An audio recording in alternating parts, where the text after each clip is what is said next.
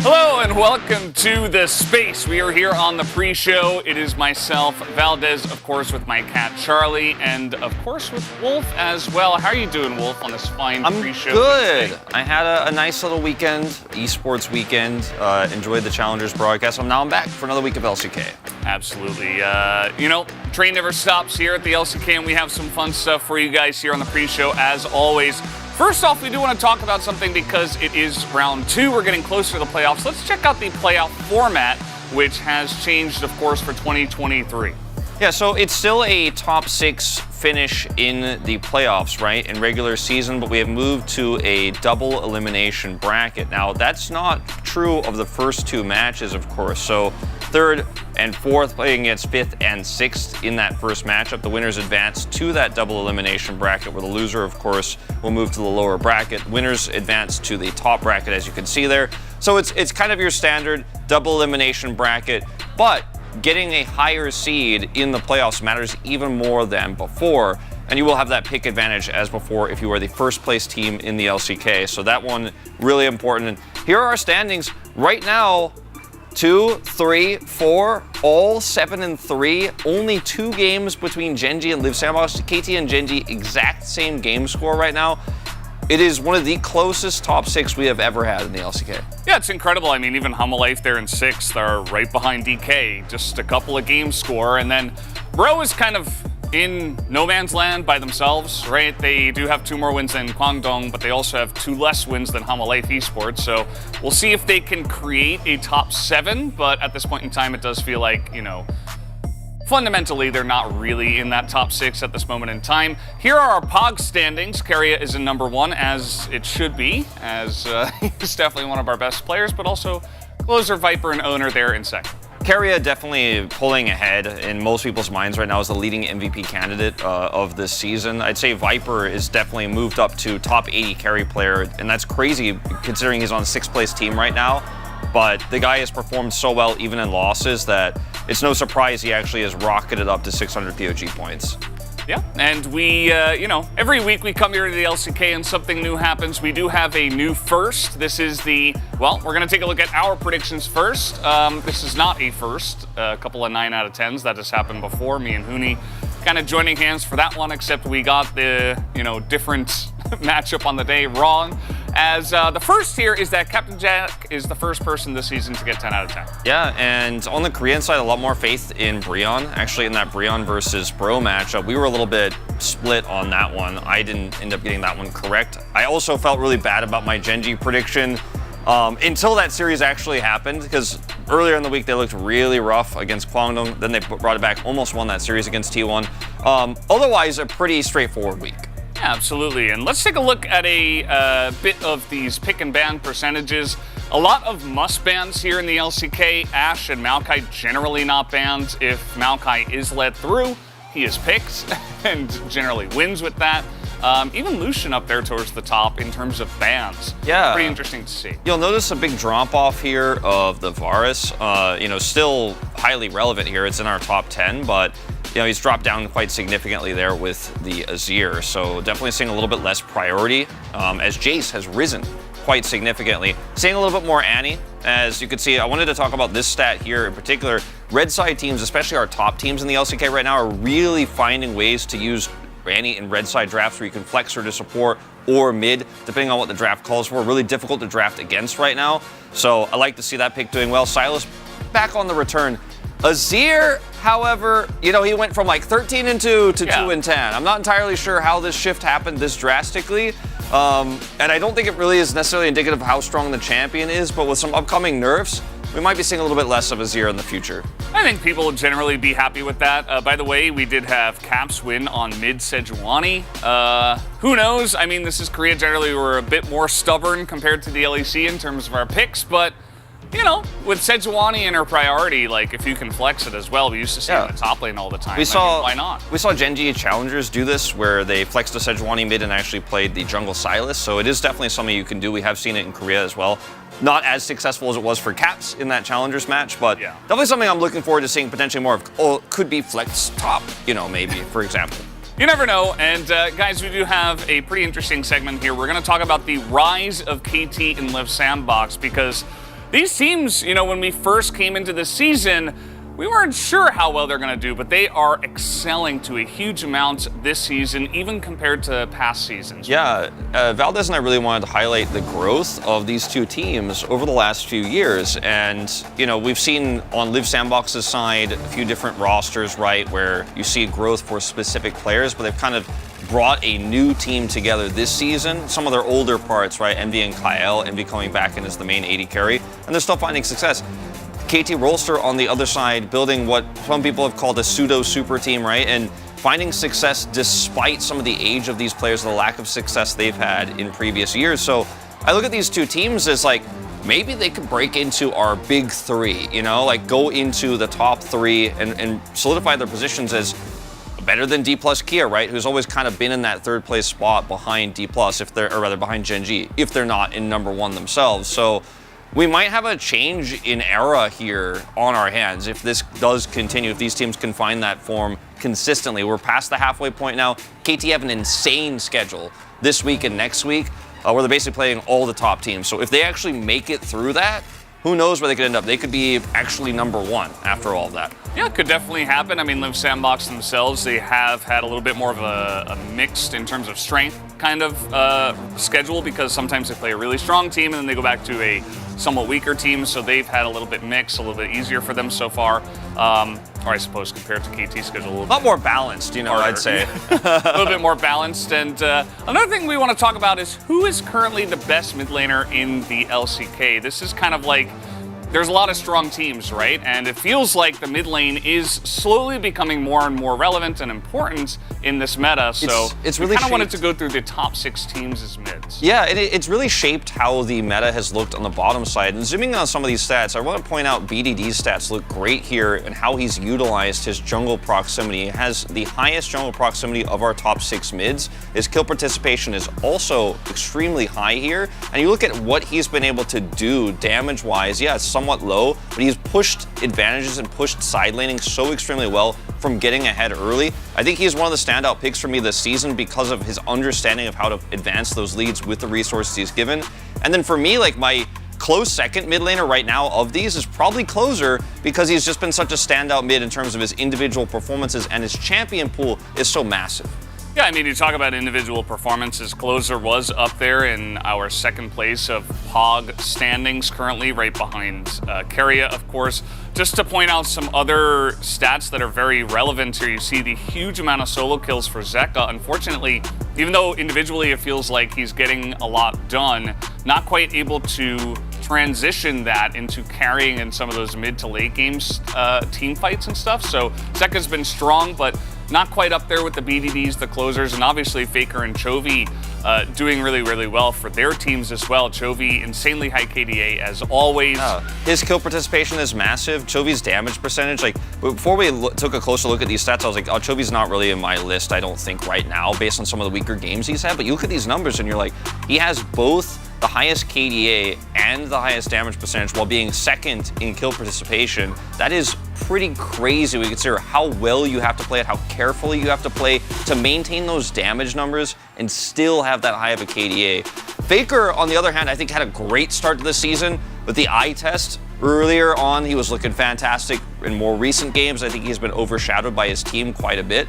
But we have a really stacked list of players here when you look at things, and it's just really fun to have the discussion because I don't think there's one clear answer right now. Yeah, not really. I think that you and I are kind of leaning towards BDD. He's been a really big pin for KT to just build on. You know, you see Cuz oftentimes going mid, huge jungle percentage, and just able to use that to get wins, right? And that has been very noticeable, very relevant for their team. Guys like Faker, you know, performing really, really well. His itemization has been somewhat questionable at times, but like he doesn't really care. He's just kind of going in there doing his own thing. Almost feels like he's trying to redefine his own play style at the moment, which is kind of cool to watch. And yeah, I mean, at the moment, it's kind of hard to tell between those top four, like who's the best, and then you kind of have like Showmaker who's not having the greatest season, but he's still like relatively stable, and then you've got Zeka who is also quite strong, but a little bit like all over the place. Yeah, Showmaker definitely been very outspoken about his burnout recently, which is something he has discussed in the past. Everyone remembers after MSI in 2021, he came back and he was like, I've lost some of my passion for the game right now. I need to get reinvigorated. I think if D+'s results improve, he'll probably get some of that passion back. And I think if the meta changes with some upcoming patches, he'll probably be pretty excited for that too. So I don't think Showmaker is down and out right now by any means.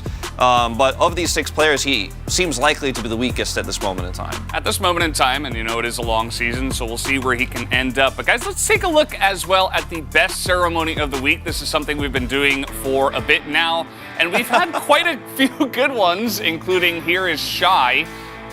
So I love this. Tongues. I love that Shy is doing this, and it's really cool, and I thought it was a very creative way to take his punishment, but I don't rate it because it was a punishment, all right? He had to do it. Now, I do rate this because I thought the way that they executed this with like the punches and like a little bit of the head jiggling, doing a little bit of bobblehead stuff with this was actually pretty funny and hilarious to me. It was very strange and bizarre, but I thought well executed.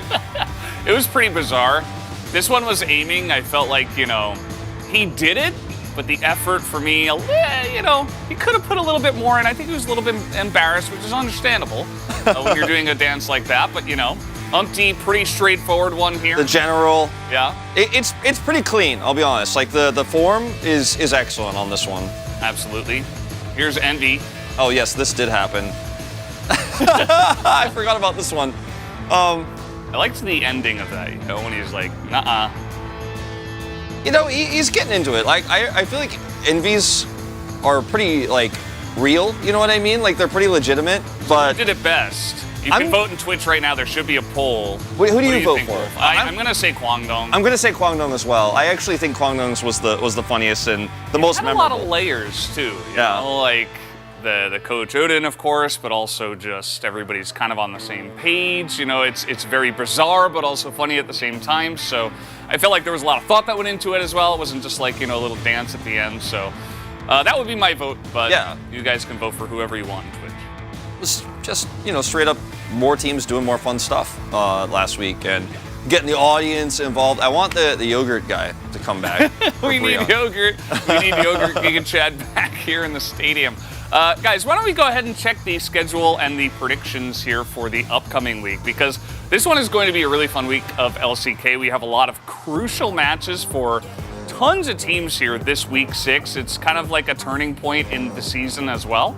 Yeah, for me, the Telecom War is definitely the most exciting matchup. It's the Saturday Showdown, and if KT win against D+ and beat T1, they're on a pretty good trajectory to actually take first place this season. Now, I didn't predict T1, or rather KT to beat T1, but I think it is possible, right? And we have some other good games, like some trap games, D+ versus Kwangdong. Speaking of which, only one person voted for KT over T1.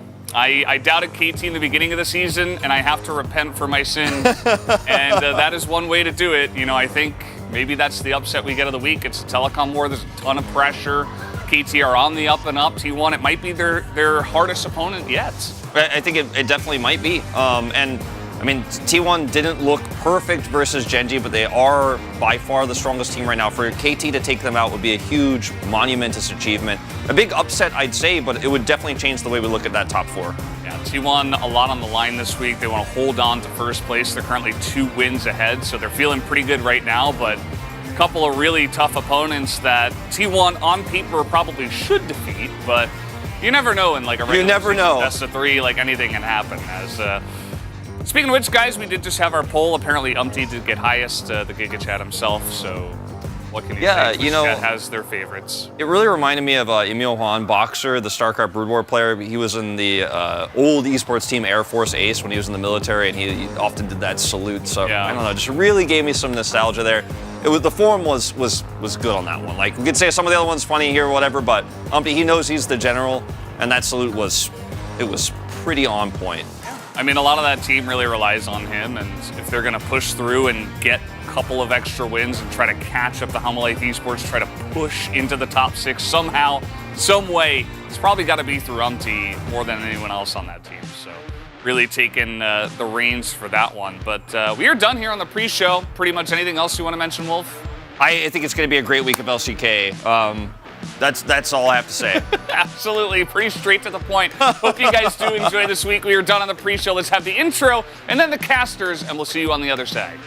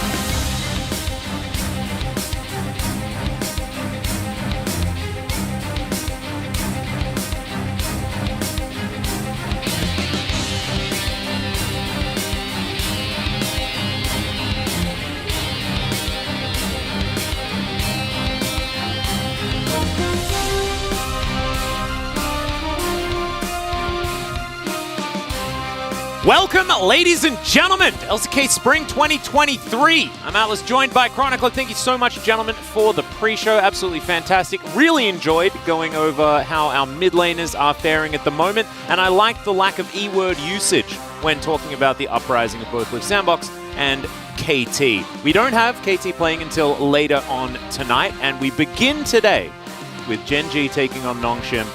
The bottom side of the map was interesting last time these two teams met.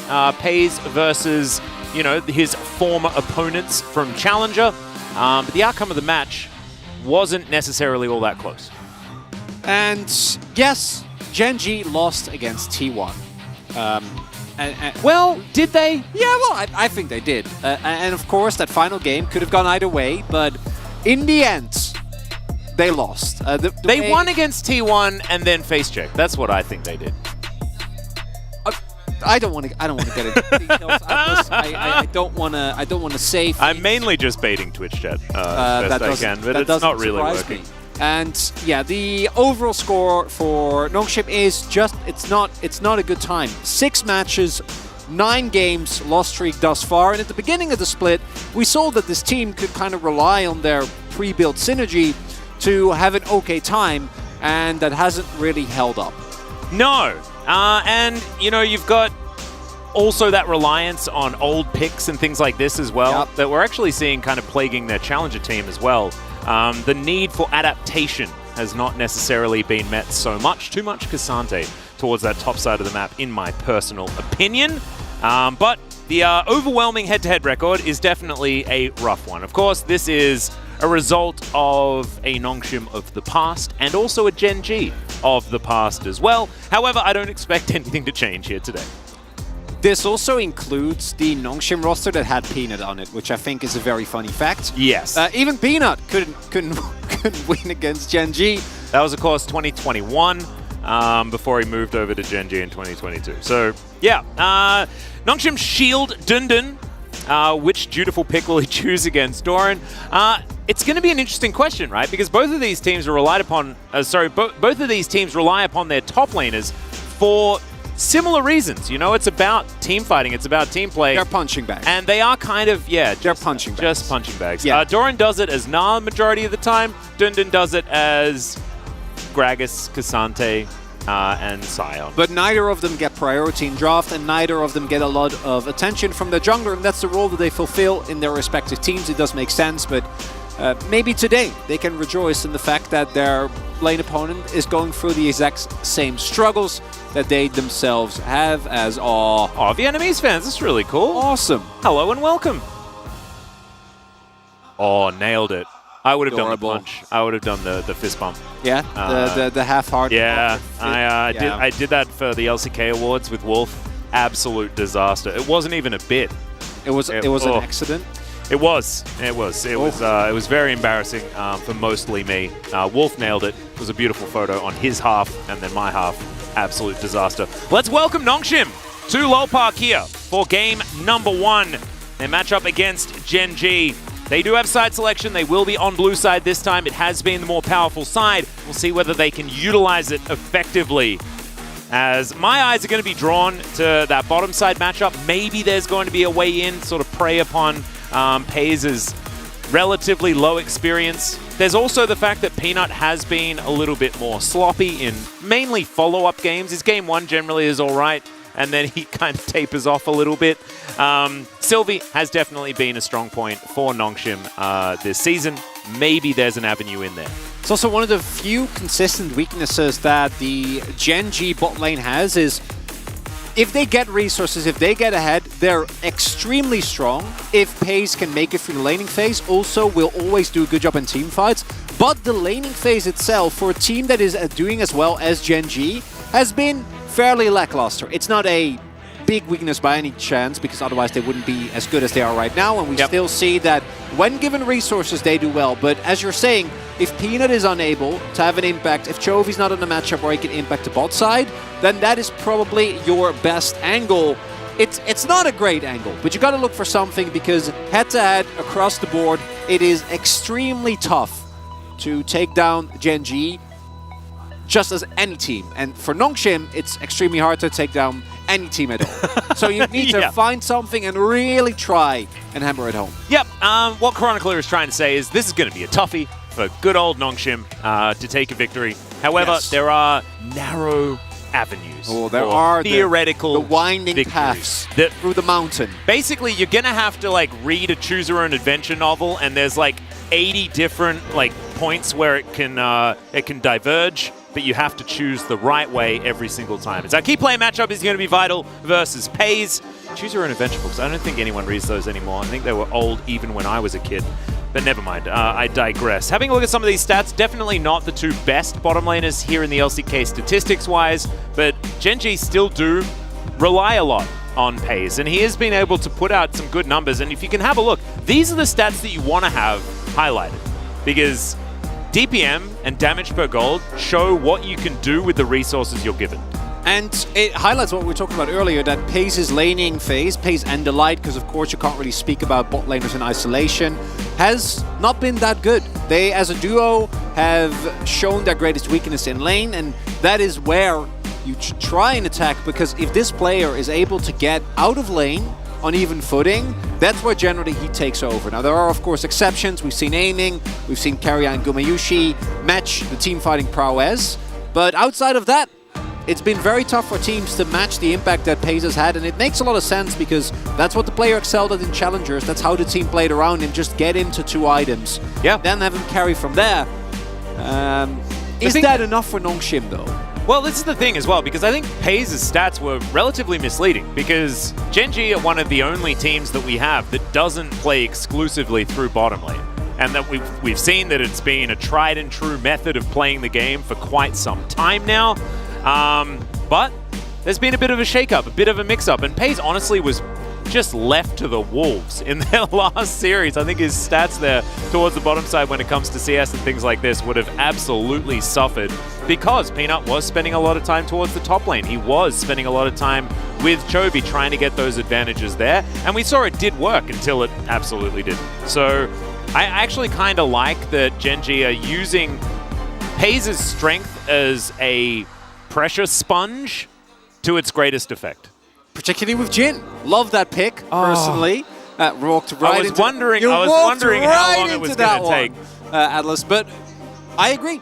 And I also think that the meta slowly shifting towards engage supports is going to benefit Delight in particular. When he was on Brionne, what set him apart was, yes, his Rakan play, but in general, the engage sense that was available to him was, to me, a large part of why the Brionne roster had that magic, had that team fighting prowess. And they're going to need that here today. They absolutely will. Maybe not. Don't need as much of it here today because it's Nongshim. But I think we'll need general, it's a good thing. But I actually think that we will need to see a bit more of it, right? Because in a series like this, you're not necessarily focusing on will Gen.G win. You're focusing on how they're going to win. And for example, last week we saw KT versus Nongshim, and after that series, we were like, oh, KT are looking really good. But their opponent wasn't necessarily the greatest here in the LCK, and execution was a large reason as to why we were feeling good afterwards. Good starts with a G, guys, so we're going to be fine. Caitlyn and Ashe going to be taken away first here by Nongshim as we hop into the draft, and the couple of junglers that we've seen basically permabanned, even in Challenger, will be taken off the board. The Lucian as well, so we are going to have a bit of a change-up. No more of the Zeri-Lucian handshakes seem to be happening, as there is the Annie ban. Sort of a new one for the first round of bans, and definitely one that Chovy doesn't want to deal with. I'd say justified. Zeri is open, but... Ooh, our 2 Wukongs, Sylvie and Peanut. So Sylvie will get the choice of the monkey. Varus still high priority, and Varus to me extremely weak to the Annie, in particular as an immobile AD carry. We've seen great performances from PaZe on this pick, and the Zeri is a great matchup into the Lucian specifically. Zeri Lulu has gotten better and better as the split has progressed.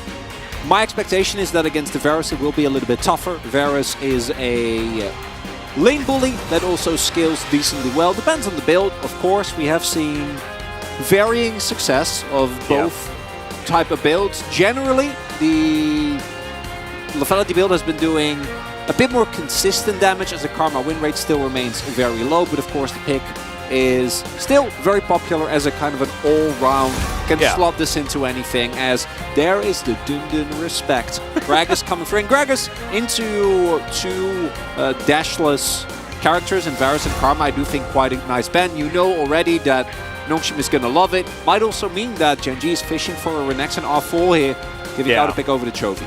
I was thinking that because the Gragas ban also does okay in lane against this Gnar as well, so now Dundun doesn't have that option. Also, in teamfights, he can get rid of the Gnar if he's being a little bit frustrating.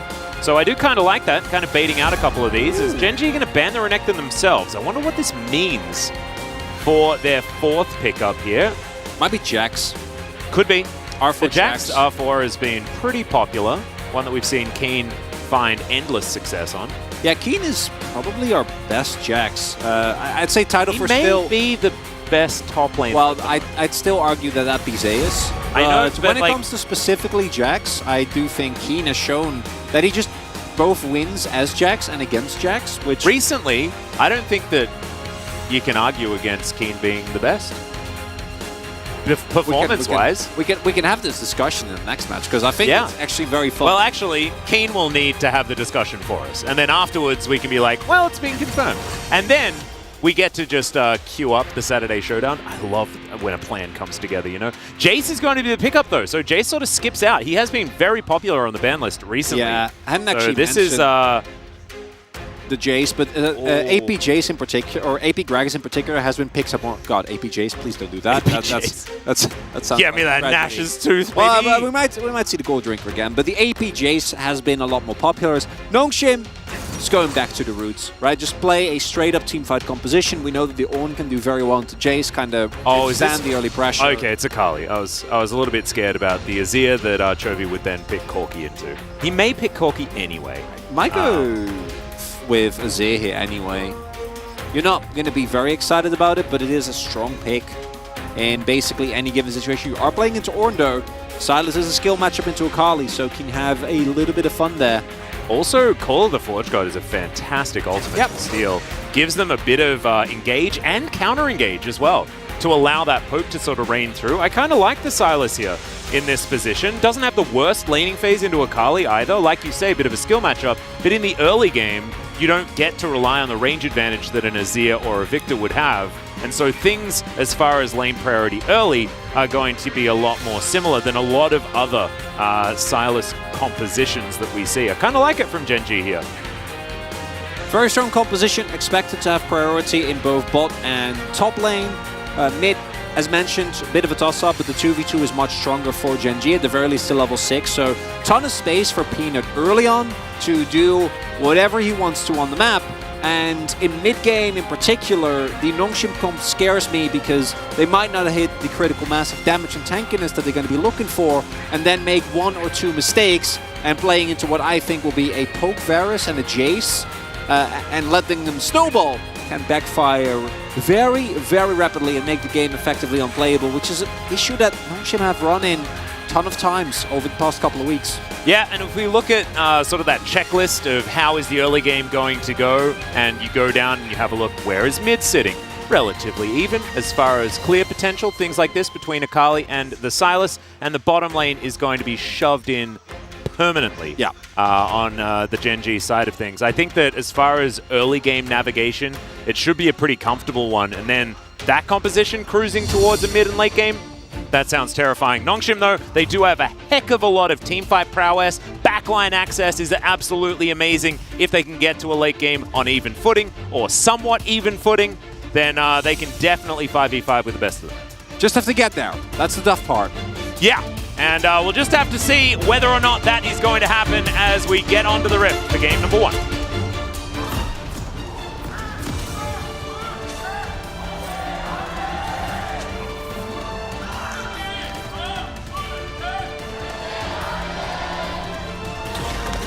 All right, sounds to me a little bit like fans are still waking up a little bit. Those fan chants could have been louder, and I expect better next time around. Are you mad or are you disappointed?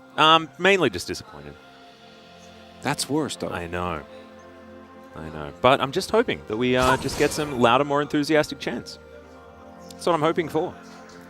It's not too much to ask for, is it? It is not. It absolutely isn't. No. Well, Dundun is just going to be hammering the ground. He's also upset about it, as you can see. He's mad. Yeah. Not quite sure what about. No, he's like, raise your voices, guys. I want to be able to hear it through my noise-canceling headset. Might be reading into it a little bit too much. Oh, I absolutely am. This is, we're just biding our time as the early game. Not too much happening here, as of course Nongshim, not too much of an ability to really enter Fog of War right now. Just walking into a potential Karma is worrisome enough. Yeah, everyone on Gen.G, their level 1 is kind of absurd. Kind of absurd, yeah. You have double melee with Sejuani, and you have Varus, who if he can get a kill is very, very bad. And Chovy has 2 abilities, so does Delight. So let's just So does Doran. Yeah. It's like a lot of 2 abilities. Yeah, all they need is a Nidalee, and then you would really be cooking. Yeah, you would. Maybe Elise as well. Oh, Yeah. Nidalee mid. We're back to Season 1. Season 2? Season 3? Sure. Season 3. Nidalee 80 carry. Nidalee 80 carry. That's the real one. Oh, you like self-buff yourself with the Primal Surge for that sick attack speed? Yeah. Love it. You got such a high auto range, you know, it definitely can't backfire. Can't. Yeah, because like, yeah, it's really, really high. And then you get into Cougar form to finish him off. Heck yeah. Amazing. Wow, it kind of makes you feel like she should be built for Burst and Hope. But no, I think auto attacks is probably the way to go with Nidalee. Just like Orianna, attack speed works with her passive. Okay, there's limits, Atlas. Calm down. I think attack speed Orianna sounds better. No, it attack actually speed is better. Nidalee. Yeah, 100%. No, I'm with you there. I remember when... Oh, okay, Peanut is Gank going to come timing. over, looking for a bit of a gank here as Sylvie. This counter gank positioning, kind of beautiful. See what they can find as Chovy's already relatively low. There's the flash forward. The stun comes in and Chovy baits him. I don't know whether we can really give him full credit for it because that looked real dicey, but still, Gen.G come out ahead. Oh, a little bit of a scary one there for Gen.G. They will be able to get the better end of that trade. We saw a sheepish grin from Fiesta. Getting that kill would have been huge. Not going to be the case here. Kill does go over to Peanut, so Fiesta at the very least hasn't completely ruined his chances to get anything done in this lane. But the real benefactors of that mid lane gank is actually the bot lane, because Paze and Delight are playing Varus Karma into Zeri Lulu, and unsurprisingly, they're having a really good time. Did you see Paze reposition to get max value on the Q and then take 1,000,000 auto attacks? That was it was kind of cool, and then ultimately not the greatest. But still, they are going to win out in the trade. Yeah, they're still fine. They know Sylvie's on the top half of the map, so as long as they don't get all in with the range advantage, they should still be doing well. As 차 연막 이거 뺏고 근거리 하나 더 먹으면 지금부터 가자. take a look at this play again. 나이스.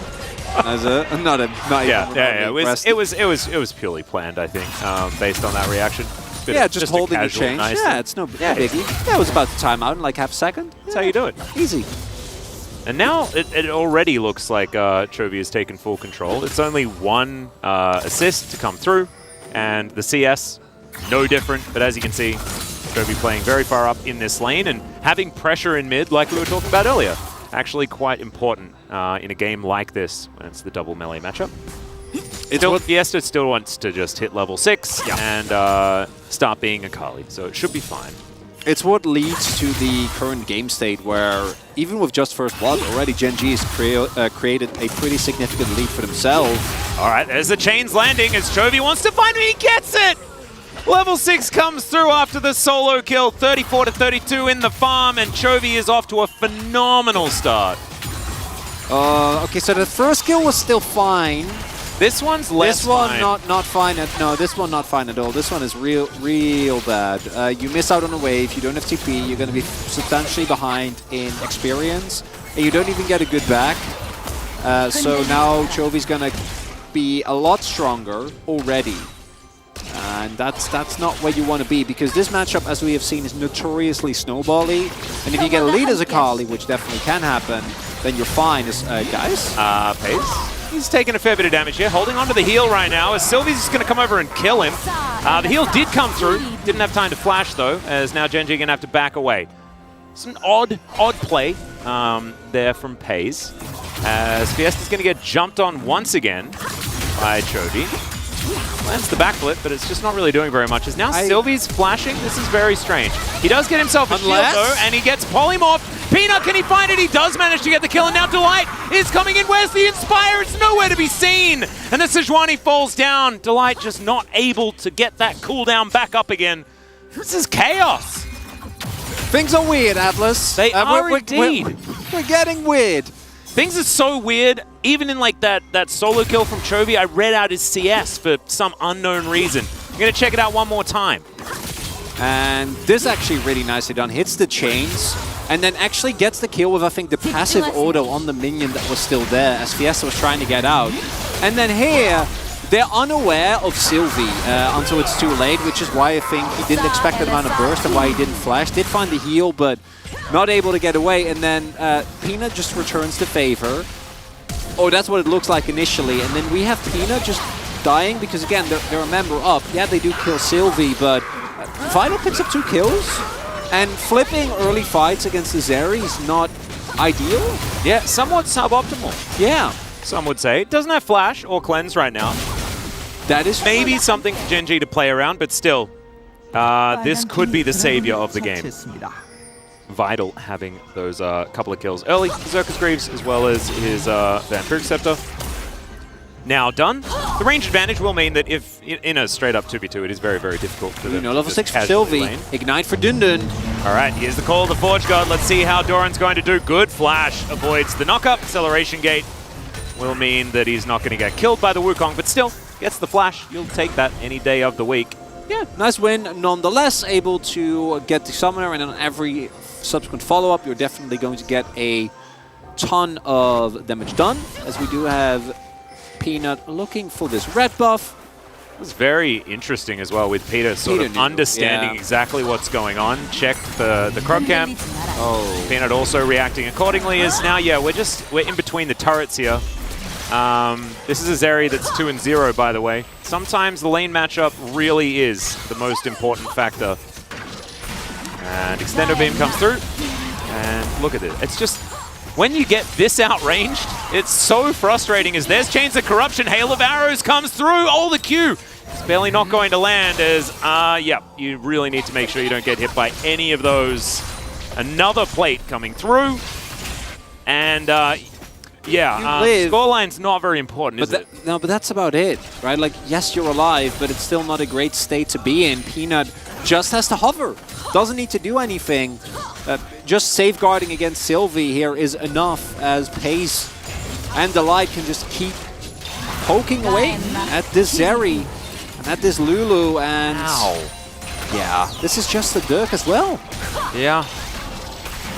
This is a 0-1 Varus as well. It's not like we're in a state of the game like, if you remember Gumayushi starting off as like 4-0 Varus in one of their games recently. Yeah, I remember that. I mean, that was fun. That was revolting. That's well. the dream if you're a Varus player. But this is just matchup prowess for the Lethality Varus. There is going to be a time, of course, where, you know, 5v5s will potentially happen and Vital can utilize his Zeriness.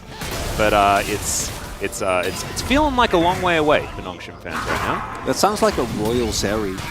Her Zeriness. Her Zeriness, indeed. Yes, indubitably. She has not yet come of age. No. She needs to get ready for the throne, Atlas. Yeah. It's waiting for her. She's not ready for the throne and yet. She's ready. Not quite yet. No. Pei's going to move back down. And Ghostblade, relatively close. But look at that CS gap. It is pretty large.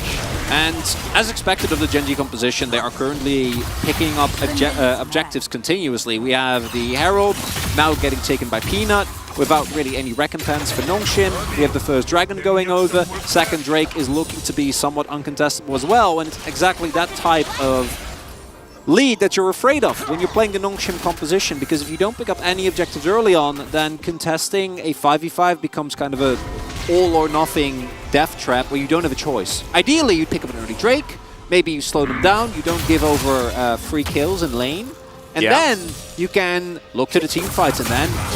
There's perfect execution, as Chovy wanting Fiesta to show himself. He's not going to. Intelligent. Second activation going to time out relatively soon. There it goes. Chovy just going to use it to get towards the turret and try to work on this second plate. We'll see where this Rift Herald's going to go, as Chovy casually takes the turret shot. Looks like top lane might be the avenue, and getting Doran ahead is actually a very, very good idea. He has gone for the Eclipse. It's not going to be the Gore Drinker build this time, even though Dundun is indeed a tank. I think this is more of a team fight, poke setup type choice for Doran. Well, it's really interesting, the itemization, because when it comes to tanks, the max health damage you do in Eclipse actually is quite That's actually nice. a good point, yeah. So it really... I'd love to see more and see in which situations our LCK players go for Gore Drinker over Eclipse. In this scenario as well, Dundun really is the only one that you are going to do less damage against, right? Everyone else is really going to struggle with the Shock Blast when the lethality does come through, as we do have Sylvie waiting in the wings here. Yeah. Q's being fished for by Delight, but you can see him and Pays not going to be overextending. Peanut is only now moving towards the southern side of the map.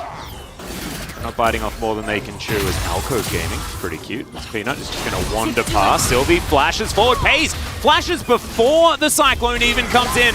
And now Vital is ulting. He's looking for an avenue. Q flies in as Peanut is going to get here. Pays still somewhat healthy enough to fight, at least with his Qs, but it looks like Nongshim are just going to back away as now Fiesta, oh no, he might just be dead again. Backflips away from Chovy though. And now Chovy's just looking to block him off. There's the perfect execution, the Chain Lash, not going to connect. Chovy was looking for him in the Shroud there as, oh, Peanut!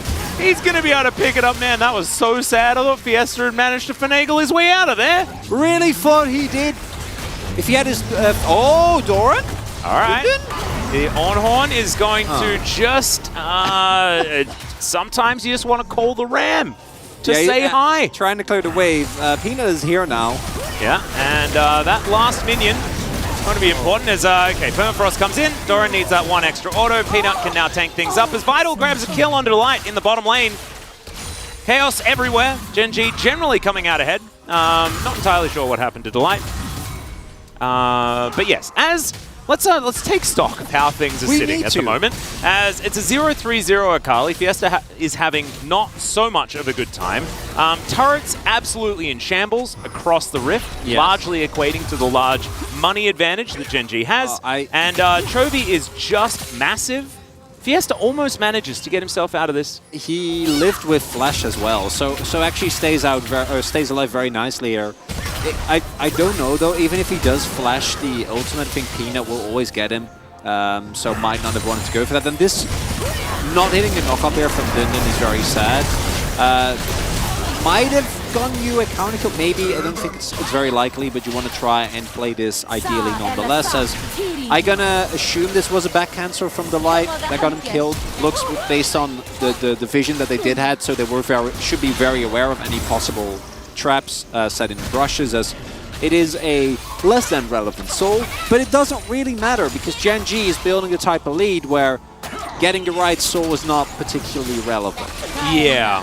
For Gen.G, not a huge deal. For Nongshim, if it was an Infernal or something like that and they get a turnaround and then there's a comeback mechanic. Yeah. But with this, not so much. We do get those, the full Jettison blast cones though. I do love those. You know, like the mega blast I think they're cones. fun.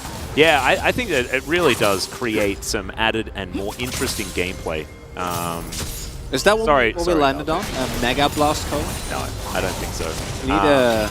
I wanted to name them, but then Valdez doesn't like them so much that I feel like I just don't want to talk about them if possible. Oh, but you're here with me now. I know, and we're also talking about them way more than we necessarily need to. So yeah, let's go for it. What do you want to call it? Well, what's bigger than a blast? Okay, Vital going to backflip away from this one. Arctic Assault, though, is going to come through as there is the Mega Blast Cone put to good use. I wish we had had the naming discussion before this. Cone? It's a bit ham-fisted, isn't it? Yeah, it needs to be as easy to say as Blast Cone, but definitely lead to something that is bigger than a blast. So like, it's tough, right? Yeah. Oh, Chovy's looking for Fiesta once again. Maybe it is just Mega Cone. It might just be Mega Cone. As Delight is going to turn up here as well. I don't know about this one, Fiesta. He does have perfect execution, but the follow-up is there. Winter's Wrath secures it. Peanut is once again going to kill the Akali as Gen.G. This snowball is rolling so extraordinarily fast. What about Giga Cone? Giga Cone? Yeah. Ooh, I kind of like it. Right? Yeah. I think it works. All right. Yeah, this game is in absolute shambles. Can just everything be Giga? Like that? It's just all of like it's a everything Giga Bloom. Can be. The yeah, Giga but Bloom. we call it Mega Blast, so I felt Giga like Fruit. it was a natural natural continuation. We could do Zeta Cone as well. Ooh, nah. I just want everything to be Giga. Well, Giga Cone it is. Makes it very easy. I don't know if this is where you want to make your final stand, Nongshim. Second Herald. Well, Sylvie's going to take a heck of a lot of damage, but does have, oh, goodness me, Warrior Trickster to try and get out.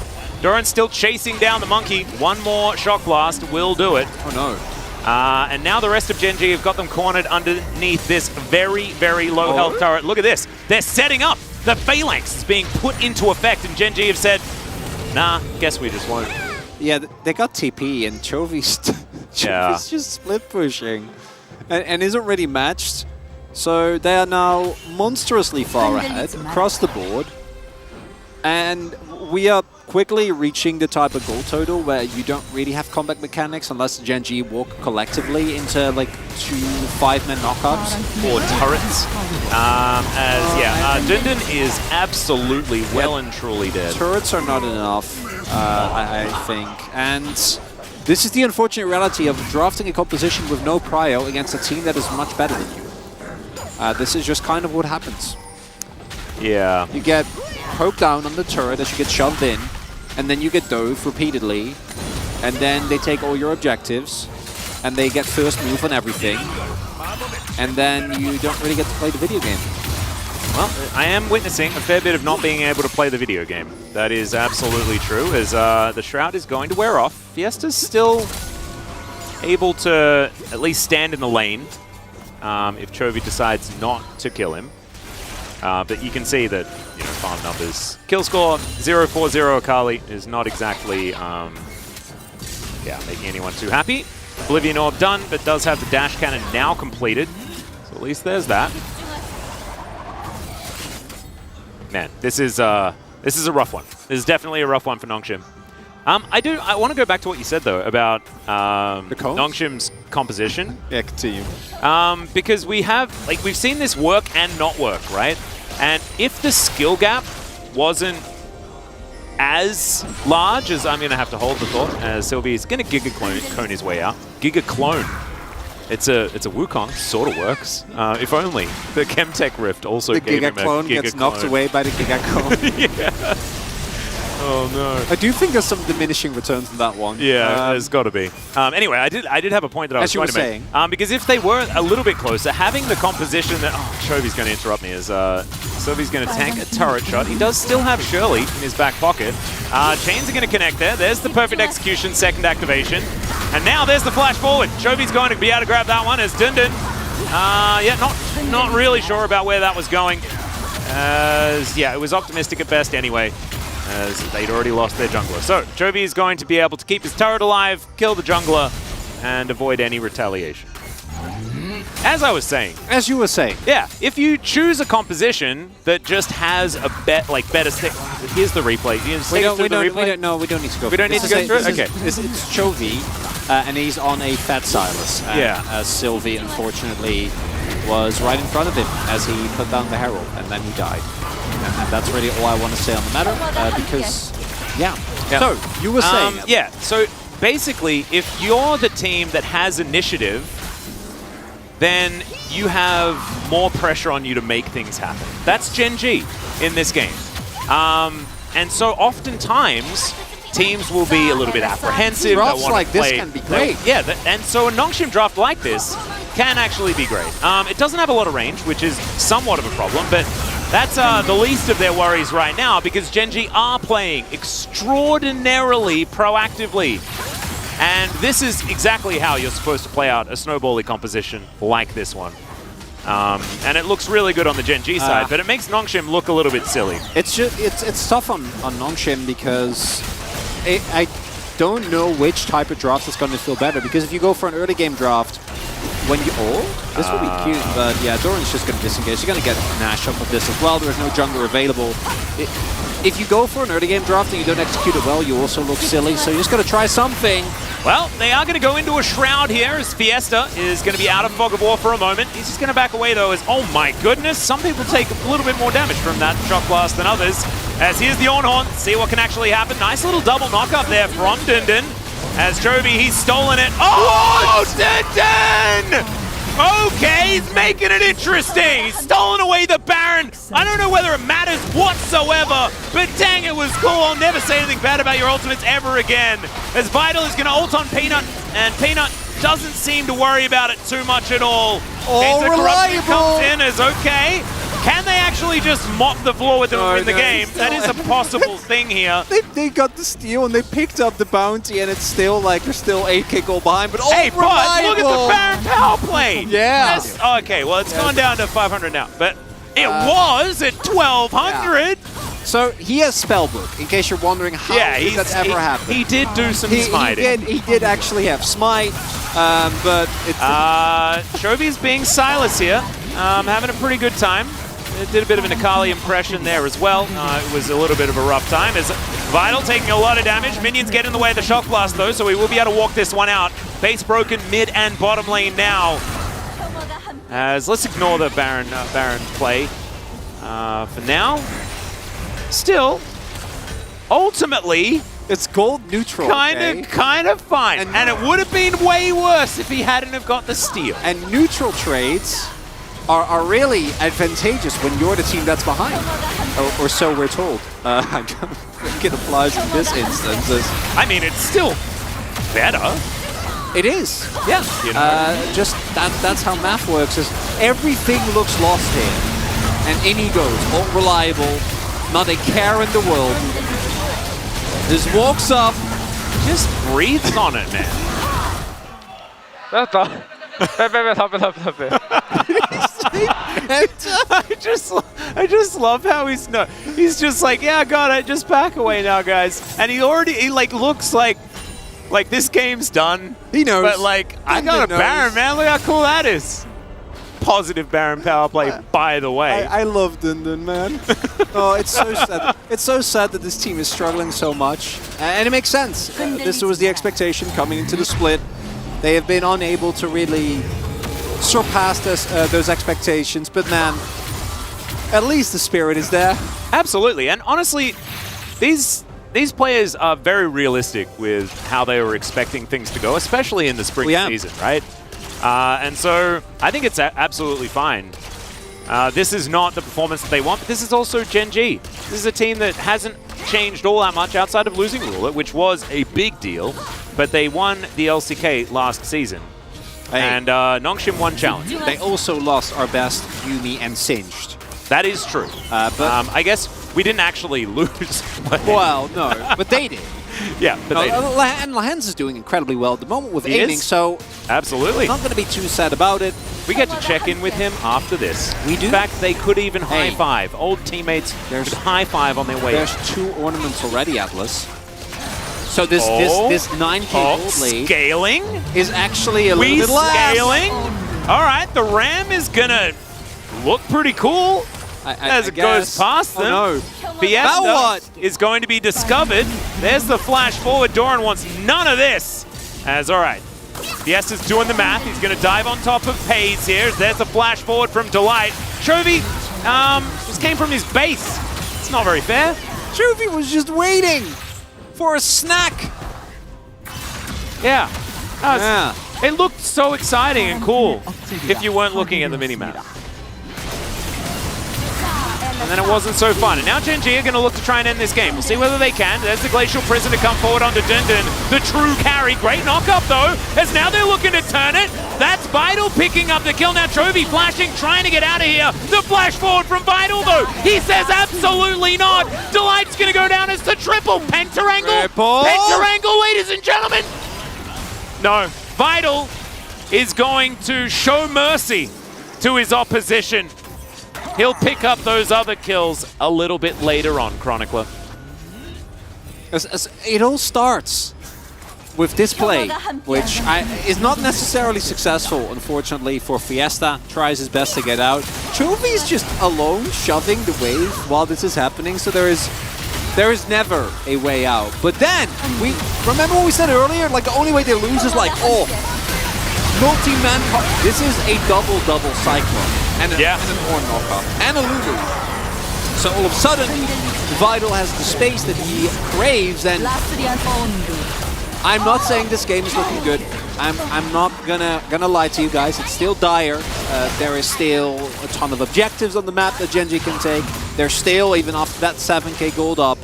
But this is a 6-0 Zeri. And there's a Chemtech Soul, which isn't really relevant at all. So maybe we can get to Elder Flip with Zeri?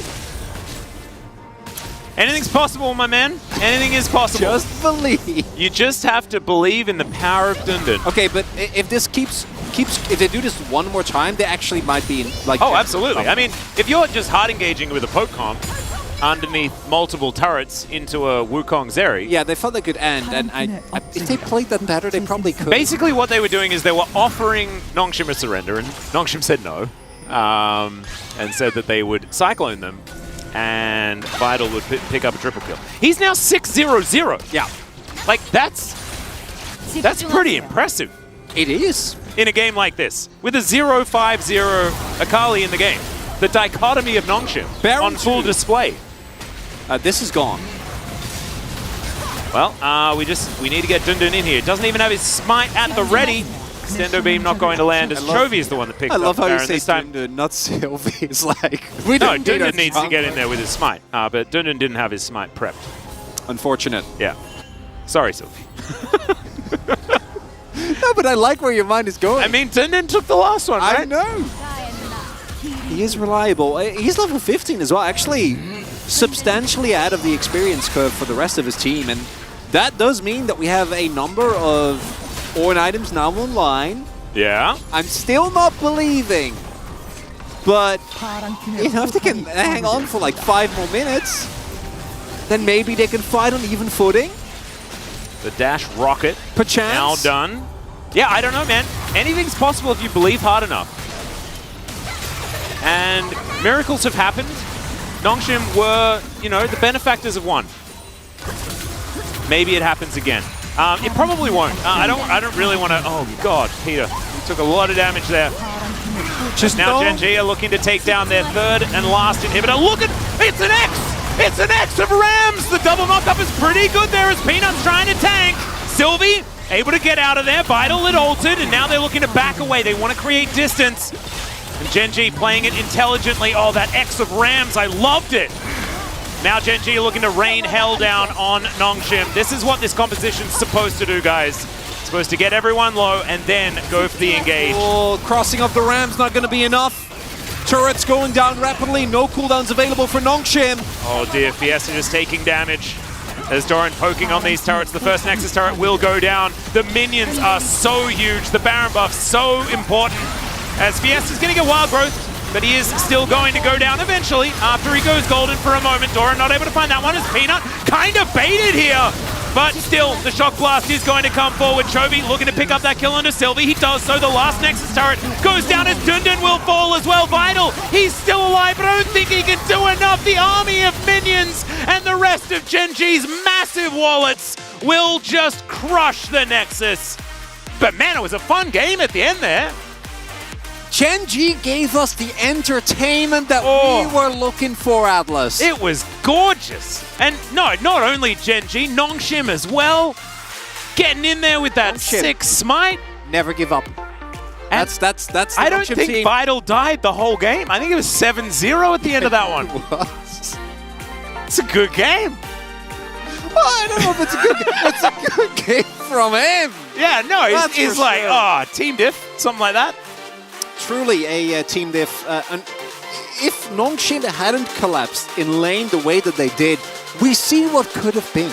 Well, also, if Gen.G hadn't have played as proactively as they did as well, you know, like it's both sides Yeah. of the point, right? But I want to credit Peanut for actually making a lot happen on the map. But I think that when it comes to Fiesta, he really just didn't respect Chovy enough. And that is a Silas, that's a melee character that just topped the damage charge. As Vital really gave it his all. he did. He played fantastically well. I actually really enjoyed that game. I'm hoping we get more exactly like that. Perhaps we'll see a little bit of a change up or something like that. Like maybe it'll be Nongshim that have the Giga Poke composition. Maybe we'll have a better Drake to allow some comeback mechanics for them. Could be or the case, something like Atlas. that. Might be a bit of lane priority. Not entirely sure. But ladies and gentlemen, it's time for a short break. Then the space. Then game 2.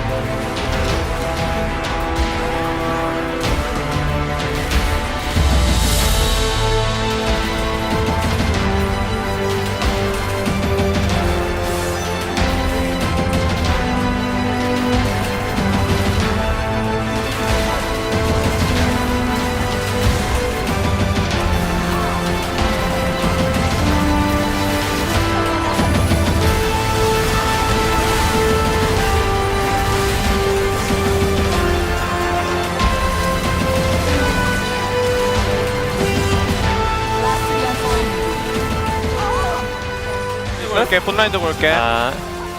대리 W 빠졌고. 50만 군 있다. 50만. 나 만테라 3. 얘들아 그 오른 QE만 조심. 베이스한테 평타 이길 때가 타워만 쳐봐. 한 대씩 툭툭 치면 돼. 대리 노플이야 대리 노플. 얘네가 무조건 건다. 50만 풀 있어. 그 룰루 커다란 빠졌고. 여기 쌈 봐줘. 천천히. 어이구야. 한타 빼고. 나 일단 죽긴 했다. 할만해. 집태. 끝났어. 타워. 오른 노플.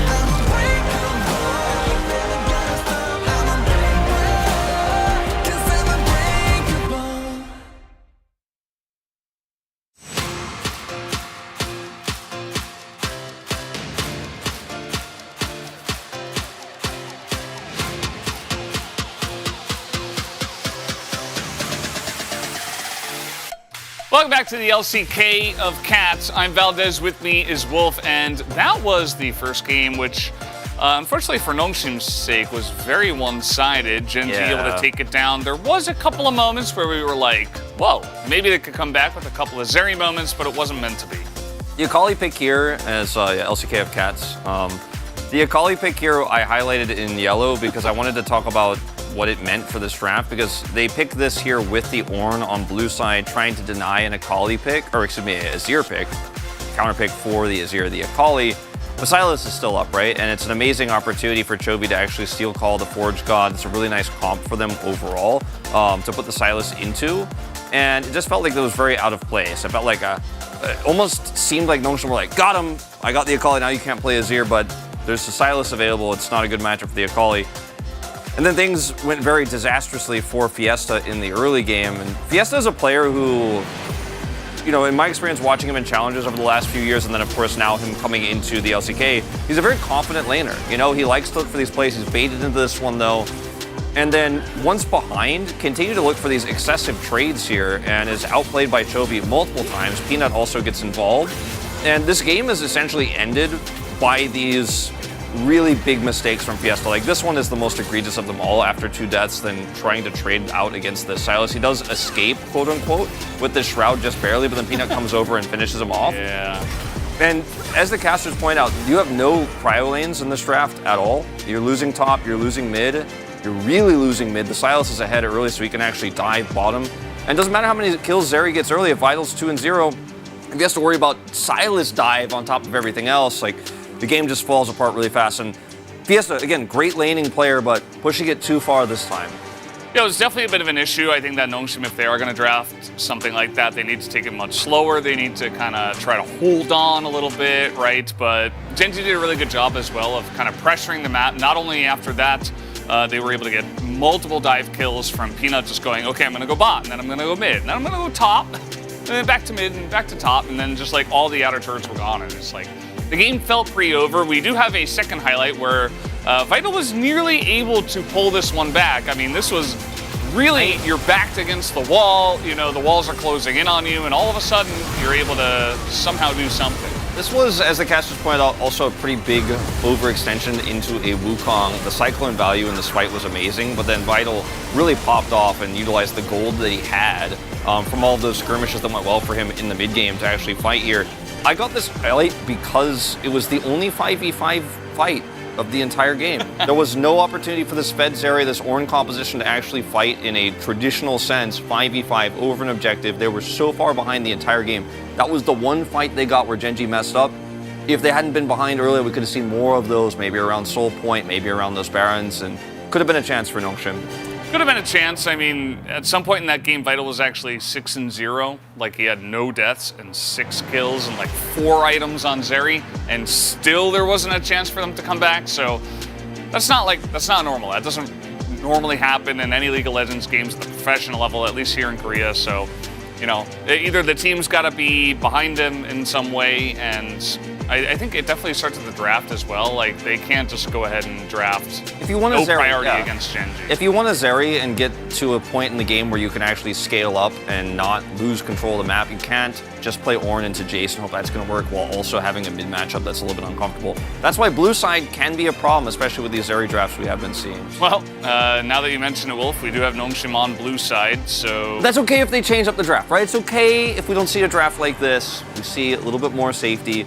Because if you have a Fiora on the top side, for example, you're trying to draft something a little bit different, or you're trying to run a Jax, you ban to give yourself that top control, a little bit of flexibility there. Maybe you can actually get to a point in the game where you can 5v5 and pull Gen.G around the map, but yeah, we'll see what they do. Because, I mean, the series is a tough one for them regardless. Like, this is a really, really tough opponent in Gen.G, but it does start with the draft, as you said.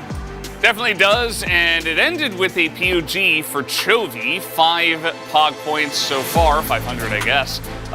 Yeah, just really started with him getting a little gank, getting a little help, and then basically snowballed it into a massive lead. And I really like the Sylas into Akali matchup, you know, even outside of all the good stuff that he could steal when he did select this at R5. he was just able to essentially bully the Akali early on, and if that happens, you get so far ahead that the Akali basically can't do anything until like 3 items. I think Peanut will probably get some votes here. I was pretty torn between voting for Chovy or Peanut. I went with Chovy ultimately because he pushed his lead all over the map that he was given by Fiesta there. And again, I mean, this is on a knife's edge, that bait that we saw at the beginning of this, we started the highlights with. If Fiesta actually gets that kill, this game could look different, but it was completely set up from Chovy start to finish. Yeah, 4 Peanut votes, like to see it. There you go. It's perfect. Nothing else to say. Just 7 for Chovy, 4 for Peanut, and that's going to do it. I hope that the draft changes, otherwise I might end up a little bit like Charlie. But guys, we are done here on the space. Let's go back to the casters for game number 2. Thank you very much, Valdez, Wolf, and Charlie for that one. Of course, it was a pretty elementary game. Gen.G having a little bit of fun towards the end, but ultimately, yeah, you can understand that reaction there. Chovy, as he picks up POG, well-deserved. Peanut a couple of votes, but I would 100% agree with those two being the ones that deserve it because they kind of ran the map. And it's Chovy so... not robbed. Not robbed, yeah, I know. 500 points though, so does certainly have some work to do. Catch up to his former teammate Carrier, who's sitting at 700 right now. Can get to 600 in this one if he does well. Absolutely. And that would be a great look for Gen.G as well, because Chovy has had some of his down moments throughout the season as well. But still, putting up a performance like this, absolutely fantastic. Got fans begging for a win. On the Nongshim side of things, it's going to be difficult to pull one out this time around, but it might take some creativity in the draft. Nongshim selecting blue side yet again. Hopefully we don't get any runbacks, because we've had teams actually just choose the other side just so that that draft can be mixed up a little bit, because I actually kind of like it. It's so weird, because the Zeri did the best out of all the champions picked, and it was the bit of the draft that I liked the least. Because Akali Funny how that works. can actually work into the Sylas. We've seen it many, many times. Yeah. Ornn can obviously work into Jace as well if you have pressure elsewhere on the map. But the only thing that worked for Nongshim was the Zeri, and that was the part of the map that I thought was going to fall apart the fastest. As so far, draft entirely the same. I do quite like the Wukong first pick, because I'm pretty sure that Peanut is going to completely run you over if you give him Wukong. He still did a great job in Sejuani, and Sejuani to me is a stronger pick, but that's the one pick that I'd agree with. I do think that the bot lane, you want to look in a different direction. Yeah. Could also go towards some different solo lanes. Maybe prioritize those a little bit earlier and allow Vital and Peter to just go a little bit deeper into their pool. But then you run into issues like, do you want to play Aphelios and Nautilus? We know that Nongshim likes the duo, but we also know the duo is wildly unsuccessful. Yeah. So maybe like now you pick Ezreal Karma instead, so that you can at least go a little bit more toe-to-toe in the lane. You can take the Elise away, the Karma away from the Varus combination. Or you can just pick Zeri again, because she wasn't the problem the last time around, but the composition was. And the lack of pressure in the bottom lane definitely was. Just make sure you get different mid and top matchups, and I'm okay with this half of the draft. That's if you do go and run it back with regards to Fiesta and Dunan's matchup as well, I'm out. Well, I'm not walking, because that would be rude to you. Yeah, it wouldn't be very nice of you, but well, I don't want to leave you alone either, Atlas. That sounds like a horrible thing to do, and I would never.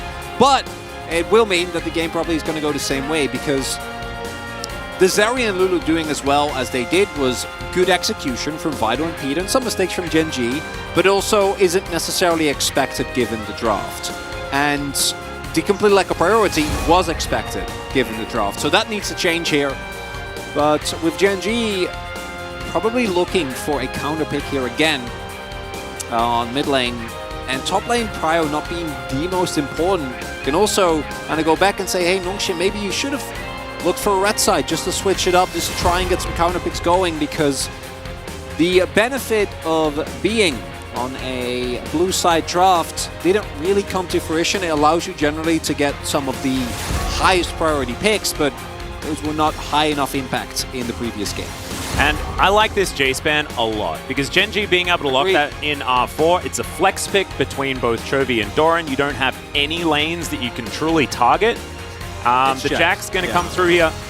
Doran going to be very happy about that one. We've seen Jax R4 be very successful recently. Just don't Cassante, Dun Dun. Don't do it. Pantheon. Yeah, there we go. I think Pantheon is probably the answer here. Yeah, we haven't seen him in a while, but of course, incredible match. I knew. I knew what I did. Yeah. Look at him. He's like, that pick got nerfed. I don't care.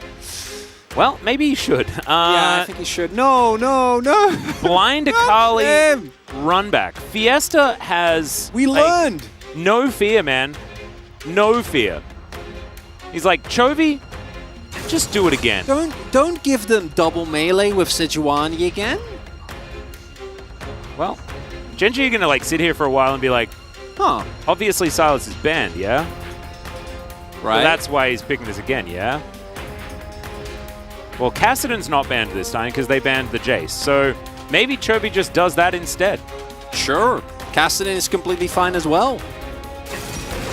They'll do that instead. No real opportunity to punish pre-6, post-6. Cassidon incredibly safe. Not even bad with Sedge.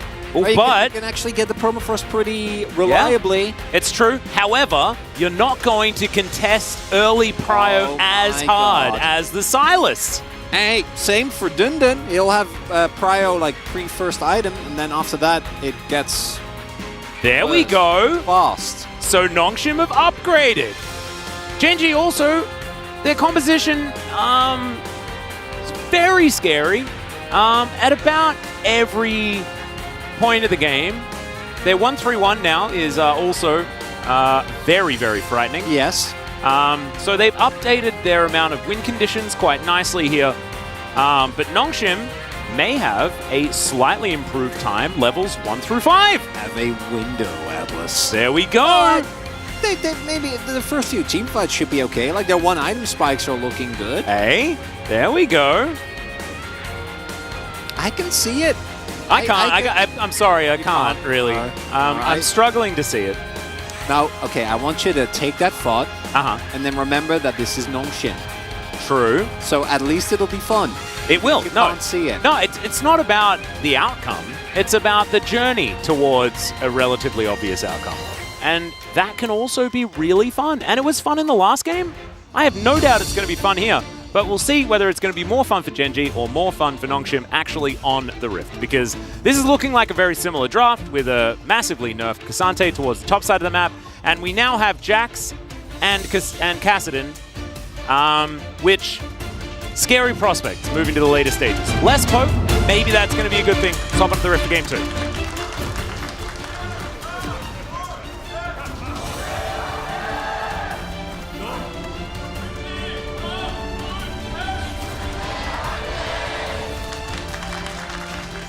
Okay, here we are, ladies and gentlemen.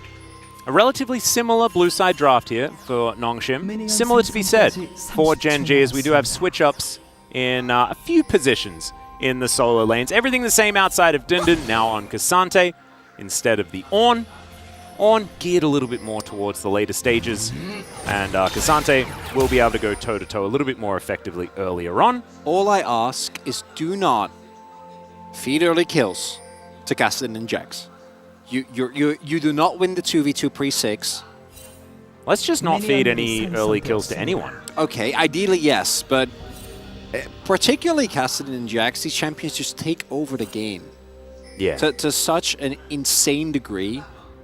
The very strange thing is that we saw Jax as an answer to Cassante before Cassante got mega nerfed. Correct, yes. And now it's being picked into the Jax again. I want to be very upfront. I don't like the pick either. I don't think that the Cassante is anything but comfort and a kind of general frontline with a little bit of playmaking potential. Which, the thing that it does do over what the Ornn did, and what I assume is the reason here, is that it's still a frontline, but one that is able to contest prio early. And the nerfs don't really change that Cassante is still very strong in the early laning phase, and up until the one-item spike, I do expect him to be able to match the Jax a lot better. And I don't think that's enough of a reason to pick the champion, because I don't think the champion right now is that strong anymore after the nerfs. But given what happened in game number 1, I can see how it makes sense to Nongshim to be like, hey, we already now, as we can see in mid, they do get the prio this time around, although that is voluntarily for Gen.G. Fiesta is also quite surprised that this is Chovy's first Kassadin game. Just would have thought that he'd play a little bit more Kassadin. Is Fiesta surprised, or are you? Well, Fiesta just put up the surprise teamer. So I think he was also surprised about that stat lower third coming up. He does emote a lot. He does. Fiesta does. He's a big emote enjoyer. He has a lot of the younger mental, players. like really powerful mental. He does. Yeah, well, everyone on Nongshim does. They need to. That's very what, flappable. No, that's what made them win anything, really, in any challenger playoffs. They were never the favorite. They were always the underdog. Just tilt They proof. always had each other. Well, that's a pretty nice little cue there from Dundun. And like you were saying, you know, this part of Cassante, not as nerfed. Not going to CC for quite as long, but it is the ultimate nerf that was the biggest hitter. And now Doran's going to take a turret shot. Does Cassante have the dashes? No. Not usually the answer to that. Yeah, the overall lane state is still pretty disastrous, though, because Dundun can just freeze the wave here. Yeah. And Doran is going to have to come back. Sylvie now will spot that ward. Oh, this is very risky for Doran. He needs help. Peanut needs to come up and help his Jax, because otherwise Doran is going to die here. I don't know if it's because of the 1v1 with Dundun or whether it's because of the gank. Well, he lands the Q as well. Pushes Doran under the turret, but this time he's not going to touch him. It's okay. Peanut looking for Fiesta. He goes into the Shroud. Sylvie going to be brought over. That does buy Doran some space as Delight was rotating in. Oh dear. The long con here by Gen.G is there's the Mantrid Q. Will eventually get the slowdown, but just gets a Warrior Trickster out. Delight not going to quite find that one. So, able to deal with this pressure early. And this is what we were talking about. This is the upgrade that Nongshim has for themselves. So far, so good. Ish. Oh, yeah, this wave state is not great. I think it will slowly start pushing back as Dundun's next wave now coming into it. And due to... I actually think if Sylvie went top there, he could have punished Doran. Instead, he saved Fiesta in mid, but if Fiesta was able to play a little bit safer and didn't need that attention from his jungler, Light may have to flash here. He does. There we go. Very nicely played by the Nongshim bottom lane. Vital actually really finding himself here today. And after having such a great performance in game number 1, you can imagine that despite the loss, he's probably still feeling really good moving to this one. He had a great game. And now Peanut has arrived to help, but there is plenty of vision on the top side jungle, so they will be very aware of where he is at.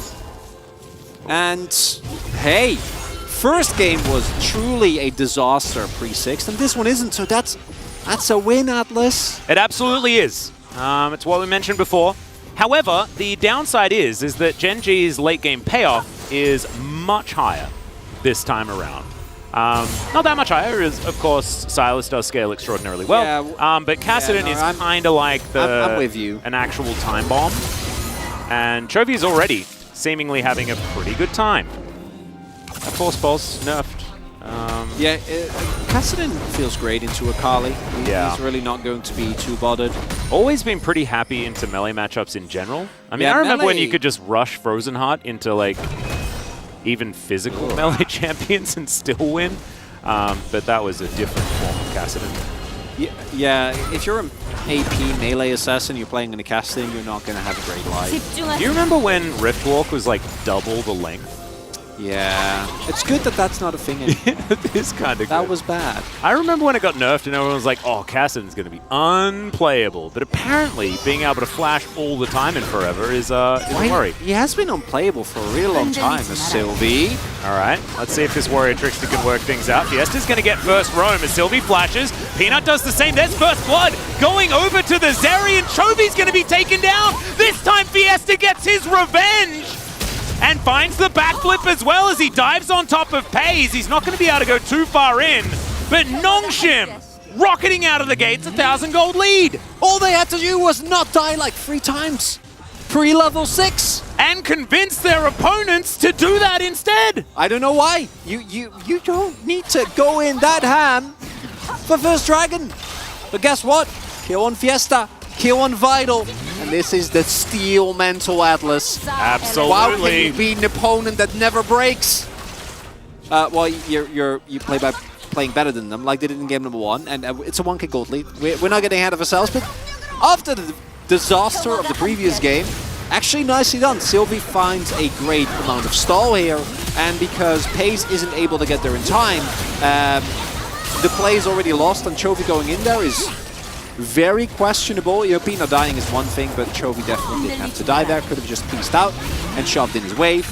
Would have been a much better endeavor. Regardless, this is happening because that's just how this bot lane goes. Yeah. And there's not that much that can be done about that as the play goes over. And FaZe still going to be in a great position. Gen.G still barely behind, but getting a couple of kills on key carries means that Nongshim's mid-game should look vastly different from the previous game. 100%. As well as Fiesta feeling a whole lot better this time around. Shuriken backflip does not land, but Probably good. yeah. Yeah, if he had gone in there, Yeah, it would have been dangerous. One thing I do want to draw your attention to is the 12 CS lead for Dundun towards that top side. The Cassante still doing pretty good things here as Sylvie looking for this first Rift Herald. Peanut's over here, but Fiesta's going to roam in as well. Chovy finds a Force Pulse as Vital is going to make that first move. You can see the bottom lane still taking a long time to get over here. Looks like Gen.G are not going to be able to stop this. Let him have it. Yeah, they are going to do so. As now Sylvie picks up the eye. There's another Cyclone to come in as Chovy has to get out of there one more time. Perfect execution is exactly that this time. As Chains of Corruption comes in, flashes the piercing arrow as Vital finds an extendo beam. Not onto FaZe though, unfortunately. And he's going to be put on the leash, and that is going to force him out of there. Nongshim though, another kill, Okay. a Rift Herald. We have learned this lesson. The only way you lose to challenge your teams is by buying into the nonsense. You have Kassadin, you have Jax. Why? Okay, we'll probably get the... Oh, Dundun goes back into the Winter's Wrath. Suboptimal maneuver, as now they want to be able to get this kill. There it is. Started off the aggro quite nicely. Peanut going to be able to tank it. Tanks a few extra shots than he needs to. That's still going to be fine, and Doran might be out of the woods now. Still emoting as he laid dying.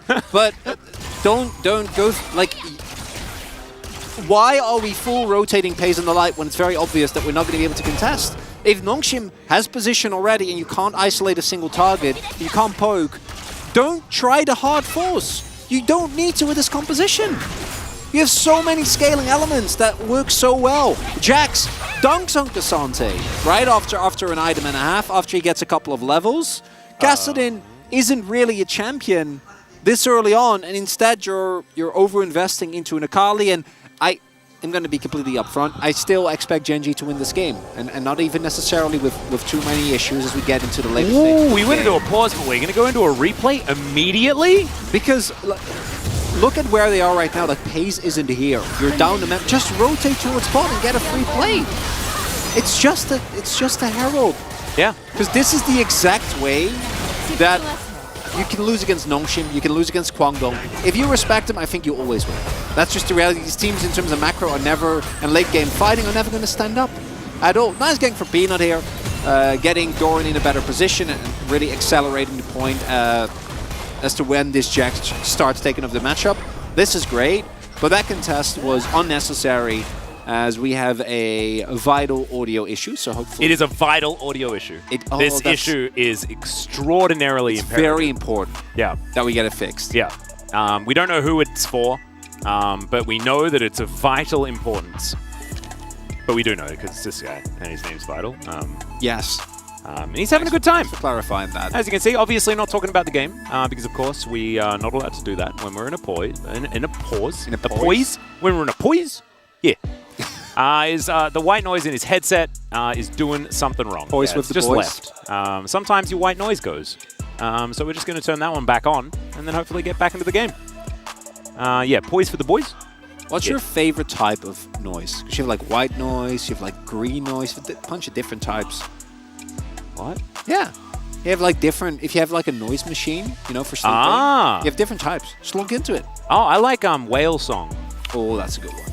It's not really noise, but it's a great sleeping sound. It's actually really funny because like I find it kind of relaxing. My friend finds it terrifying because it's like you can hear ambient noise and then there's all of a sudden like the sound of something huge in the ocean, and it freaked him out. He didn't like it at all.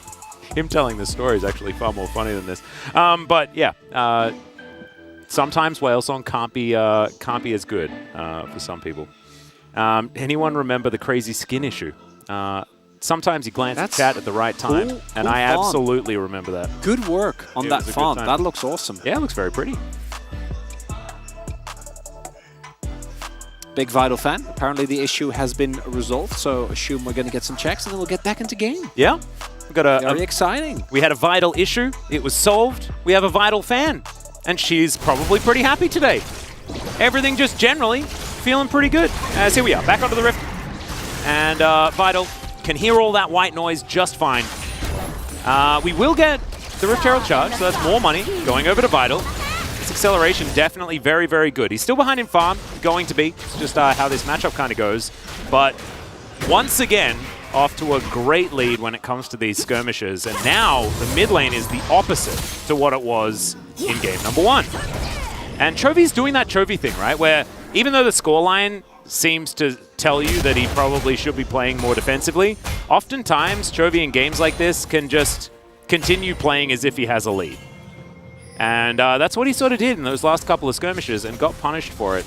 Yeah, because despite everything that has happened, and despite the Herald going over, there is still barely a gold lead. Yeah. For Nongshim. We're talking like 300-something gold, 250-ish. And into the Gen.G composition, that is okay. Nongshim's comp has a lot of team fighting power that they will keep scaling into. Zeri is kind of a no-brainer, but it does also pale in comparison to what Gen.G have when it comes to their 1-3-1, because neither Jax nor Cassidy is really going to be matched. Although it's really interesting that the Akali actually can do well into Jax specifically because of the amount of burst she has. So if Fiesta is able to find a consistent laning matchup against Doran, if they can keep him kind of locked in lane with him, then that can change the equation. The downside, of course, is that then Dundun is playing against Chovy, and that's not really going to go anywhere. Ooh, nice sidestep. Jinx? Yep, good little bit of DDR. Good old Vital. I'm kidding, she's not in this game. No, she's busy in Arcane. She's writing the next season. Yeah. Yeah. Gotta filming. Gotta work on that screenplay. Yeah, that's why we're seeing less Vi, because she's got parts to play. She's busy. She has a tight schedule. Yeah, and today was also a Victor Day as well. He was on the show. Jace had the afternoon to work, but had the morning in order to play for us earlier on. It's pretty cool stuff.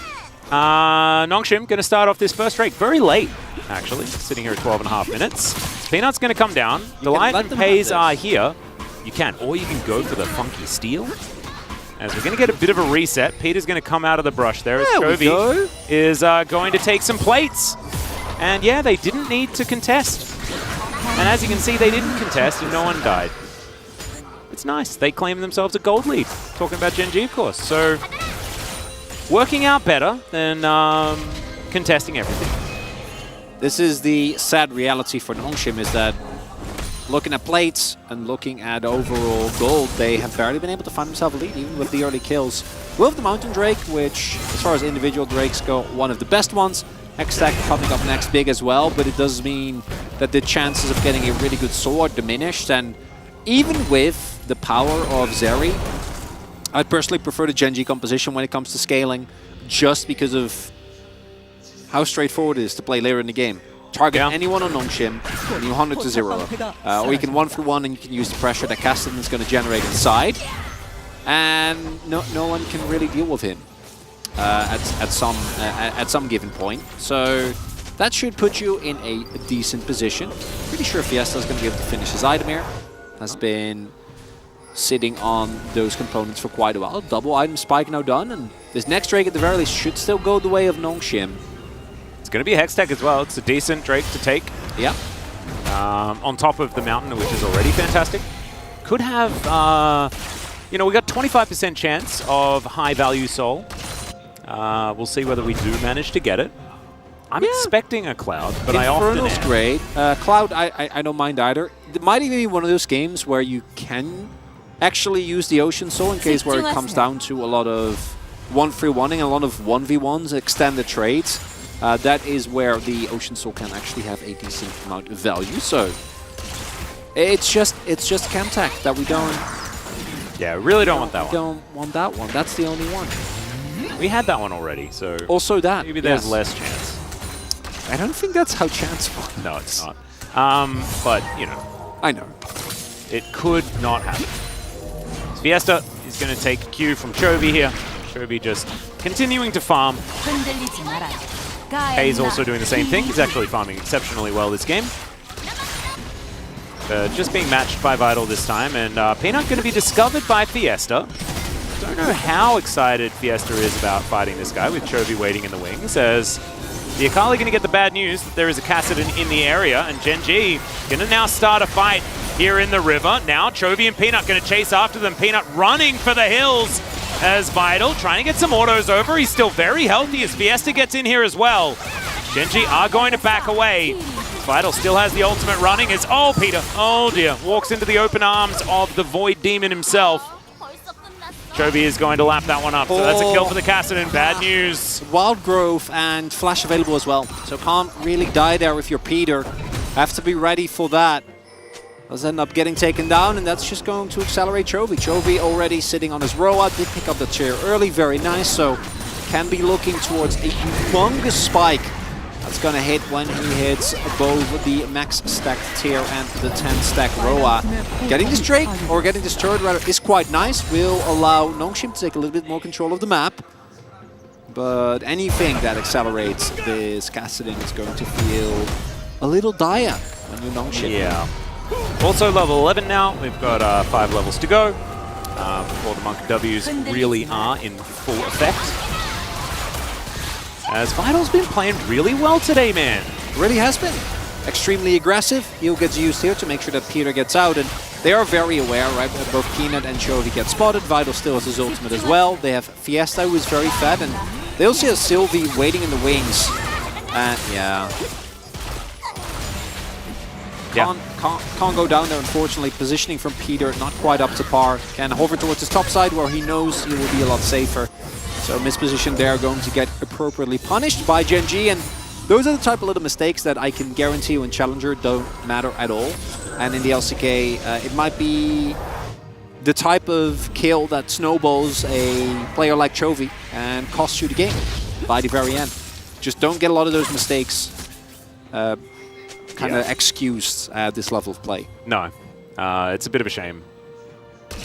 It was like Nongshim kind of feeling themselves though, and we want them to keep playing like that, right? Because if they do find themselves 5v5s, there will be angles where they can get stuff happening. We've seen Wukong Zeri do some pretty amazing things if you can get your opponents to fight on your terms, and K'Sante can certainly help with that. I have been a little bit against K'Sante in general since the nerfs, but Dundun does play the champion very well, as he just wants to defend this turret. Peanut says no, and he's going to lose his control ward as well, so it doesn't feel great here for Dundun. Sylvie going to be able to take this Drake though, so you were talking about the fact that Nongshim should be able to retain control of that, and they will be able to do so. We'll get word on what this soul is going to be. Anything but Hextech. Sorry, anything but Chemtech. That's what we're hoping for.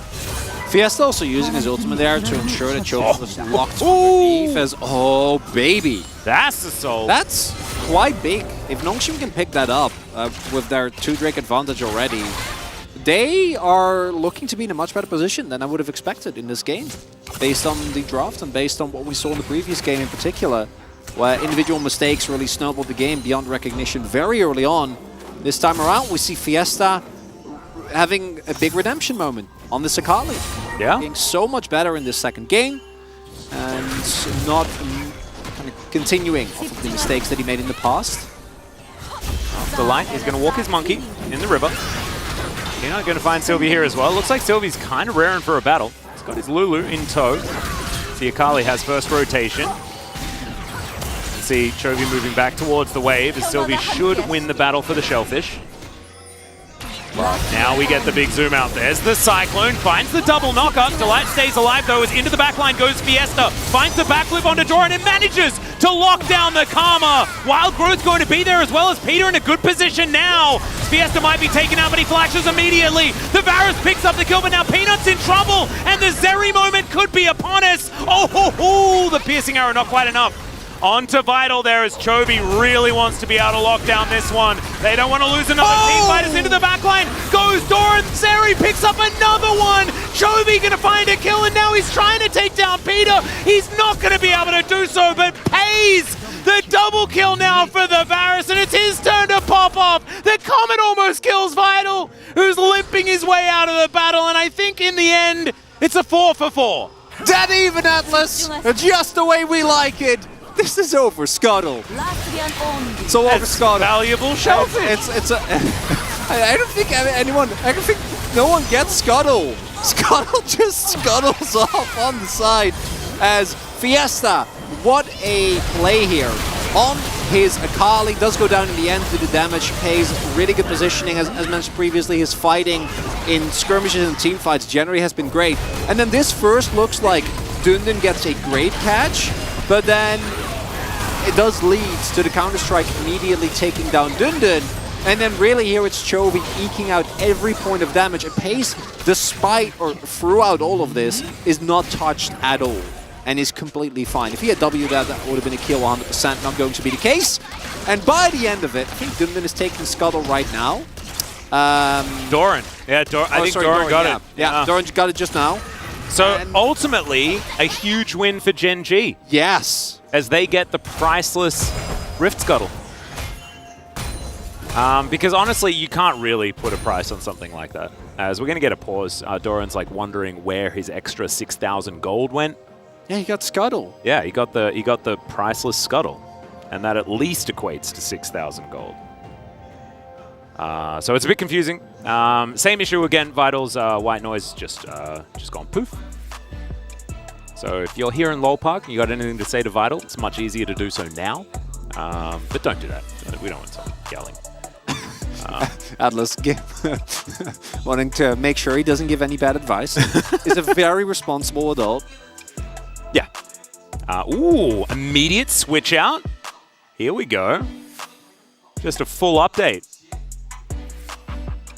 As Chovy, you can see there's a wry grin. And that is actually, like, when you're looking at a player that's had a little bit of a rough time in the early stages, and also someone that had a great game last time and didn't have the same performance this time, I was expecting to see like a little bit more of a slumped Chovy, but he's just having a great time as it turns out. I'm kind of assuming that as much as we love casting Nongshim, playing them must also be fun, because how many other teams in the LCK see you go for a full 5v5 brawl to the death over a Scuttle Crab?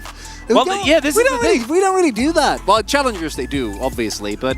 And games are less fun if like the team just rolls over and says, can you just kill our Nexus, we're done here. Nongshim never does that. Not ever. They are fighting till the very end. Tiger. Yeah, that's a really... Is that like... That's the cereal guy. The cereal guy. Yeah. Don't remember the name of the cereal. You're a... I'm a Weet-Bix. Yeah, you're a decent...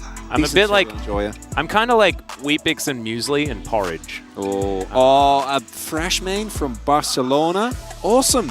Oh, hello. Welcome. Have you ever been? Barcelona? Yes, love it. I'm glad. Absolutely glad to gorgeous. hear. I was there for All-Star in 2016.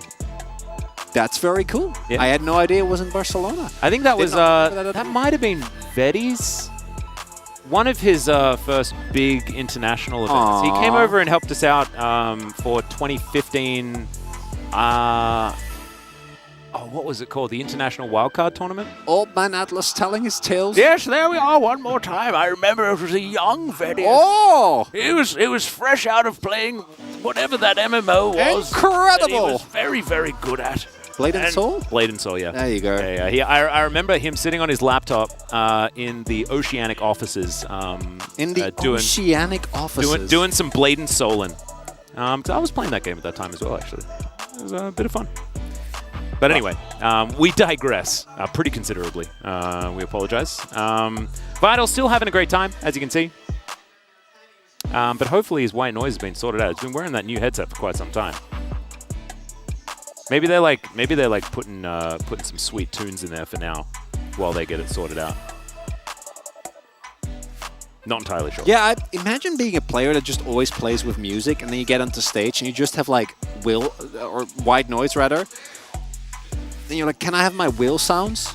Maybe, you know, for some variety. I just don't think it's loud enough to drown out the crowd. Just gotta keep cranking those wheels. Oh god, that would be the so volume. scary. Because then you need the ambient noise to be loud enough to drown out the crowd. And then when a whale comes past, it's like, you know, like it's real scary. Sorry about that, chat. It's a great wheel impression. That was not. Really no, but that's job. how loud it would be, right? It's not going to be like the glorious whale sound that you would normally hear because it's like the distorted glorious way too whale loud. sounds that we all hear on a daily basis. Yeah, absolutely. All right, we're finally back into the game. Doran is going to hit the turret with... No, he's not. Actually, he's going to wait for the minions to do it. Sometimes you use your subordinates to get the job done for you. He delegates quite nicely there to his minion cohort, and we'll be able to take down that structure. Chovy here towards his top side. Just getting that 1-3-1 happening. As level 13 now, 8 stacks on the Rod of H's. Also, Seraphs is done, so yeah, Chovy's going to be hitting that point where things are going to be real tough for Nongshim very, very soon. Yeah, don't know if he'll hit 16 on the Rod. No. No, he won't. But we'll be pretty close. We'll be 14, so going to go to 15 from there on with how it's looking right now, and we'll be still considerably closer to 16. And that's what I was saying earlier. Kassadin, to me, is one of those champions where if he is good, he's way and without, well, he's way too good. But generally, he was not mad. I remember Showmaker picking him last year, and I was going all like, yeah, don't do that. Yeah, until he got the items back again, because Rod of Ages was just not an item, didn't exist. No, it was not. Now it's back, and it's arguably even better than it was before, and it was always like one of the primo Kassadin items. And he really enjoys it, and it's very, very good in him, even with the nerfs that we saw to him on this patch. But he won't be, crucially, won't be level 16 as we get into this Drake fight, and this might be sole point picked up for Nongshim. This is pretty crazy that Azeri, at this point in the game, has done more damage than a lethality event. Yeah, it's wild. Very but Pace still has more money. Dundun is also... Oh no, it's raining Karmas and Varus's! Oh, Dundun, he wasn't expecting that. He's going to try and hold back to his team, and he does so. Cyclone going to come in. It's Chains of Corruption. They go wide. Chovy looming on the flank, though. And Vital, he dives into the backline. Fiesta is now going to turn up Extendo Beam. Not going to get quite the value that they want as Doran dives into the backline. It's Peter that goes down, but they're trading it for Pays. Vital! And in go... Yeah, Vital's actually keeping himself alive quite nicely. Fiesta goes golden as Chovy is going to dive forward. They lock down the kill onto Vital, and it's just not going to be enough here for Nongshim. Gen.G, they'll take their first drink of the game. Oh, man. So close for Nongshim. I thought that the turnaround was about to come. I thought it was about to come. So everything gets thrown into Cassante. Understandably, he does get taken low, but he also doesn't care that much in the grand scheme of things. Crucially, though, this teleport from Fiesta does get him backline access, but also means he's a split second lane. And it's only for the heroics of Vital and Fiesta that this fight is even remotely close. But the key issue is they don't have the tank. They don't have the front line. So Chovy and Doran can just get on top of Vital, can get on top of Fiesta. And even then, it's this close. Yeah. And if Dundun is there, if Dundun can create some sort of zoning, they might be able to win that fight, but that can that's probably the backbreaker right there. Chovy about to hit level 16, got a bunch of kills there as well, and now the gold lead there for Gen.G. They got their first Infernal Drake, and I think that the Nongshim time on this map might have sailed as final crowd. Oh, so close, so close. So we're coming on over. Chovy actually went back just before that fight to buy that stopwatch, which honestly did mean a lot, I think, for that fight. Agreed. Like, one stopwatch timing away from being able to take that one away. I think Fiesta played it pretty well, and if it hadn't have started, like you say, with Dundun really having a rough little catch as Pays and Delight sort of bounced over the wall, could have been a different story. However, only 2,000 gold or something like that. You know, you need to kind of ignore the fact that Chovy just dinged level 16. If you're an fan. Doran also is... we haven't really talked about Doran that much because the game hasn't necessarily been about him. But he is about to hit a Spear. And he's already very strong. And he's very strong into Nongshim as well. In general, because well, Vital can't really deal with him. And neither can Sylvie or Dudu. It really is only Fiestas. All right, well, let's see whether Nongshim can actually single out Doran here. He ults, and Sylvie is going to Cyclone, but man, he's taking so much damage. Chovy is looming. He's absolutely terrifying, guys. As Dundun's going to try and dash his way out of it, but in goes Chovy. He's flashing, he's dashing, he's ripped walking, and he's killing everyone. 2 kills already as the Zeri goes down. Make it a triple. Fiesta's here, and we're rift walking towards him.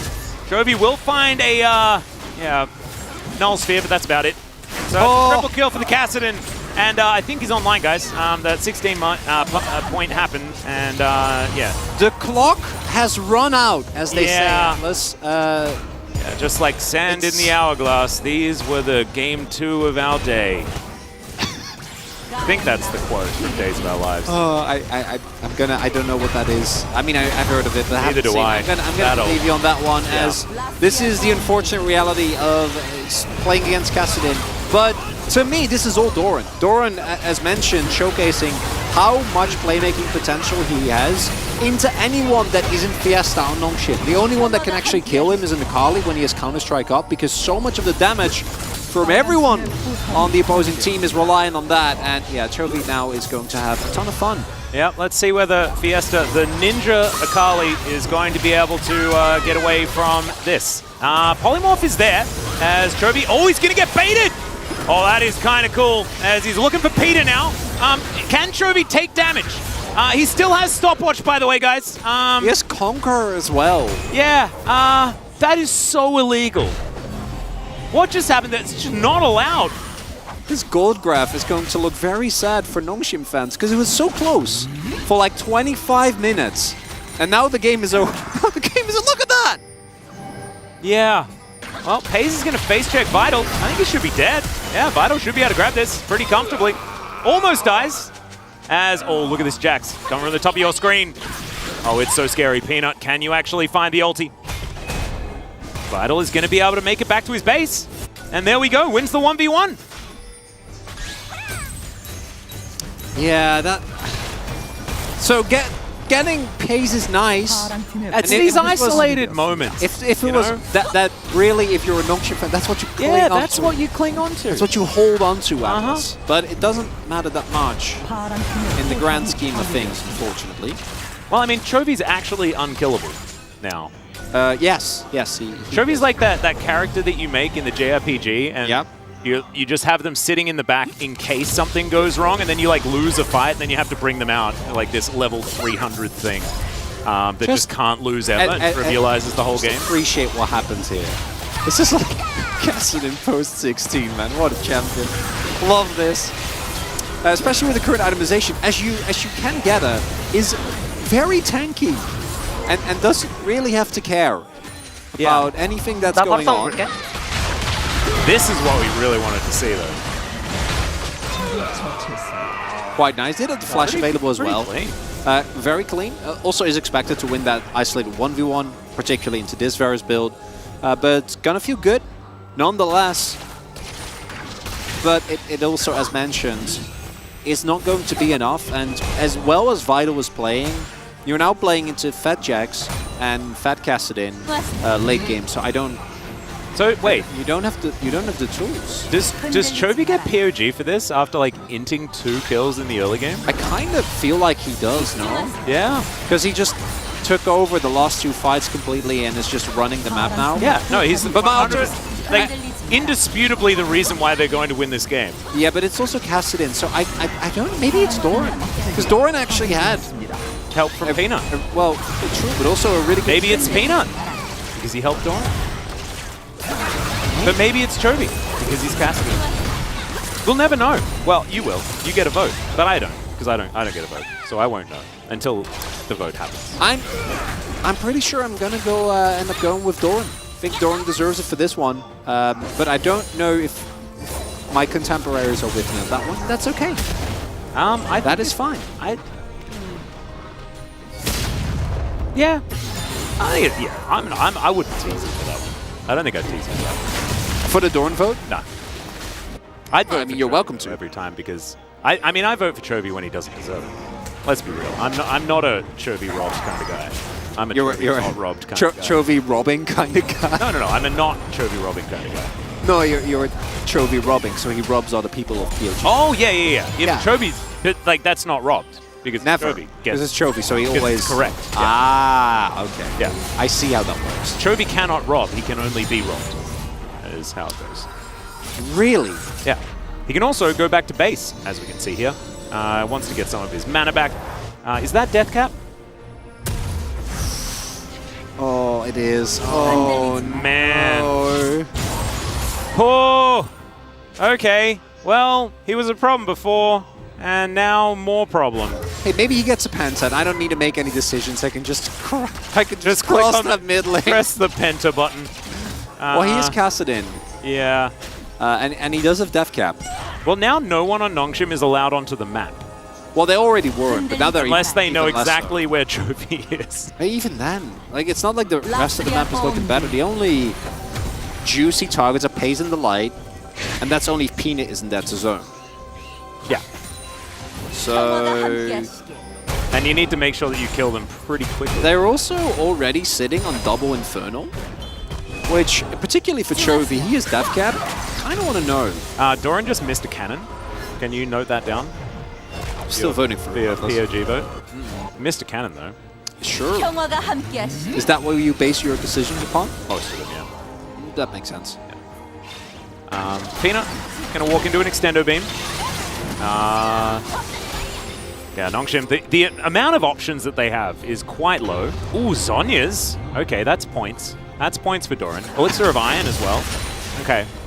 That More makes up for the points. cannon. That makes up for the cannon. I like it. I think that's Doran realizing that the game may not have very much left in it. But the Baron is going to be up in 8 seconds time. That's what Gen.G want, so they can get the siege happening. Of course, Varus has a lot of range. Outside of that, not a whole lot. Here on Gen.G's side is Nongshim. This is very far forward. And, oh, what? That was one Force Pulse? Yeah. Okay, well, Chovy's got a blue buff as well. Okay, Doran pushing They down don't mid. need Nash. They can get it, Yeah. generally, but they don't really need it. Well, Nongshim also can't let them have it. So perhaps this is just how it's going to work, as Pays finds a nice little arrow there onto Sylvie. By little arrow, I mean one that takes 50% of his health bar. Another one lands onto Fiesta this time. And that means they can't walk up. Because that's like lethal range. Okay, well, now it looks like the Baron is going to be taken. I thought maybe actually some sort of fight would occur there. And then we could be like, yell, yell, yell, Nexus. Yay! Instead, it's sorely looking like it's mistaken, going to be, Atlas. and they take some poke. And now Baron time. And peace out. Maybe Gen.G do the same thing at the inhibitor turrets, and we get like a little bit more gameplay. Ooh, Could happen. yeah. Well, I don't think it's likely. Let me be very upfront about that. Gotta get another Infernal. Gotta get another Infernal. There we go. Oh, he has 709 AP.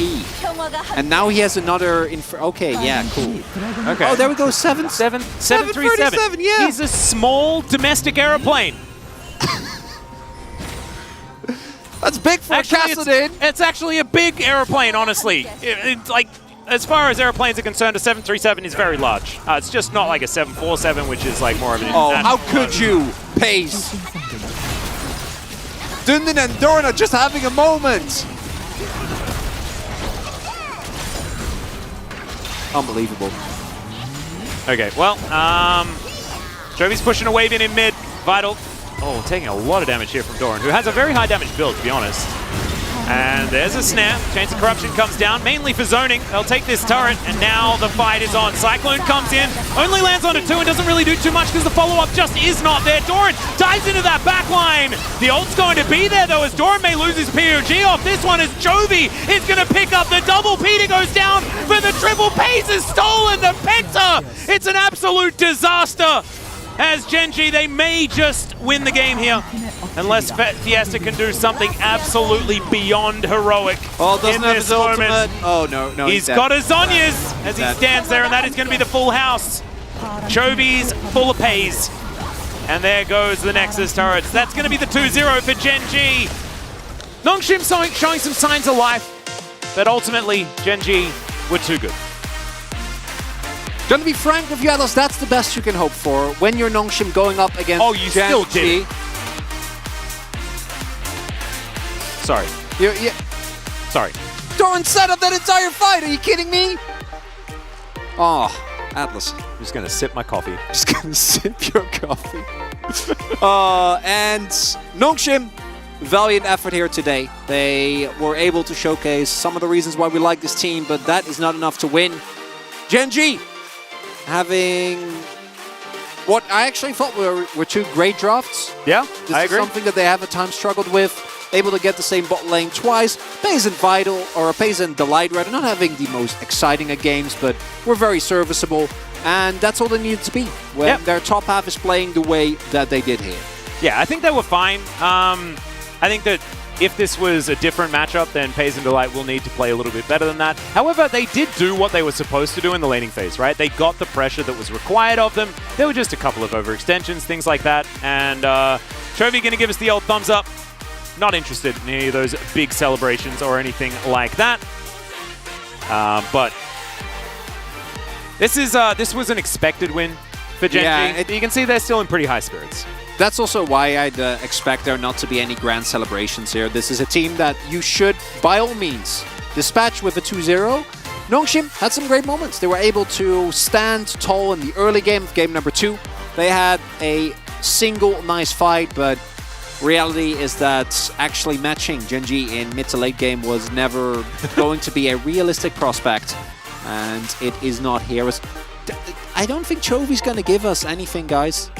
No, he gave two thumbs up. He gave the He one doubled thumbs what up, he gave before. and then the double thumbs up. Well, it's when he does the triple thumbs up. That's the... That's the real. I don't even know how that's even possible. Let's check out the highlights here. As the early game, I mean, this is where my recency bias comes in, because if I forget these moments, I'm giving Chovy POG every time. Yeah, the early game was not the best look for Gen.G, but it didn't end up mattering whatsoever due to what we have seen many a time. The inability of Nongshim to consistently find the game-winning play. They get good plays, but actually stringing them along and turning them into objective leads and turning them into consistent setups around dragons, around barons, just doesn't really seem to happen all too often. Yep, and this was sort of the beginning of the end. I think as soon as Vital went down, I think Nongshim kind of knew that their time was running out on this rift. As yes, this is Chovy at level 16. So, yeah. But I mean, that was definitely This was POG more worthy. like let it go, Atlas. POG worthy plays here. He's a level 17 Fat Cassidin. Okay. Yeah, and we've seen them lose before. I'm sure at some point there was a time where that happened. Well, not this game. That's safe to say. And for Nongshim, it's back to the drawing board. We did see once they had laning states that were actually salvageable, when they had a little bit of prio, made a little bit of prio in top and a bit more agency, that the team was able to find some great early fights, but more than that, they weren't really able to. And all you can look for as Nongshim at this point is trying to go for some of the greedier drafts like we saw in Game number 1, with Vital's performance at least looking a little bit better than it has in previous games. Maybe try and go for a greedy draft like that against, say, DRX. I see you ignoring the obvious Chovy POG that's on the graph. I'm very happy with my Doran vote. well, I'm looking forward to hearing what the desk has to say about that series and the Gen.G victory. Over to you guys. Thank you, casters, for that awesome cast on the 2-0 win from Gen.G over Nongshim. Expected result, as they said, the beginning of that game was not what we expected, but eventually Gen.G were able to pull it through for the victory. Yeah. What do you think about this one in the draft? Well, let's talk about the draft first, because the Kassadin pick is what defined this game. Obviously, we had the same bottom side here with the Zeri Lulu, Varus with the Sejuani setup here in the Karma. Early game can be very problematic, but having a little bit more mid-prio and a little bit more control gave so much more of a leash to Nongshim's composition here. When we saw the Kassadin come through, we weren't as thrilled about it. Obviously, the Sylas and the Akali can be a strong matchup. There were other options for Chovy to pick here too, but he was just like, well, they left the Kassadin for me. I'm going to play it first game of the season for him on this pick. And things did not go well for Gen.G in the early game, actually. A lot of control for Vital in the bottom side of the map. He and Peter actually ran that lane, and then they had control over the first objective, and then Gen.G still forced 2 independent fights where they're not online yet.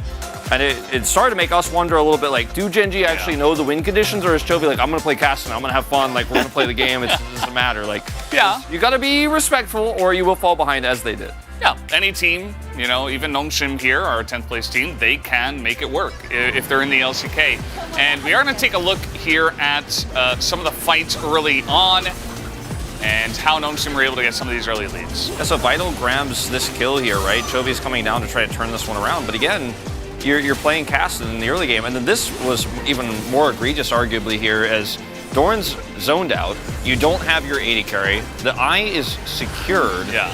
and then you're still here. Like, this was just really happy feeding on the side of Gen.G, and a little bit concerned about, like, maybe we should actually try to force this fight. Like, I don't want to give this up, but didn't contest in time and then stayed too long, got punished. So at that moment, it looked like, oh man, this series could be a game 3 series. Like, we might actually go the distance here because this is too much of an advantage for Azeri this early. The Kassadin 0 and 2, will Chovy be able to recover? Yeah, and at the end of the day, Nongshim got a really nice lead. You and I, we were watching, we're like, well, they got a lead, and then what? They didn't really do too much with their lead. We had a 2-0 Akali that was kind of sitting in a side lane against Chovy and saying, like, I'm gonna trade with you, and then, like, nothing actually happened. Chovy got a free level 16, and then eventually we got to another fight, which is highlight number 2, a little bit later on. I think this is before even Chovy's level 16, but yeah, one person gets caught out, and you're running away from a Jax and a Kassadin. That's not gonna work for you. And Gen.G just bringing some good traps here. There was a fight right before this too that was the crazy one where Vital barely survives, and it's a pretty even trade, but that favors Gen.G, right? And Gen.G just slowed the game down here. And unfortunately for Nongshim, like, they try to force this one here. They try to actually turn this game around at this moment after losing Dundun here early in the fight. It's just not going to happen. Like, you aren't going to win this fight. This composition at this stage, how online it is, loves skirmishes like this. And what looks like a close fight realistically isn't, because Chovy plays it really well. He has the stopwatch available there, goes back and buys Zhonya shortly afterwards.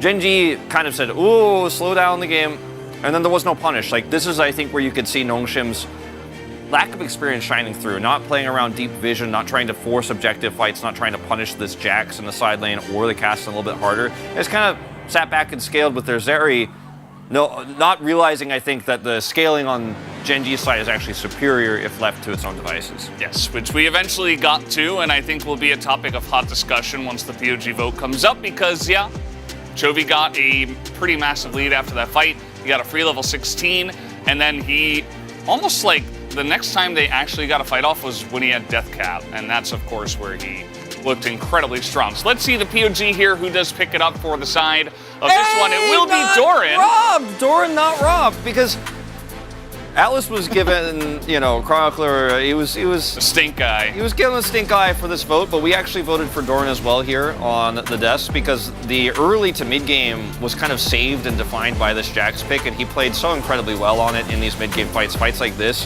where he actually turns things around. And without really having great CC setup in this composition at all, he has to be hitting these counter strikes on the priority targets, and he just absolutely is. He's leap striking in, playing around their mobility extremely well. And without these critical plays, I think Nongshim could have won some of these closer team fights in the mid game and brought us to a third game. So Chovy was gifted the opportunity to be the real carry in this game, but it wasn't about his abilities and plays, and I think Doran really saved Gen.G in their dire straits there. Let's see what the vote looks like. I think it will be somewhat split. Should be somewhat split. Somewhat split, It's coming. potentially. Maybe we won't know. We don't know. We'll never know.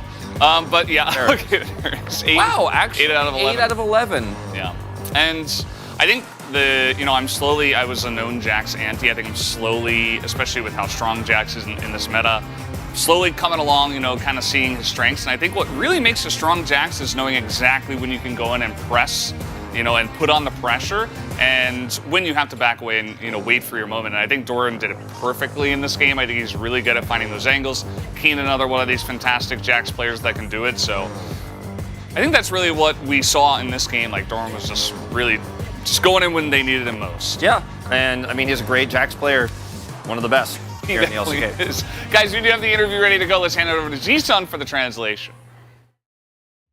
Thank you very much, guys. We are here joined by the solo laners on the side of Gen.G. Congratulations on the win. Gen.G picked up 8th win of the season. You guys have the sole position of the second place. I'm glad that we are able to get a win today and also climb up to the second place. Feels amazing. Yeah, I haven't played a lot of Jax so far, but I'm so happy that I won a game on Jax. It means a lot to me. Indeed, you not only got a win, but you also got a POG on the Jax performance. So after the T1 match, which was really close, how did you kind of look back at the T1 series and how did you prepare for this week's match? Yeah, it was so close, but so far. So we were really, I was really unhappy that we ended up losing the game, but we were going to have a rematch in the playoffs for sure. So we just didn't want to, stay sad about the loss. We just wanted to pick ourselves up together and prepare for the upcoming matches. And Chovy, this is your 3rd POG on Sylas. Did you know that? No, I had no idea. Chovy, with that Sylas, you guys actually just took the Sylas pick that was left through, and there were so many good ults that you can hijack. How did you feel about your draft? So Nongsim locked in Ornn, which means I had some good options for, the Sylas ult. Is looking at the Sylas Akali, champion matchup itself, I didn't really like the mid lane matchup, but looking at the entire comp, Sylas was the perfect pick to round out our comp. I mean, Chovy, you got the first blood, you got a solo kill, you were just popping off in that game. So let's take a look at this highlight reel. So tell us about this kill. Well, to be honest, I wanted to go for that fight once I hit level 3, and this is another solo kill. I was just trading really well with the solo kill, and I was able to trade back a lot of HP, and then I was able to get the kill. I got really lucky because I knew that he didn't have flash. But about the first blood, I was waiting on until I hit level 3. I was like behind in 2 or 5 XP, so I was a little bit worried about that, but in the end, it was a decent result for us, so I was so relieved. Doran, as a top laner, how are you feeling about all the good news happening on the downside of the map? I was focusing on the top lane matchup, I was just laning so hard, so I didn't really know. And also, Chovy, you already touched on this, but you said you didn't want to play Sylas into Akali, to be honest. Well, and then, this was your first Sylas into Akali matchup this season. Tell us about this mid lane match. I think Akali definitely has a bit of an edge over Sylas, but it all comes down to the mechanics. And also, once you actually drop the balance, it's just like the game is over. And I don't like this kind of a matchup where it's so volatile that one specific play can just destroy the matchup. But yeah, I want to say Akali does have edge over Sylas. And then Ornn was actually able to steal away a Baron from Gen.G. How did Peanut react to that moment, and how did Gen.G players react to that? 발언을 뺏긴 상황에도 많이 Once we got 유리했어서 Baron 그렇게 stolen, but still we were having a great lead, so we were not too worried about it. And Peanut said, I got stolen again, and we just laughed it off. But he was still a little bit bummed. Indeed, Gen.G had such a massive lead that Baron still didn't really matter for you guys. And then we headed into game number 2. We had a very similar draft, just like game number 1. But this time around, Chuvi, you played Kassadin instead of Silas. So we had Kasante locked in. And then Silas cannot really do damage to tanks. And looking at the opponent, their ult didn't really look that good to play Silas. And also, just like I said, Silas doesn't really win lane up against the Collies. So if I'm looking for a late game, we should rather just go for Kassadin. And then, Doran, you played Jax in game 2, and you were able to showcase a great performance. I think Jax is slowly climbing up the tier list. He's 7 and 2 with a win rate here, and he can, do a lot of damage, but still do a lot of work on side lanes and still set up for team fights. A lot of top lane picks are getting, nerfed both directly and also indirectly. So Jax is now have become one of the best picks in the top lane, and he's really versatile, So I'm practicing Jax a lot nowadays. Doran, yeah, your performance on that Jax was so on point. How would you like to rate your Jax performance today? In the mid to late game, I liked the way I played Jax, but the laning phase was not that ideal. I had some better plans, so I would give 7 out of 10. And then I think the teamwork between Gen.G solo laners were pretty good this game number 2. How would you like to rate Doran's performance in game 2? I was so caught up in my own play, and after a team fight, Jax got all the kills, and then I didn't really pay attention to his gameplay, but I assume he did a great job. Out of, on a scale of what? 10? I think Doran can do a little better, so I would give him a 9. And Chovy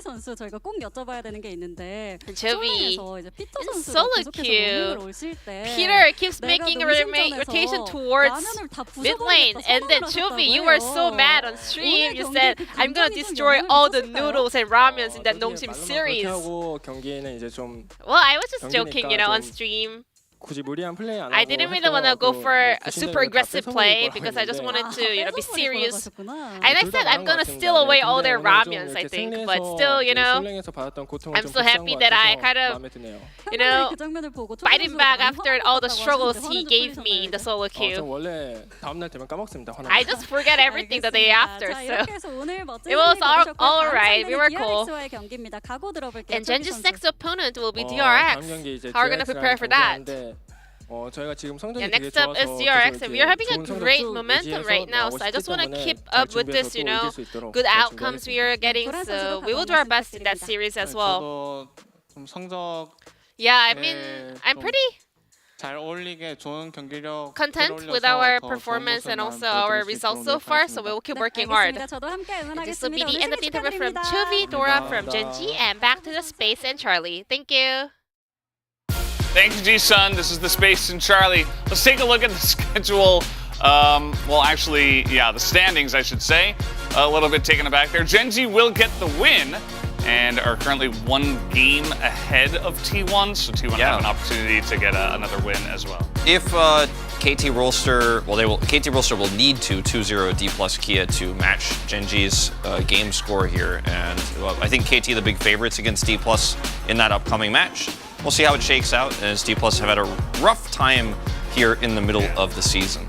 Has been a little bit shaky for them, but perhaps today's the day where they turn it all around, and I think that's really the only way to get it to be a close series. I kind of do agree with you. I think that KT really on the upswing right now. DK are, not on solid ground. So if DK can solidify themselves, I think we could have a good series. But either way, guys, should be a fun one. We'll be back in about a half hour for the second series of the night. You won't want to miss it.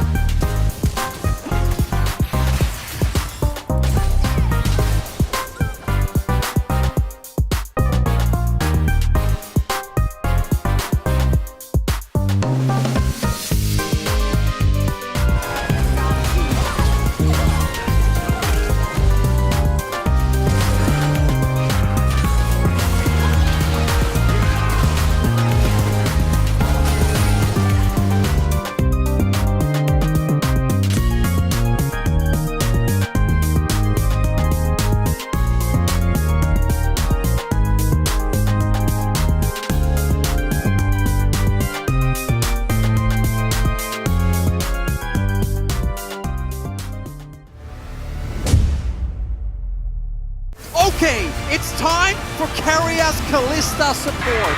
나이스 나이스. T1 will take the game in 45 minutes. What an impressive game from KT. Dominant Game 3 victory. We never doubted them. Hello and welcome to Saturday Showdown.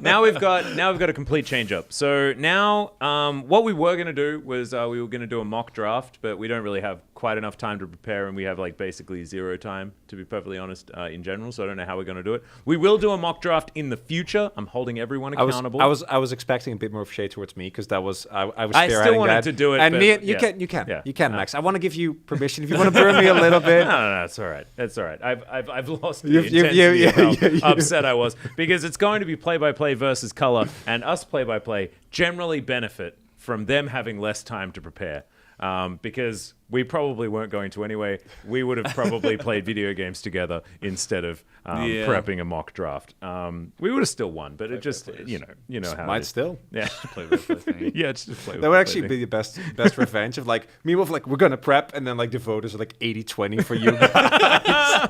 Well, I mean, Could happen. oftentimes, like, I don't know whether the games are going to be played out. The best thing is if we do a mock draft and it turns out that these are compositions that have been played like around the world somewhere, like that's what we need to do. And like, how many times have these comps actually won in? We can take those two drafts and then have 10 intermediate bots fight it out.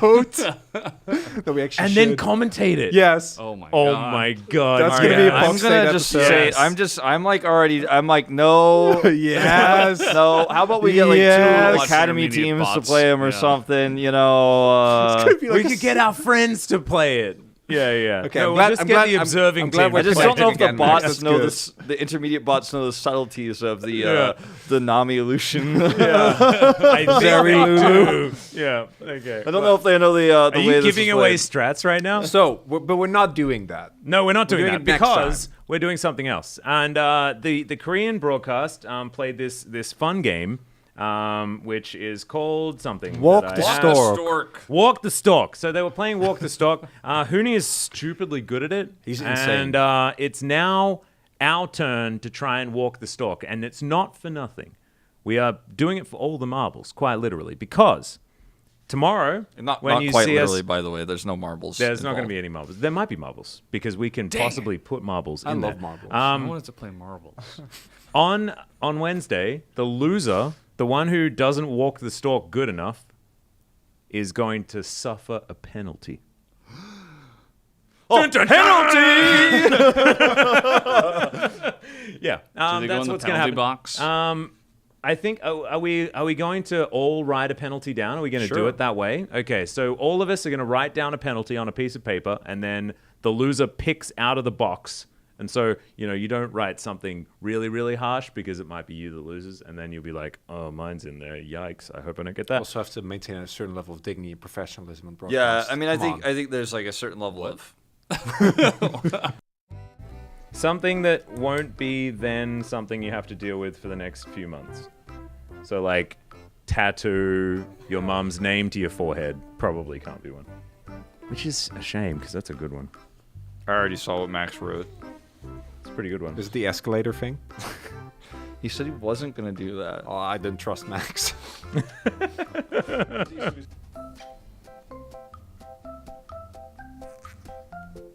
I reckon we have like a 5-meter grace period. For where you don't get. Yeah, you get to start again if you don't make it 5 meters. Nah, I want to see somebody die at 2. It's gonna be me.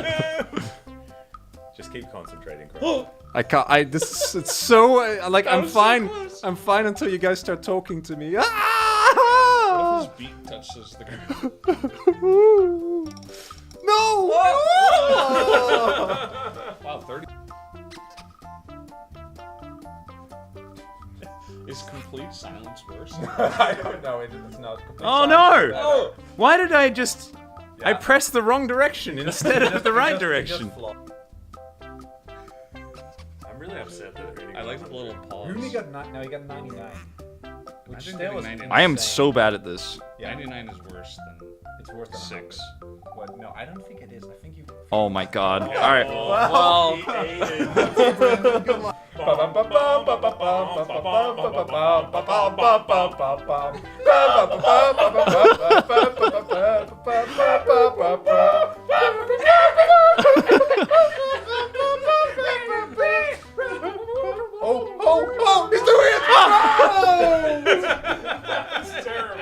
So, just to add some context to us and how atrocious we are, or how we weren't provided with very much time and we didn't watch Lolly. Wolf is terrible. Just say it. It's Wolf is terrible. Yeah.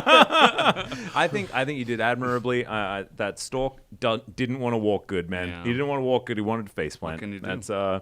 That's kind of the way. Anyway, this is how the players have done. Faker, of course, the best at random games. If you've just the watched way his it is. stream ever, you just know. His Get Over It streams were so good. I'm still Oh my baffled God. that Hooney is the best out of anyone.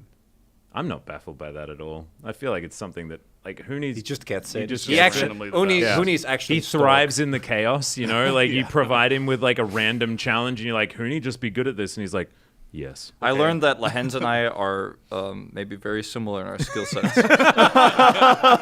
Do you like Entertainment. eating You know? bagels by any chance, Wolf? Actually, yes. I just Maybe we realized should hang out. the play-by-plays just the same, basically, is what I learned. Keep learning that. Yeah, and just.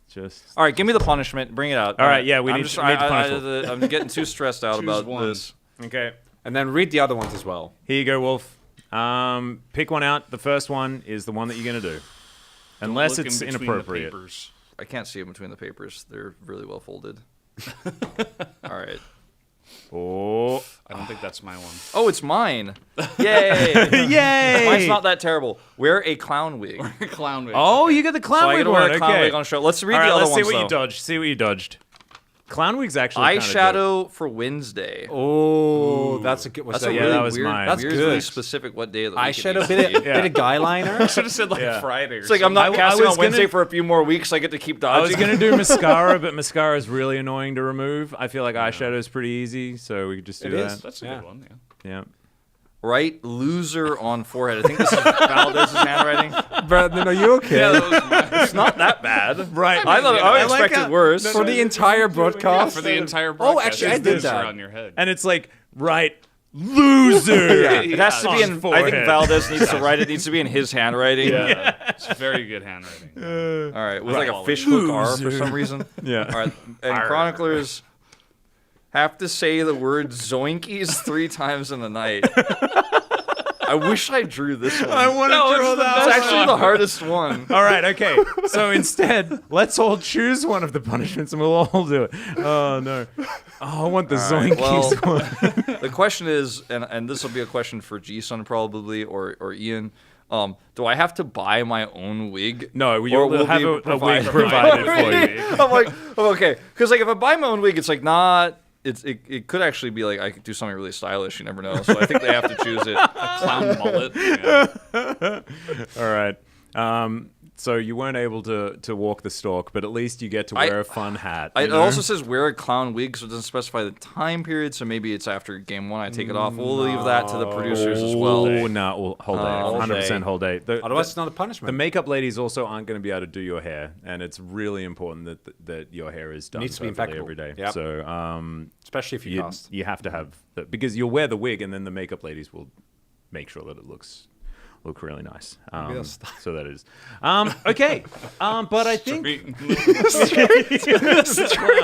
straightening the clown wig. Maybe curling the clown wig perfectly, it'll be you know? plastic, it'll Yeah, you melt. might have like a little like strand coming down, like, you know, like all set up, just to make sure that Wolf looks as good as possible in his clown I'm wig. down to clown.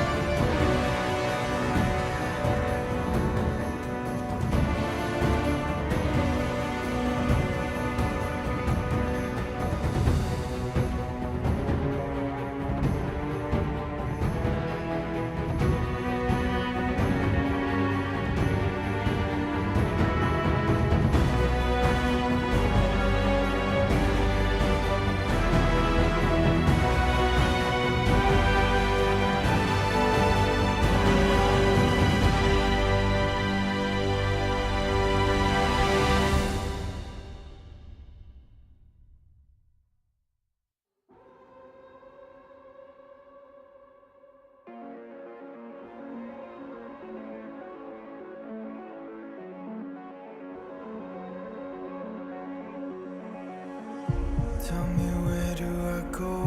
Tell me where do I take us? Your heart is starting to slow. May the water be safe as I dive in. Bloodstains washing underneath the waves. A beat reaching out to keep you safe.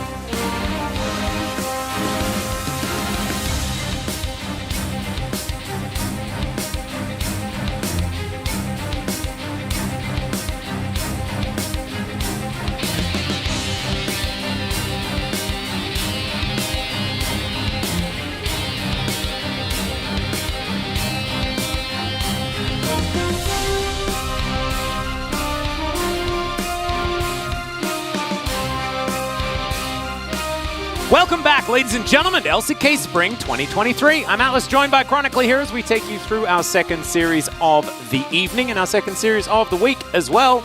I don't know what to expect from this. KT versus D+ Kia. It has a lot of traps. There are a lot of traps that are set up in this particular cast. And I'm actually I just want to kind of break the fourth wall just a little bit here because it's going to be difficult for us to commentate this without cursing. For you, I am a young commentator, unburdened by all these years of expectations. I think this is a very clear... No, if you say the E-word, you're still in trouble, regardless. Cut and dry match between KT and D+. D+ have looked worse and worse.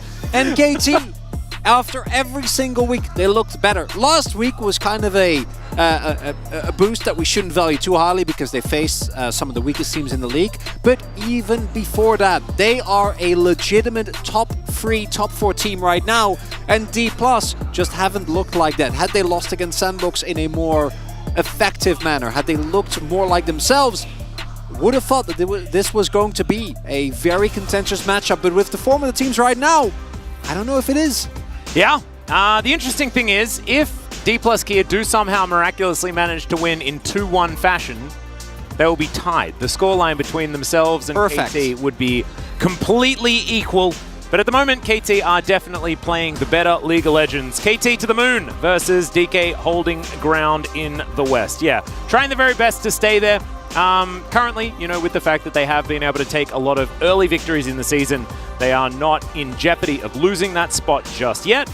But KT, they're taking off. They're looking real good. I think top side of the map is definitely going to be a big point here as the 7-0 undefeated Jax takes on, 6-0 for Renekton and 3-0 for Fiora.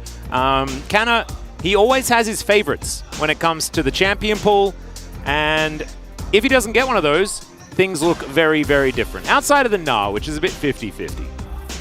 As the head-to-head, dead even between these two teams, neck and neck jungle 22-22 on Feb 22-22? Perfect. Well, yes. Yeah, well, no, it's 23.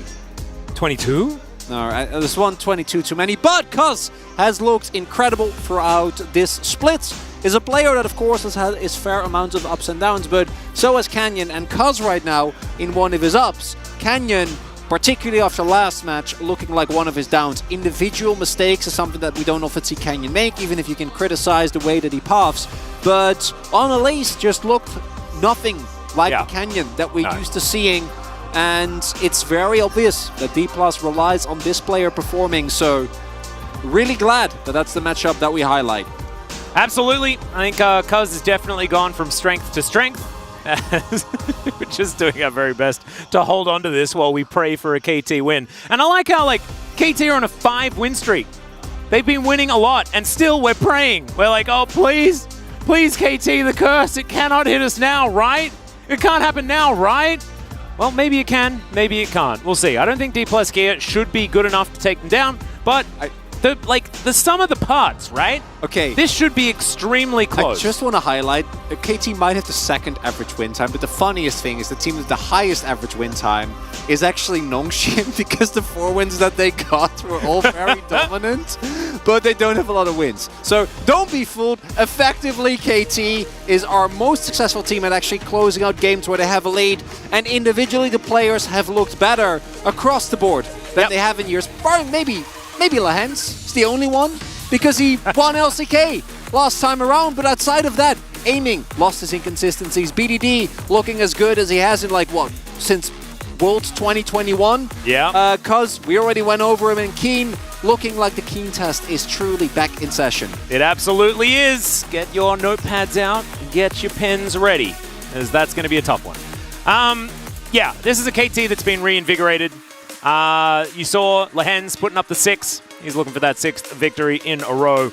They will have to get through D+ Kia, who have been slumping, yes, but the players are still as terrifying as ever. And if they do find some form, if they do rally coming into this series, then things could be different. Because I feel like a lot of these players play really emotionally, right? And losing to Sandbox in that first game after crushing them in round 1, that was difficult for them to come back to. But they know that KT are contenders. They know the names of all of these players.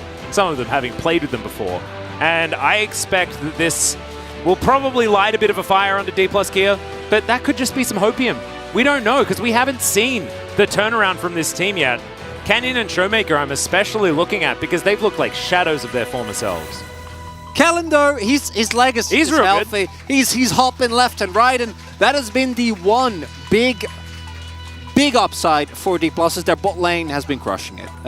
Kana on the right picks, certainly, but outside of that, not too much. Canyon has had his up and down. Showmaker hasn't really looked like himself outside of very specific individual games, but Deft and Kalen are both still crushing it, but it's just not enough.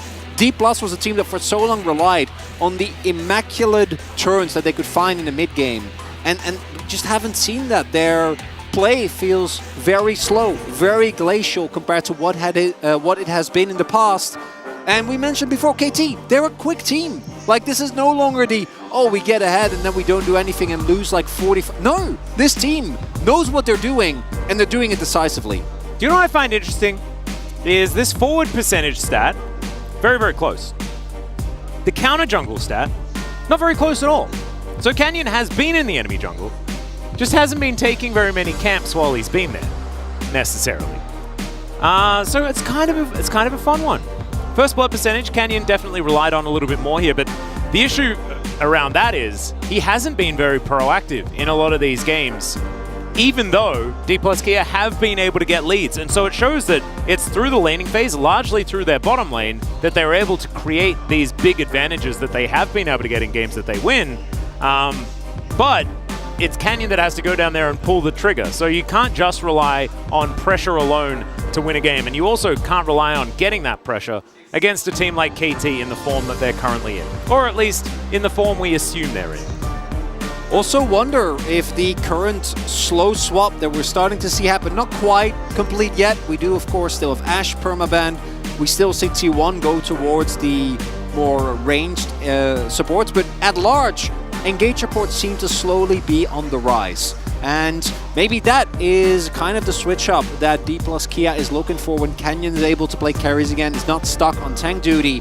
But that mana shift hasn't actually happened yet. We're still on the same jungle meta, we're still on largely the same support meta, and in that specific meta, KT have just shown that they are looking like a much more well-rounded team. The individual laning performance in particular is what really scares me, because Canyon, yeah, he had a bad game against Sandbox. It happens. I think overall his performance still throughout the split has been decent, but for Kana or for Next and for Showmaker in general, I expect them to really struggle today against Keen and BDD, and a KT with snowballing solo lanes like they've had so many times looks like an enemy that might just be too big for D+ right now. Yep.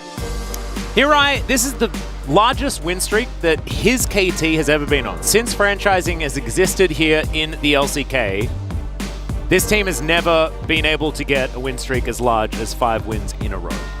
That's a crazy thing to think about, remembering back to what KT has been like in the past. Akon here on the other side is looking to try and stop that, and he had some choice words for his team after their most recent loss against Liv Sandbox. He was not happy at all. He did not hold back any of his punches, and I think that D+ Kia have probably gone back to the drawing board pretty effectively. So I'm hoping they pull out all the stops coming into this one. KT will be on the blue side. Theoretically, some advantage there to that one, as the Ashe going to be banned away first, and the jungle tax is going to be paid here by D+ Kia, as I would assume Maokai Elise to be taken off the board. Maokai Elise, possibly even Sejuani is an option. I've seen more teams try and knock that off as well. Although I'm still wondering, what happened to Trundle? We know he got buffed this patch. Yeah, he dances faster now. He is, well, that part not so relevant, although I do quite like that. No, he can dance faster more often now, given the fact that his frozen domain has had its cooldown reduced. Oh, nice. Now look at Atlas go. He got me there. Yeah. But that's a matchup that historically has been monstrously dominant, because particularly now with all the Aftershock Sejuanis, you steal everything and you never die, and you're still Trundle. So maybe we'll start seeing that with all the B1 Sejuanis that have been coming through as of recently. The Varus and the Lucian are both still open. And it's going to be Desir. So D+ saying we're going to take whichever is left. And Deft, his Lucian, has been, to me, a much bigger threat. So I really would like KT to pick that away here. Now, D+ can go for the Draven Nami, which we've seen work with varying success. Or you just... Please don't, Zeri. I think they very well might. Atlas? Very Zeri? Very, very Zeri. Very, very Zeri Lulu. I hope not. Mainly because Deft and Kellen, their win rate, they're still undefeated on Lucian. You were saying? But their win rate on Zeri Lulu is quite low. Aiming, a very good Zeri player in this particular matchup, but has also been gravitating towards Lucian. Lucian hasn't necessarily found as many victories, but if the Lucian player is confident, it can be very difficult in the mid-game especially to contend. But we'll see how Deft and Kellen are going to be able to do here on the Zeri Lulu in this matchup. As with like a handshake draft like this, I feel like it does benefit KT in these sort of moments. We'll see what D+ are going to be able to get themselves as far as that, like the R4, R5, to really throw a spanner in these works. As there it is, the Wukong Zeri combo that we've seen so many times. I don't know what this necessarily means for the power of both of these squads. Jax, still available. Renekton, still available. Those Fiora, still available. Most of those are going to be banned, is my assumption. Although we might see what happens when an unstoppable force meets an immovable object if they get both Renekton and Jax. That'd be fun. But I actually expect both teams just to ban it.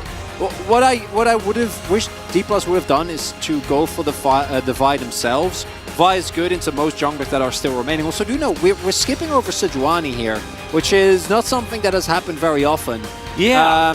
Because by prioritizing the Lulu, you do give over the Vi. Vi is traditionally an answer into the Zeri. It's not as good as it was into Zeri Yumi. Zeri Yumi really hated playing into Vi because it's a combo deal. Special. Yep. Yeah, it's a great KT with the Jax ban?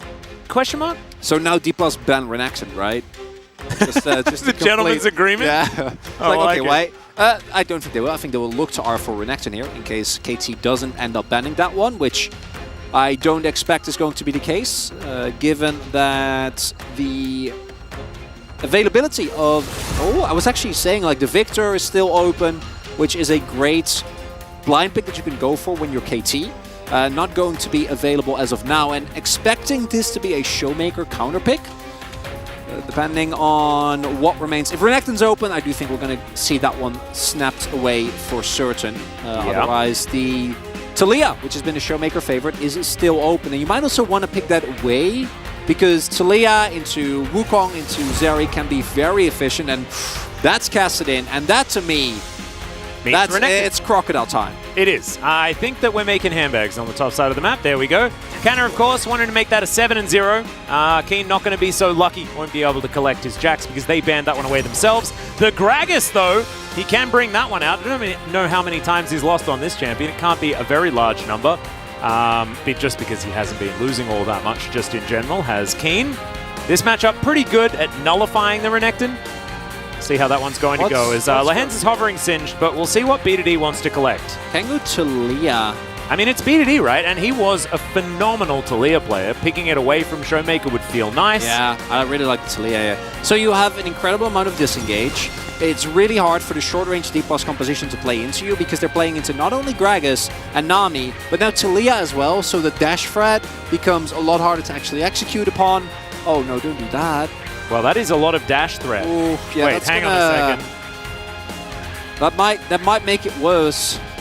That is an incredibly difficult matchup to play. Okay, well, Showmaker going to go for it. The Akali going to be locked in. Let's just hope that the gravel is never leveled. If you don't put down the gravel, then it's fine.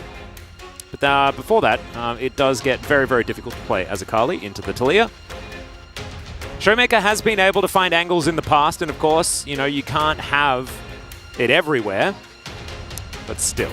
I love the KT draft. Me too. Right? We have hard engage, we have great zone control with Gragas and Taliyah, we have considerable mid-game threats, Our early Cryo ain't looking too bad either. You have a ranged matchup in the mid lane. You have a completely neutralizing matchup on top side.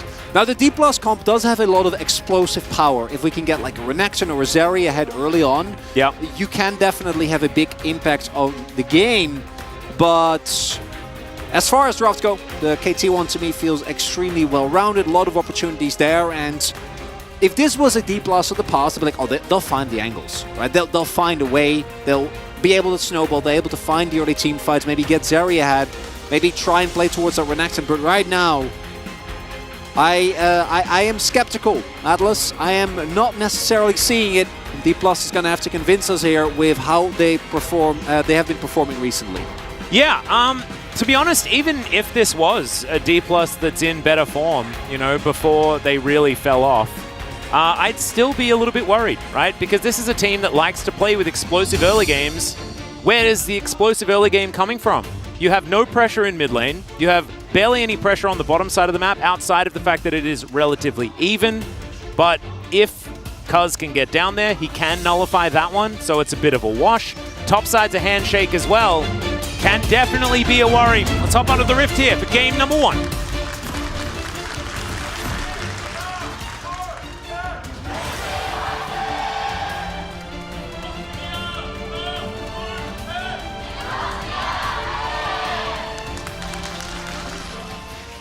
All right, here we are, onto the Rift for game number 1. I'm apprehensive.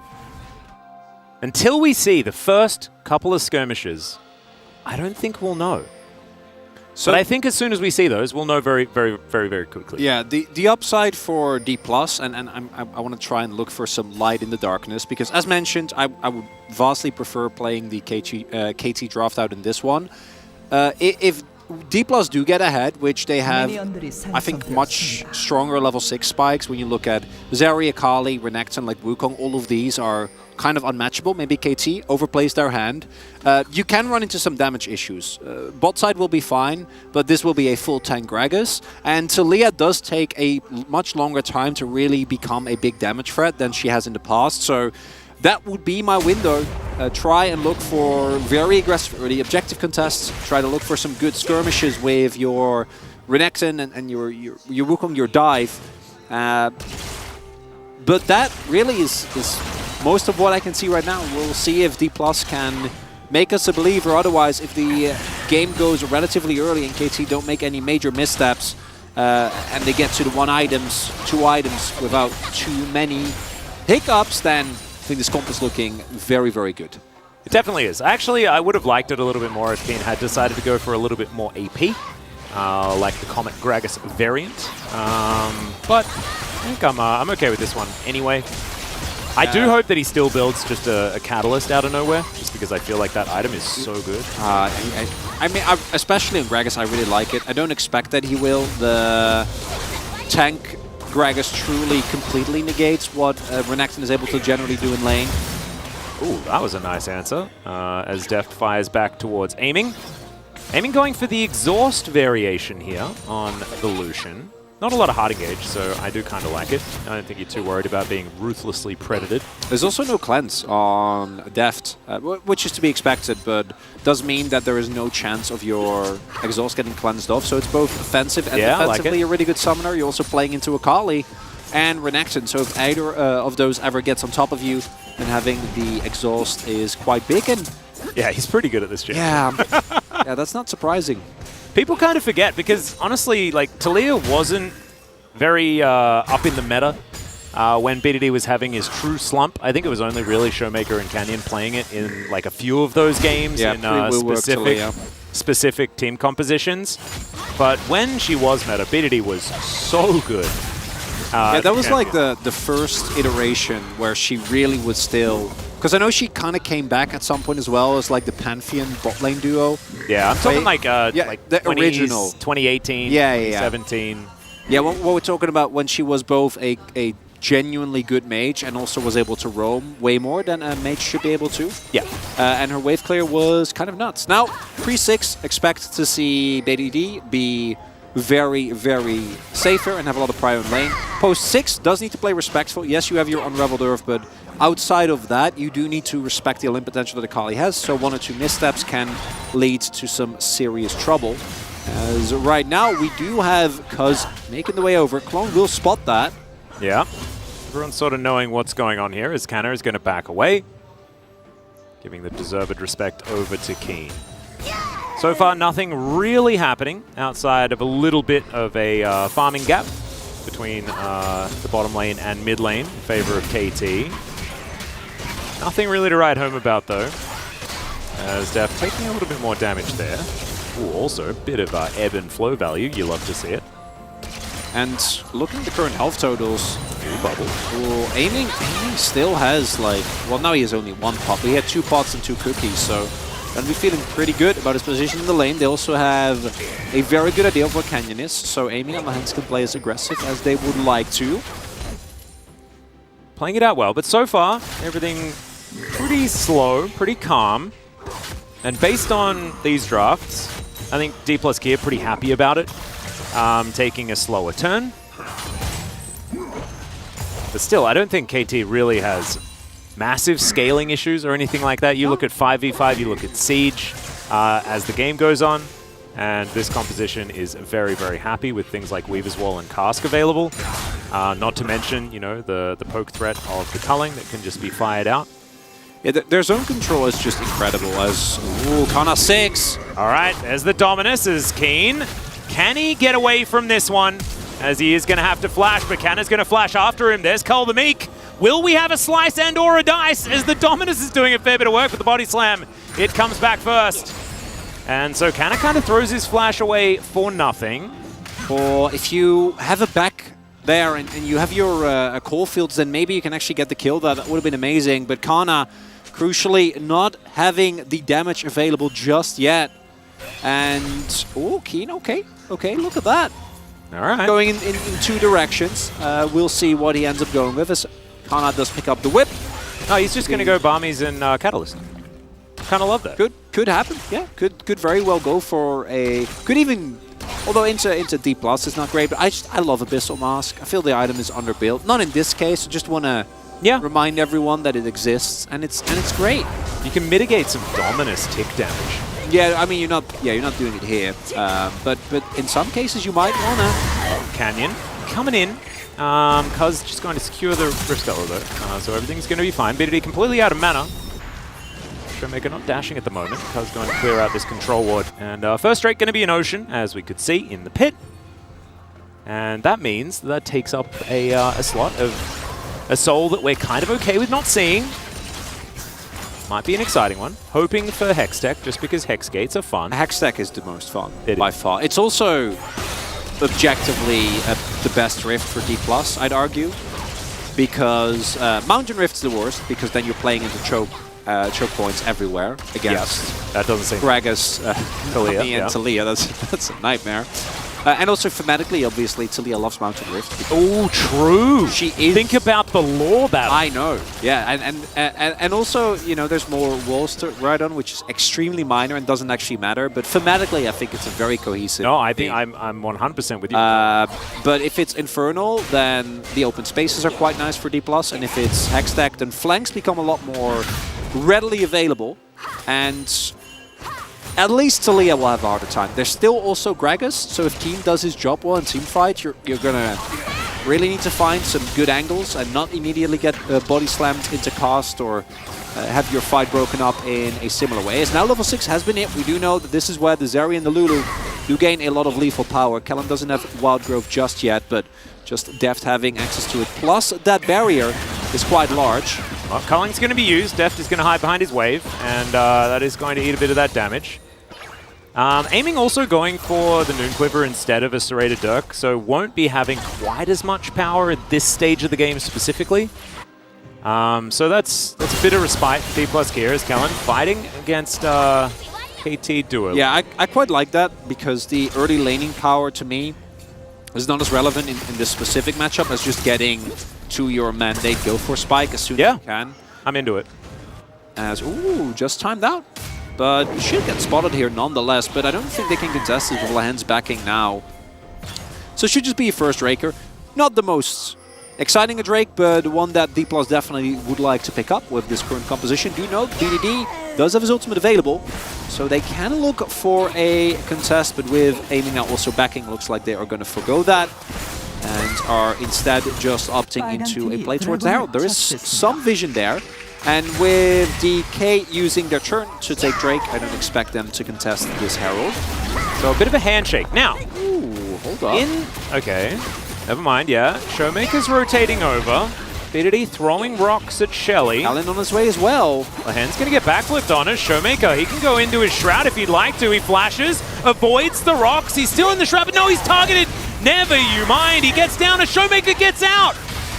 Lahen's going to get knocked up as well by the Cyclone as it goes counter into the backline like a torpedo lizard. And Keen is going to body slam him. I have a feeling Canna should die, but no! The last bit of burst, the barrel's not enough either. Eventually, PDD locks down the kill as now Deft has ulted as he finally makes it to the fight. Doesn't have cleanse, like you say, for the exhaust, but it's going to wear off as now Amy's going to get flashed on. Deft gets over the wall. This is just a catastrophe for KT. This is exactly what we were talking about as well. You can't opt into these massive fights. And now they might get Drake, they might get Herald, and they got a bunch of kills on the crucial Kara's Atlas. This is so KT. Don't you go there. It's okay. We're 10 minutes in game. Yeah, it's not done, and it's already happened. They've already gone full KT. So Showmaker gets caught, is on vision, but crucially finds his Shroud there, and Canyon is there to help him.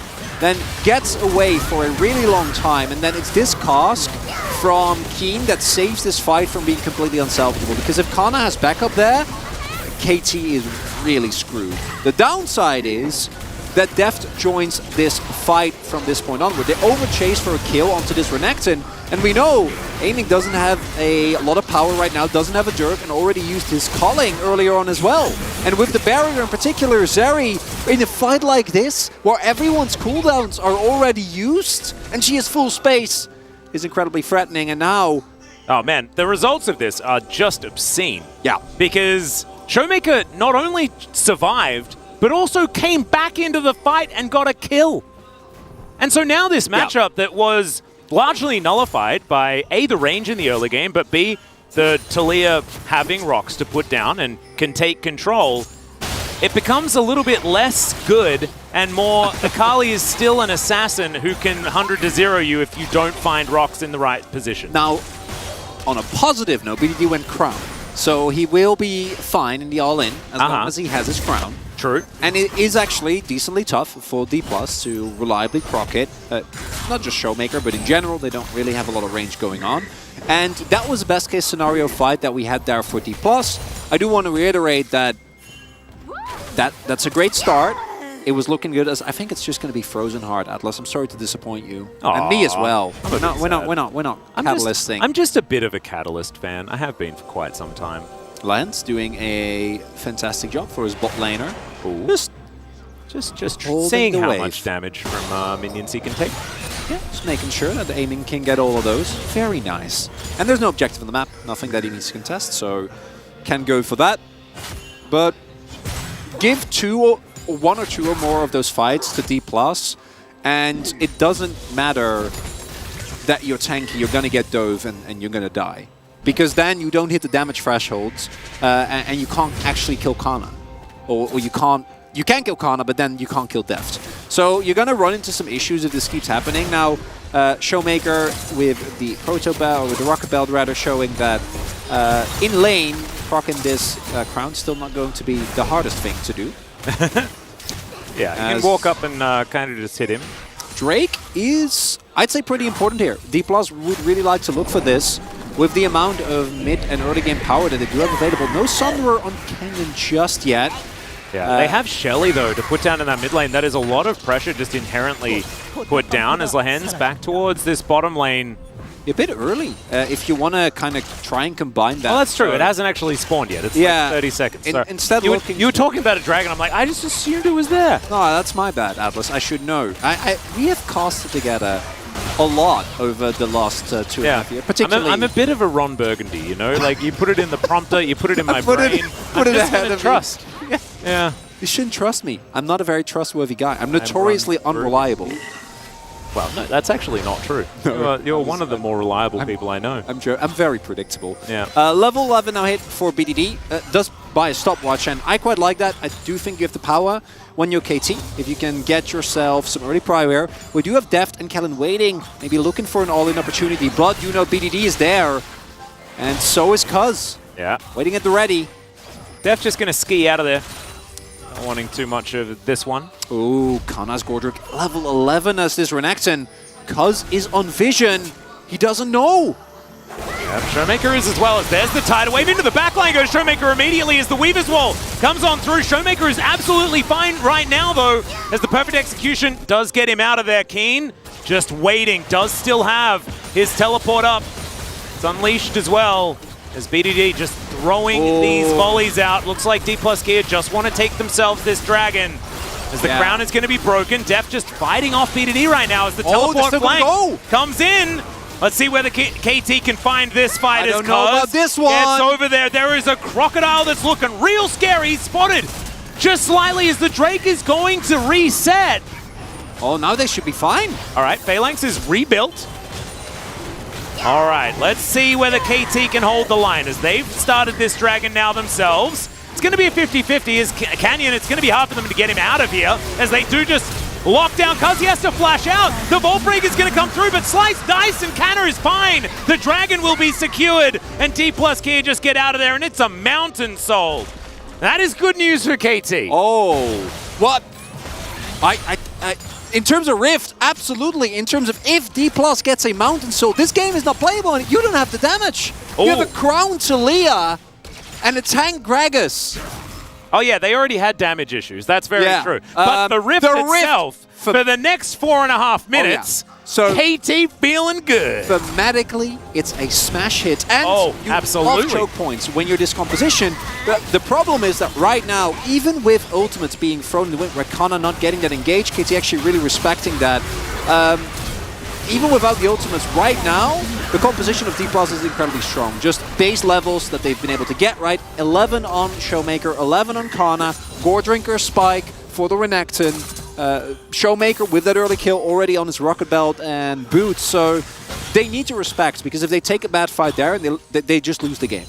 So now they still get another chance, but it's a 2K Gold League, not enough, and we've seen D+ work themselves in these positions before, and I again go back, if KT get the Drakes, it's about as over, because then your Renekton and your Akali don't do anything. So these Drake fights are going to be absolutely pivotal, but based on how they've played out so far, it's not looking too bad for D+, which is a surprise, because their setups have not been good, and their shot calling the last week hasn't really been. Yeah, but I'd say even according to the standard that they set for themselves over like the last couple of seasons. Yeah, that's what I mean, is like, we know that this team can do it extraordinarily well. We've just unfortunately had to be there the last couple of weeks where they've just demonstrated that they don't really feel like doing it anymore. We're sort of back to them looking okay here for this early to mid game, but we're going to need to see more. I'm already feeling a lot better about Showmaker and how he's playing. Looking pretty good so far on the Akali in what was an odd place to pick it, but it seems to be working out so far. As now Cuz, look at the Canna, he'll find him, but I don't think they're going to go for anything, as Deft is just going to engage. Sometimes you just want to skate over a wall. He does so. Shirelli is as well. Should be enough to get them in a position for this Herald, and yeah, KT, just let it go. There's a must-win fight, but it's in 2.5 minutes, so just try to be in the best possible position that you can be.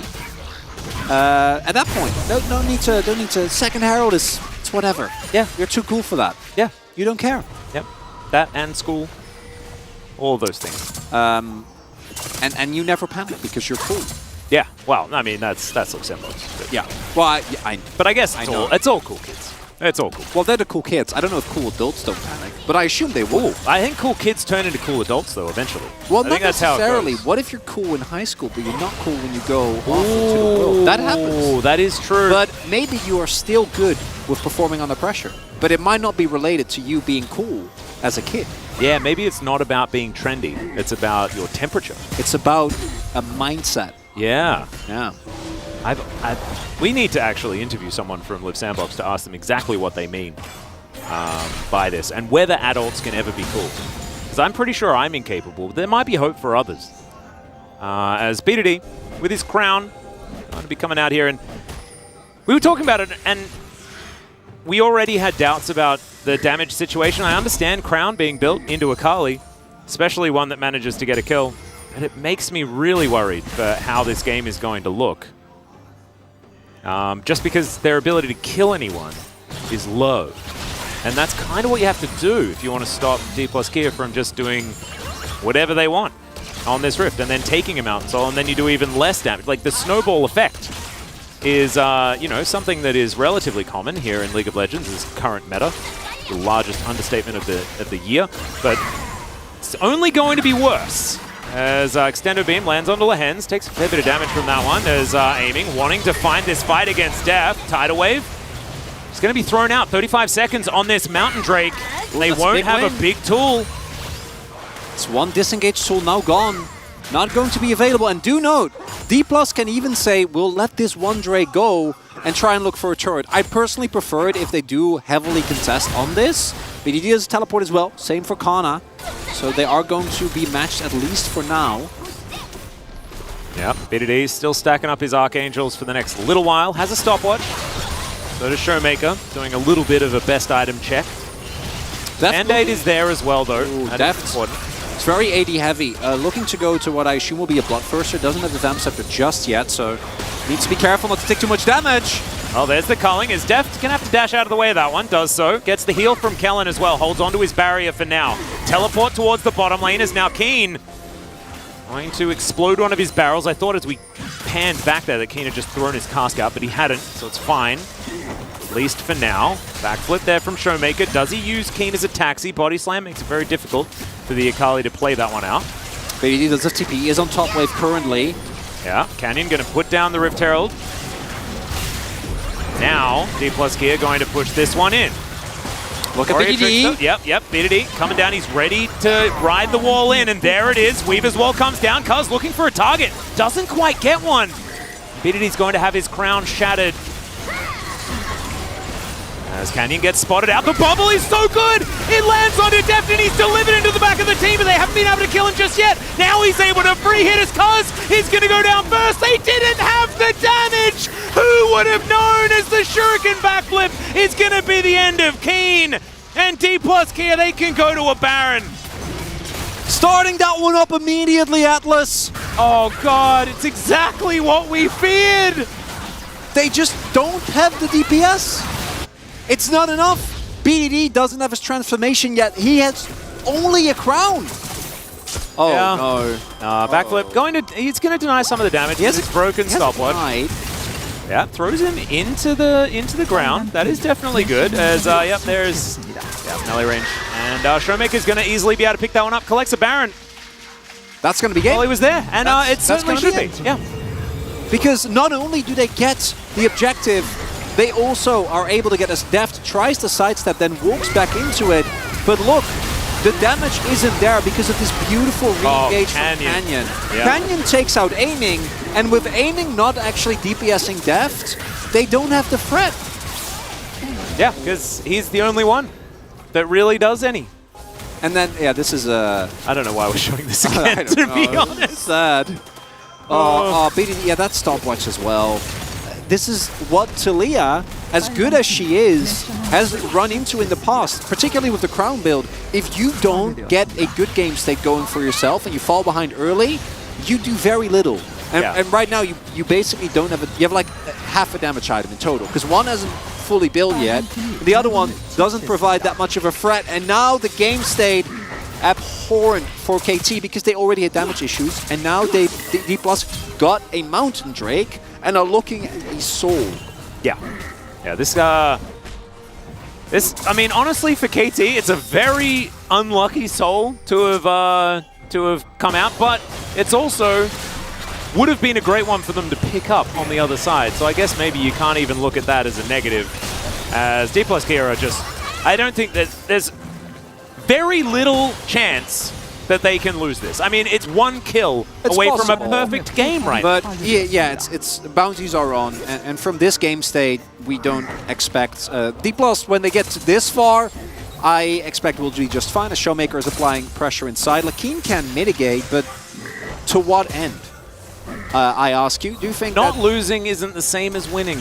Yeah, now D+ do need to try and get as much as they can out of this Baron buff. Not really doing that. They were very, I think, making the right call and picking up the Baron, but it also means that some of the time that you have in terms of your pushing in waves is going to go to waste. But you can just play for the next Mountain Soul and effectively win 100% of the time. So instead of trying to go in hard on the 1-3-1, risking a possible collapse, right, with BDD and Keen trying to block off zones or trying to get a collapse onto someone, take them down, then give over a shutdown, that's risky. Playing for Mountain Soul, not even a little bit risky, and it might not be the most exciting turn of events for a D+ Kiev fan. Yeah. But it's definitely what they're going to be looking to do, and I don't see a way out for KT unless D+ massively mess up. Well, that's a wild growth. Cuz is just going to get dove on by Deft, who's just in amongst everyone, but he doesn't care. That gets him closer to killing them. As I think there was a Vi and a Nami there, but they disappeared pretty quickly. And now D+ should be able to break open the base off the back of that one. You don't have a wave. They have one minion. Oh, never mind. Yeah. Sorry, I don't want to ignore Mr. Caster minion there. Yeah. Good enough. That's all you need. That's all you need. Exactly. You do use that to take down that turret. You can see Kana also towards the bottom side of the map was pushing that wave in as well. And D+ can very casually go for a bit of a reset, empty their wallets, put items into their inventories, and make KT's life even. Yeah, I don't envy Cuz. He has the unfortunate job of being the guy who was. The real issue is that Lands and Aiming are trying to save him when he gets collapsed upon. And I don't think they should have. It was not a necessity. No. They didn't have to, and they shouldn't have. Just giving over, well, Lands did, and got out. Giving over just a free B kill to D+. Well, Keen, here just trying to do what he can with these side lanes. Is Showmaker, man, isn't that heartwarming? Seeing Showmaker actually having a great game this time around in a counter matchup. I was very on verge of cursing the heck out of him there. Yeah, I'm really... Maybe still there. And obviously, Akali is always execution-based. But it also makes me kind of second guess, like, did I misjudge? Because Showmaker picked this willingly into Taliyah. We do know that Taliyah can definitely provide issues for the Akali, but with how this matchup has gone thus far, Showmaker does not seem to mind one bit of... Oh, no. Well, Aiming's going to get engaged on. He finds himself in a very odd position. Well, now he's in the Death Chamber, so I guess there's that. Deft's going to extendo beam and then just look for the stragglers as Lahen's, he's seafood right now. Weaver's Wall comes forward, but the rest of the team is already dead. BDD now underneath his turret, but Kana's just going to wait for that wall to come down and then sprint through. There's the flash forward from Showmaker. Deft taking a lot of damage from that turret. Keen's completely out of mana. Seismic Shove comes in. Deft's going to flash on top of this Taliyah, who will die. Don't even need the soul! Yep, they're just going to win the game. And Keen, all he can do is watch. His Jack Show's just not really doing it right now as these Nexus turrets not long for the world. 27 minutes. And D+ Kia will take down KT, get their revenge, at least in game one. At least in this first game. D+, their demise has been greatly exaggerated, Atlas, because that was one of the better games that we've seen them play this split. Yeah. Great early game team fighting. Very, very impeccable skirmishing early on, right? Like Showmaker looking like he was caught going in on Lands. That was one of the skirmishes that set them on this path. And D+, I don't even think the Renex had that big an impact, but maybe it's just a good luck. It's a good luck crocodile. Yeah, sometimes you gotta you get out the bag that makes you feel the coolest. It makes you feel strong. And so then whatever you're doing, you're just feeling good and you're having a good time. And that's precisely what D plus Kia did. They also had a lot more threat to their composition in the end, but I think that KT's comp wasn't the problem. It was playing timidly. It was throwing away that advantage so early on. I'd say the opposite of timid, actually. When they took that early skirmish into Renekton, Wukong, and Akali with a, I guess that was not so with good. a Zeri on the way, big risk, and D+ got the most out of that one. They absolutely did. And ladies and gentlemen, do you know what the best part about this is? We get to see whether D+ Kia can do it again. As this is a best of 3, they're going to have to absolutely prove themselves up against a KT that was able to take them down the last time they met. We're going to go to a short break. When we get back, the space and that game number 2.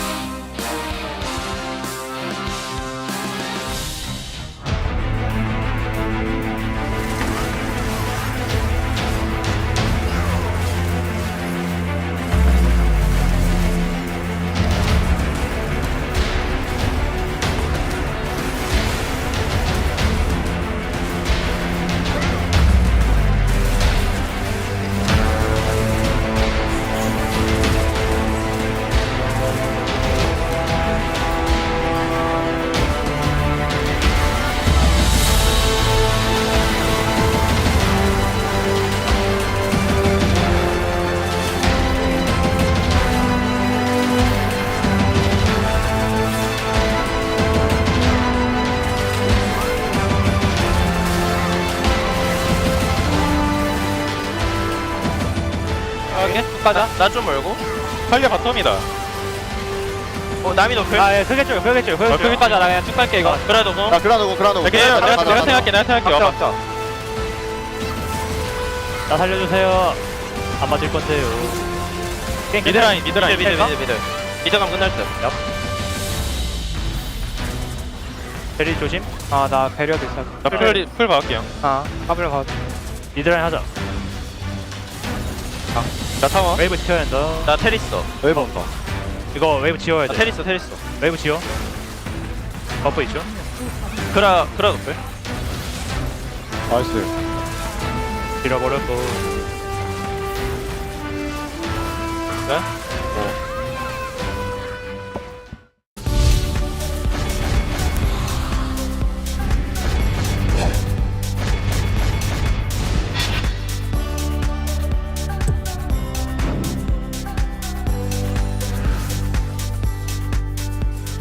This time, from the Nongshimedi carry is good enough. Viper's trying to do his part. Can't chip through the damage of Dundun. As down goes Viper super low. He's able to kite it back to Singuseka as well. They can't take down Viper either. And the kite back is good enough. And finally the cleanup comes in from Hanwha Life Esports. Dundun, the last one to survive.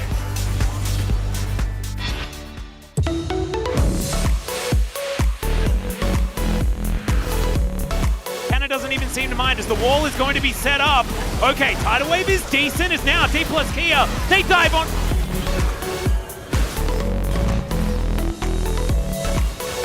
That! The Moonlight Vigil and the huge damage from Canna there as well. They ace them in a matter of seconds.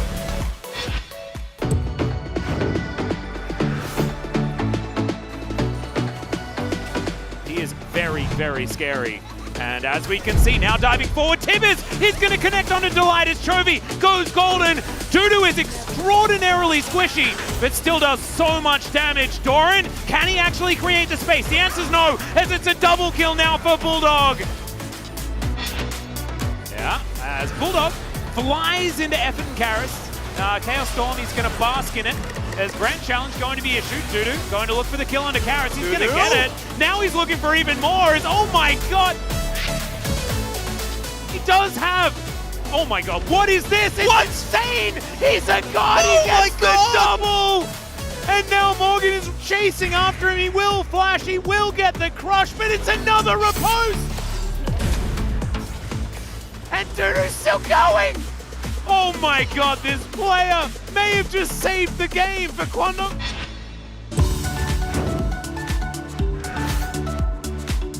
And they're just taking this map apart now, one by one.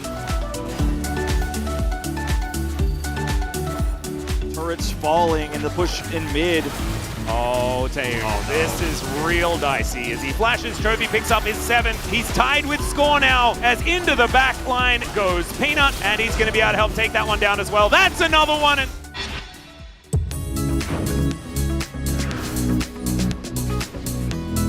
that fight, Faker does go down, but 1 kill. Well, there's a package delivery as Faker will go golden. What the heck is that package damage? That's 2 kills.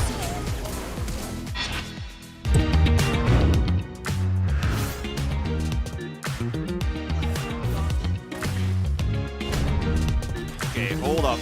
All right, we'll see whether Gumayushi can actually win the 1v1 here, as the burst fire has been landing quite effectively. He'll close the gap, and oh, Envy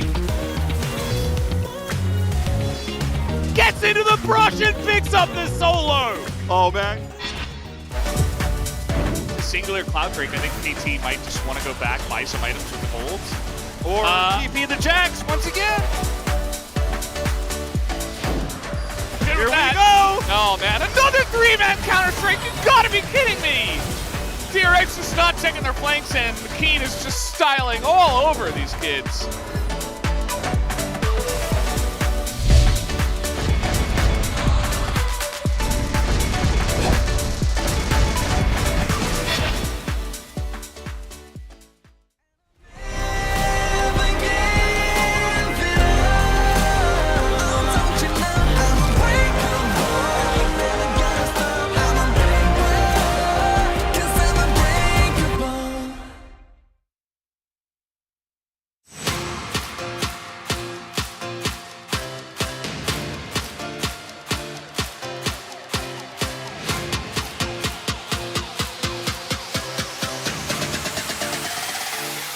Hello and welcome to the space. I'm Valdez with News Wolf once again, and we're going to talk about that game number 1. There's a lot to discuss here. Starting off with the draft, Wolf, I think we need to talk a little bit more about the situation that KT found themselves in with this draft. I thought it was a really smart call by KT Rolster to pick up the Lucian early because of Def's reliance on tempo-based AD carries so far this season.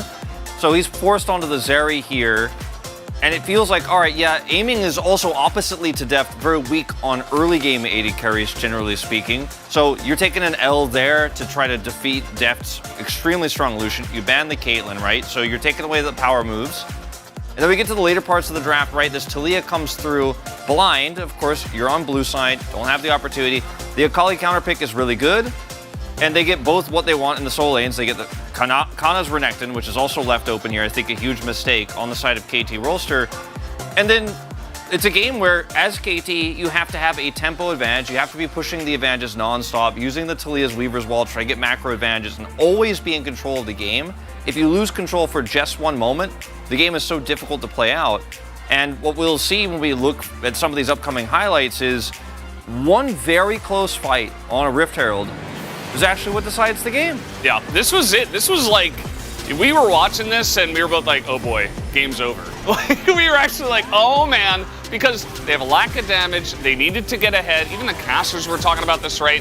And it was so close, right? This this fight rather, was so messy. And at first we were like, oh man, like DK kind of going way too hard, but this kind of messy and especially elongated fight with Zeri eventually joining ends up being the cure that DK had. Yeah, so much damage here done to the side of D+K, but they can't actually secure the kills, and that's all that matters here ultimately, because you didn't get the Rift Herald here either. So not only are going to give D+Kia on their carries a ton of money now, you've slowed down your composition, you've given over Rift Herald, you don't have control over the map.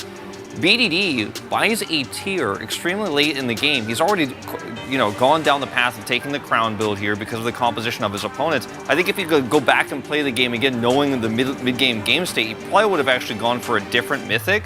But he's trapped in this. He's at 195 at 20 minutes of the stack, so he's not spiking anytime soon. You're not getting any value of this Taliyah. You and I were calling it the trap Taliyah because it feels like, okay, there's so many dashes, it's going to be so good in this comp. But because there's so many threats, you have to build crown, and if you're behind, or even, really, if you're even in this game, you're going to do nothing, and unfortunately BDD did just that. We've already seen, we were having this discussion, like Taliyah is supposed to be in her kit very good against dashes, but if there are 3 dashing or 4 dashing champions, like, eventually you're not going to have rocks on the ground. Or you're just going to get flashed on by someone, most likely the Renekton. And yes, you can take a lot of damage, but he was doing basically no damage in this game, especially because he fell behind. So ended up being a big problem because even when they catch Deft in a bubble, they still can't kill him. This is the best fight KT was ever going to get, and it still wasn't even close. The engage here, the shot calling, so magnificent, honestly, for KT. The focus fire is great. They make sure they're on the same page when the cask comes through, and Deft still survives. He's got a wild growth on his back. There's no damage here. There's just not enough damage. Aiming dies, and that's the end of the fight. And at this moment, there was absolutely no coming back for KT. And that's the best fight they were ever going to get. And like we were saying, like, Taliyah, you lose control of the game, can't play it out. And it's weird because and a lot of people might be looking at him, oh, I knew it, KT was going to fall apart. No, they lost one very close fight, like one extremely close fight that they could not lose, and the game was over and decided at that moment. Yeah, it was one of those, draft situations, and also you look at the other side, DK, it didn't start off super clean, but once they got that lead, it was pretty much immaculate, right? They didn't make any other mistakes. Def got caught by one bubble, but at the end of the day, you got a Polymorph, you got a Lulu right next to him. Like, it might have even baited KT into that fight in a sense because they were in such a controlling position over this game with DK. So props to them, they did a great job. And we're gonna take a look at who on that team did pick up the POG, as this one should be pretty interesting.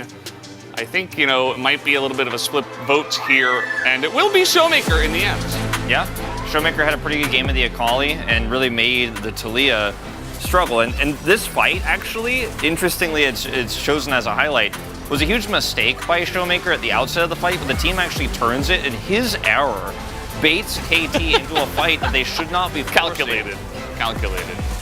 And if that cask hits differently, I mean, this game, we might be talking about how Gragas' POG, right? I mean, there's a lot of things that could have gone wrong, but when you're facing a team like D plus Kia, they are so good at snowballing leads, and you give them a stable Zeri, how are you going to mess that up? And they just simply do not. And Showmaker was a big part of this, chasing down nonstop the carries and putting those threats on all the time.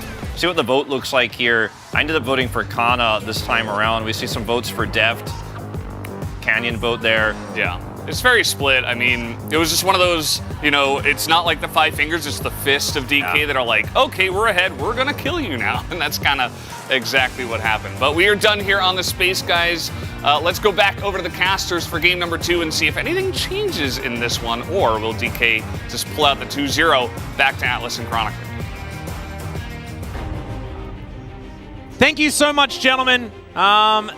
Yeah, I don't know. I don't know what to expect from this particular point. I think KT now, the expectation isn't that they're going to win. Game number 1, D plus Kia looked a lot better. They looked reinvigorated. They looked like the team that we expected them to be when we predicted they were going to be second in the LCK, right? At the beginning of the year. Some of the parts looking real good. They did have a slump for the last couple of weeks. They came out of the gate swinging in this one, though, looking like a better form of themselves. But that's when KT strikes. They strike when their chips are down. And so now, hopefully, we're going to go to a game 3. I hope so as well. That first game could have gone many a way, depending on how the early fights played out. The early fights were severely favorable for D+, and this wouldn't be the first series that we see D+ have an incredible game 1 and then are unable to string it together and then get reverse swept. Has happened a bunch of times to them already. As KT kind of respected. Swap it up. Yeah, back to the red side we go here, which the reason I'm saying back is because at about week 2, 3, 4, it was all about red side. And they also, I believe, still have a winning record. Yeah, they do. Yeah. They have they do win a few more of their games. And they also prefer playing on red side generally. Makes a lot of sense to me because KT, when they look good, is a solo lane team. And that's no slight to Aiming and Lahens, but BDD and Keen to me have been really the kind of reinvigorators that have pushed KT to where they are right now. And if you don't get counterpick in your solo lanes, that is going to be a lot harder. Also, no Renekton, please. It's now equal to the Jax. DK, ban your Jax as well. And I think you would do well to repay them in kind. Well, no, KT banned the Jax. Yeah, oh, They banned their forgot own about that. Jax. Yeah, never mind. The reason why I repressed that is because I still... It's a little bit baffling. Yeah, no, I understand. I'm still a bit confused by that I think it just means that, and we have seen it actually, that a lot of teams do prioritize the Jax even over the Renekton, just in general. They don't want to give that one away. It's been a pretty comfortable red side fourth pick. So not going to let that one go over to them. See what this final ban is for D plus Kia. As, oh, that's a wry smile. I saw some positivity on Showmaker's face there. Always a terrifying thing if you're a fan of the team facing them. But BDD still looking pretty zen, as Sejuani, going to be the final ban here on D plus Kia's side, was completely ignored in the last draft. Yeah, very interesting. Was not seen at all. Oh, Caitlyn is open. Yeah, let's leave Caitlyn up. We know that D plus Kia kind of doesn't like playing it, but they will, and they generally do relatively well. Yeah. Draven. Oh yeah, the B1. No, it's Caitlyn. Deft is just having some... Oh. Okay. Kellen, you can see in his face like, oh, another Karma game, really? So the Karma means that either you are playing into Caitlyn Lux, or Caitlyn Varus. Well, yeah, I didn't even think about that, but I don't expect Lions to go for the... But that does require KT to pick up their entire bot health on this first rotation, which would give over jungle priority to D+. Doesn't look like that is going to be the case, but the Caitlyn pickup to me is still a no-brainer. Even though you're going to be forced to try and play towards it, you can't give it over. No. The D+. Can't do it. So now it will be probably Karma Varus, I would assume. That'd be my guess, yeah. Unless Deft has something else in mind. Is it? It's never, yeah, I'm like, he hovered Draven, but it's never Karma Draven. That doesn't make a ton of sense in the Caitlyn. Karma Siva is another Yeah, Karma Varus. Karma Varus is probably the way to go. Still think that KT are feeling pretty good about how this one's going, but the Karma Varus we've seen is very, very powerful in the early stages of the game, and you're almost guaranteed to get priority over the lane. Was very similar to the last patch that we had with the Heimerdinger Varus combo. Yeah. That also did demand that level of respect. I love this from D plus Gear. You flex your Jace at this point in the draft, and it's. I say flex, I mean kind of 0 and 1 on it at the moment. It's not necessarily been super successful for him. But here is Lehens on the Lux, and Karma Varus into Caitlyn Lux. It feels like a little bit of immovable force versus unstoppable force versus immovable. Yeah, that's the one. It really does. We've seen this matchup go extremely lopsided. I forgot which team it was. I think it was Challengers, right? Where we saw I think it was DRX that played this specific matchup, and then the Karma died like 6 times. Yeah. Yeah, that can happen. Shouldn't happen, and I don't expect Deft and Kellen to run into that trap, but it is a very volatile lane. By default, the Karma and the Varus will have shove, but a single mistake effectively ends the lane, because if you get caught by one binding, you get hunted to 0, and then from that point on, you might lose complete control of the lane. So, in an ideal world with no mistakes, I prefer the Varus and the Karma, but it puts a ton more pressure on Canyon to safeguard, to keep track of Cuz on this Wukong, and make sure that his bot lane can actually play it, and puts pressure on Deft and Kellen to not make any mistakes with the 2v2 execution as well. Well, I wonder whether we'll see a Jax ban just because it's Keen. I'm kind of expecting it. The Gragas is going to come through first. Gragas Jax, I wouldn't mind. Yep. And if they don't ban Renekton here, then maybe we'll get the undefeated Jax versus the undefeated Renekton. Ooh. Which could be cool from a story perspective. Could. Interested to see what they're going to target against DK. It will be the Victor taken off the board. Wonder whether that means DK actually just ban away the Azir. And the big benefit, as you pointed out, of this Jace is that you will only get counterpicked in one lane. Because based on what the R4 is there for KT, you can say, okay, we're good. We'll put Kana on Jace, which, even though this split obviously hasn't been very stellar on it, do note that this was the champion where on T1, like, they would pick it for him. and they would make sure that he got it, and then they would feed him as many resources as possible. So he definitely has a large history of playing it.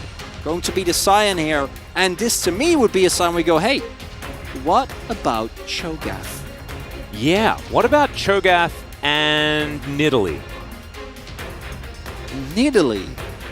Renekton Nidalee is fine. I'm just fine with Renekton Nidalee. Yeah. Why not? Yeah. Yeah, it's going to Wukong as well. Yeah. This is actually just the most Renekton Nidalee thing ever. I mean, Cho'Gath would have been fun because it's into a Scion, but you know, it makes reliably hitting sense. Ruptures is difficult.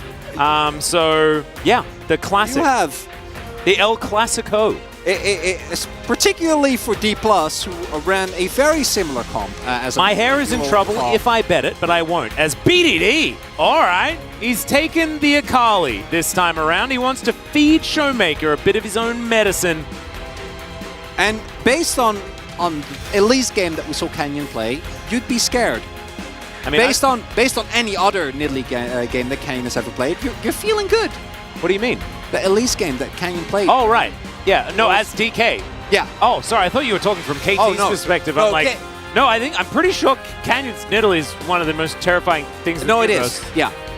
But I do think that Nidalee has a very, like the entire D+ draft right now, has a very low barrier for errors. One mistake from this D+ comp, which they have been making even with their good early game, and the kind of comfortable power of the KT comp with team fighting prowess, a really strong front to back, and even still some backline dive and fret with that Akali and Wukong is what I expect to take over. But if you play a hey, there it is. This guy drew the right picture today. He knew. He gets a clap from the crowd as well. That's actually just so cute. Well, we'll see whether Canyon's actually going to use his own skin, of course. That one's important to keep track of. As, okay, Chronicler, have KT done it? I know D+ Kia have a risky draft, but looking on the KT side of things, have they addressed what went wrong in the last game and made adequate changes? I don't know based on draft. I think their draft runs into similar issues if they over-index on early fights. If they play a clean game, if they try and punish some of the mistakes that D+ might make, I think they have a good angle, but otherwise, might be in trouble. Well, we'll see whether they can get over those hurdles. We hop into the Rift for Game 2.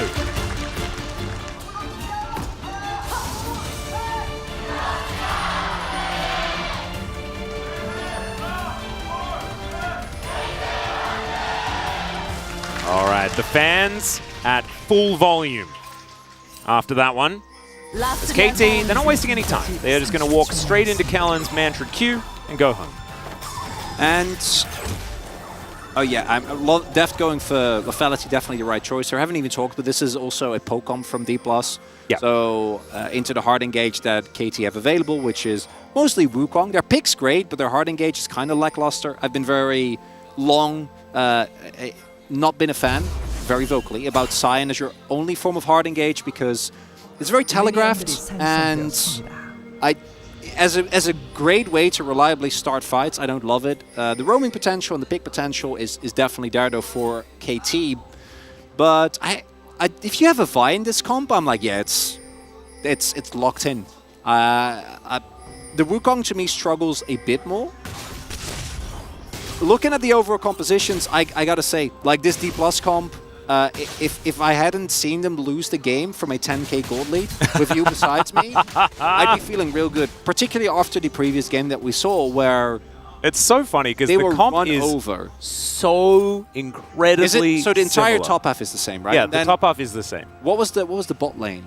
Can't remember. Can't remember either, but I know. It was about as relevant as the amount I can remember it. Yeah, it wasn't It did not matter. But in the slot. The upside for D+ is that this time around they're not playing into a Xayah or and KT. a Yuumi. Oh, sorry, or Gen.G. Also that, yes. And Peanut just has that resilience sometimes. We'll see whether Cuz can stand up to that test. He's using it. Nice. Thank you for absolutely. that service. As, yep, this is what we were talking about, 73.9% win rate on the Nidalee. The guy is pretty good on the champion. And with his best jungle performance, I think, that I've ever seen, as far as early game control of the jungle on Nidalee is concerned, he lost that game. So that's not even included in the wins. No. And I lost my head of that game. I still stand by the fact that I think that I've never seen a jungler play the early game that well. No, that's what made it good, is how memorable the game it was. It was genuinely one of my favorite games as well, although I am a little bit more biased towards you screaming I'm going Bald and the birth of Baldless, which was great. When we look at the individual matchups here, we have Prio in mid again. Showmaker on this Jace going to have a lot of threat towards BDD. BDD will have the level 6 all-in, but I wouldn't be surprised if this Jace goes for the Gore Drinker build. The extra resistances into an all-in actually are quite nice. And I kind of like Renekton into Sion. I do think Sion isn't at that much threat, but with the armor shred that's available for the Renekton with his E and then the power W that can cancel shields, I do think there's still a bit of threat as... Oh, I've seen this before. I am so nervous. Kuz is in the vicinity. All right, Canyon's just going to get out of there, puts down some traps, and Kuz is going to perform some highway robbery here. Canyon's still pouncing after him, though, wanting to get him out of this area. He's like, nope, going to miss that spear as well, though. So the owner test, Canyon currently losing, as that spear is going to land. That's a pretty good one, but the Shock Blast is going to miss. You can't have a perfect storm, can you, really? But still, Drive-By going to help out, and BDD is well and truly on the ropes. You can have a Gathering Storm. You can, but we don't know if anyone... You mostly have Scorches these days. Yeah, we're back to Scorching. Just let it go, Kuz. Did Scorching ever leave? As Kuz is going to get electrocuted. Does use his Warrior Trickster to dodge the spear. Yeah, so not dying is pretty easy when you're Wukong due to the amount of mobility that you have. Wow. Sometimes Showmaker get mad, and he walks in between outer turrets and inner turrets in mid lane. And he can because he knows that Kuz isn't anywhere. Yeah. So this is very reminiscent of what we have seen. And you know how we sometimes talk about T1 games where they're very clearly mad? Yeah. I know that D+ did a name change, but it feels like right now they are mad.